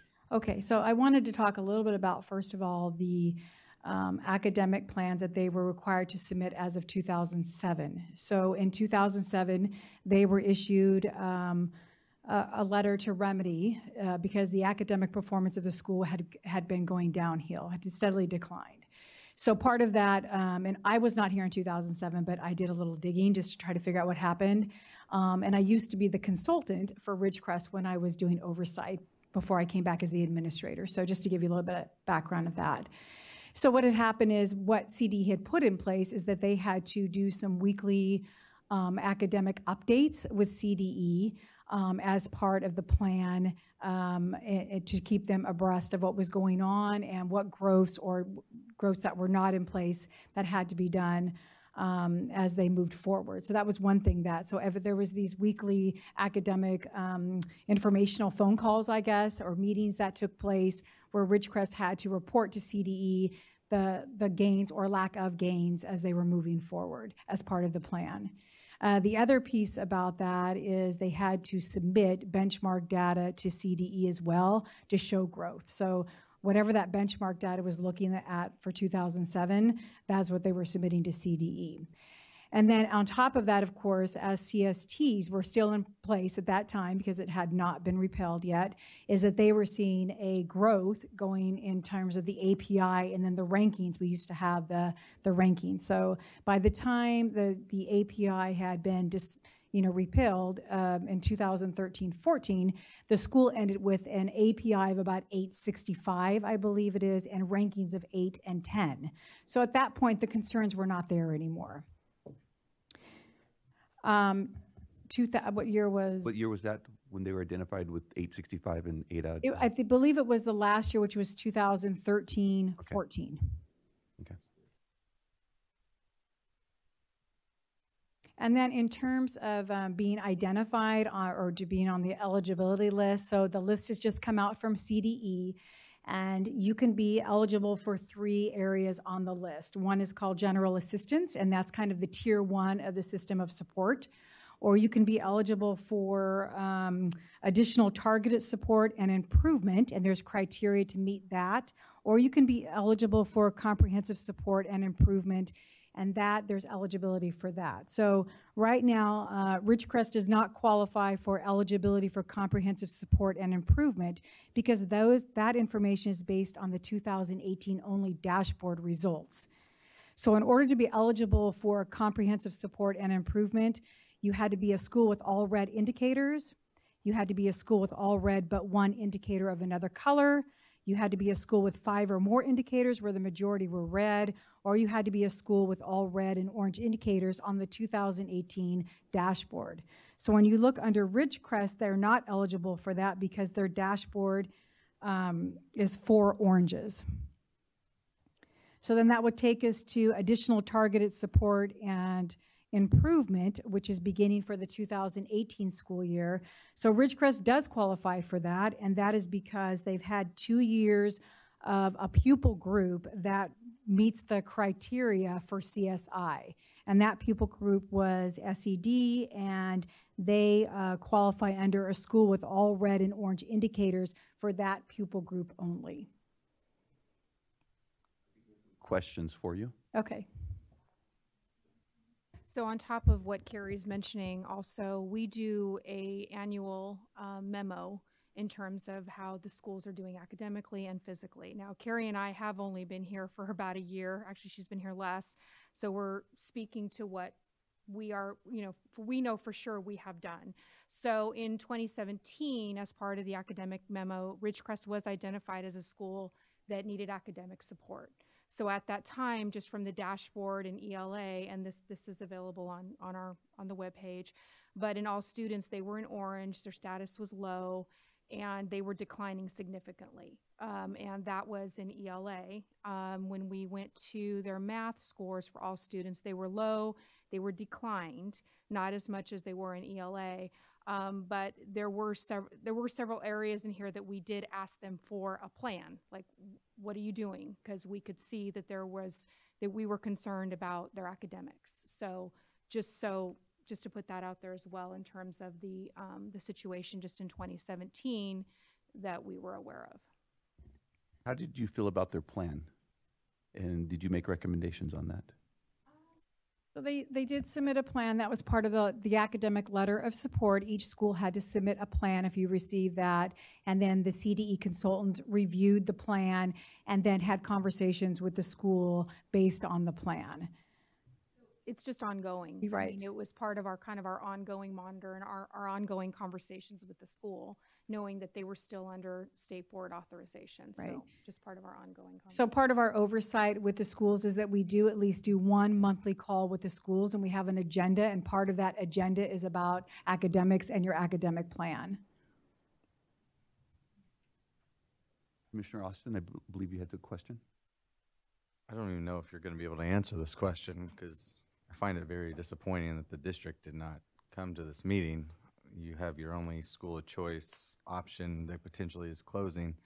And from the numbers I'm seeing, that would be about an additional 10% of students going into their district schools. So do we have any idea? I know the last Thrive, their district had like a plan for how they would absorb these students. Do we know anything about the district and what their plans would be? I do not know if they have a plan for absorbing the students if the school closes, but I will certainly check. Yeah. That's the only question I have.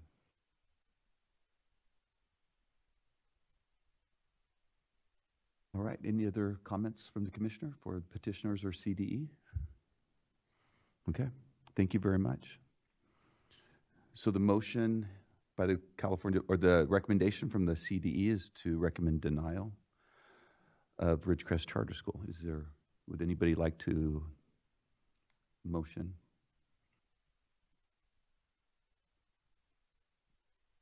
I'll move staff's recommendation to deny.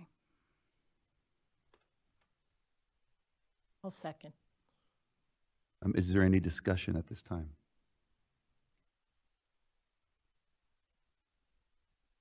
It's probably not a secret that I will not be in favor of this motion, but just to reiterate that I do think there is some compelling evidence that there's no doubt that there's absolutely a need for improvement, but I am definitely in favor of the school being given another opportunity to remedy, especially in this case. Part of what's most compelling to me is the fact that there's 18 years worth of experience here, and that there's a great deal of evidence that the school has in the past, when it has struggled academically, has been able to turn it around. And this is a completely new assessment system. It's a whole new assessment ballgame, and clearly adjusting your curriculum and instruction and classroom-based assessment to prepare students for success on those assessments is part of the equation. And it sounds like they've got a plan to, especially working with some of the coaching providers that they've secured. So I'm in favor of recommending to the state board, allowing them to continue that for at least the next 5 years.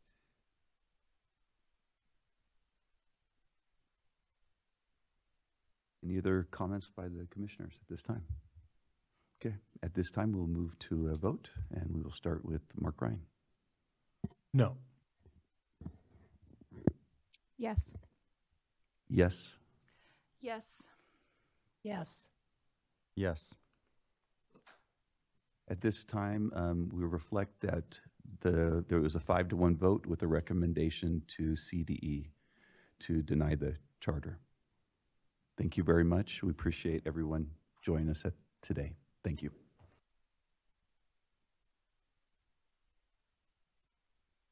And I'd like to officially adjourn the meeting at 2:51. Thank you.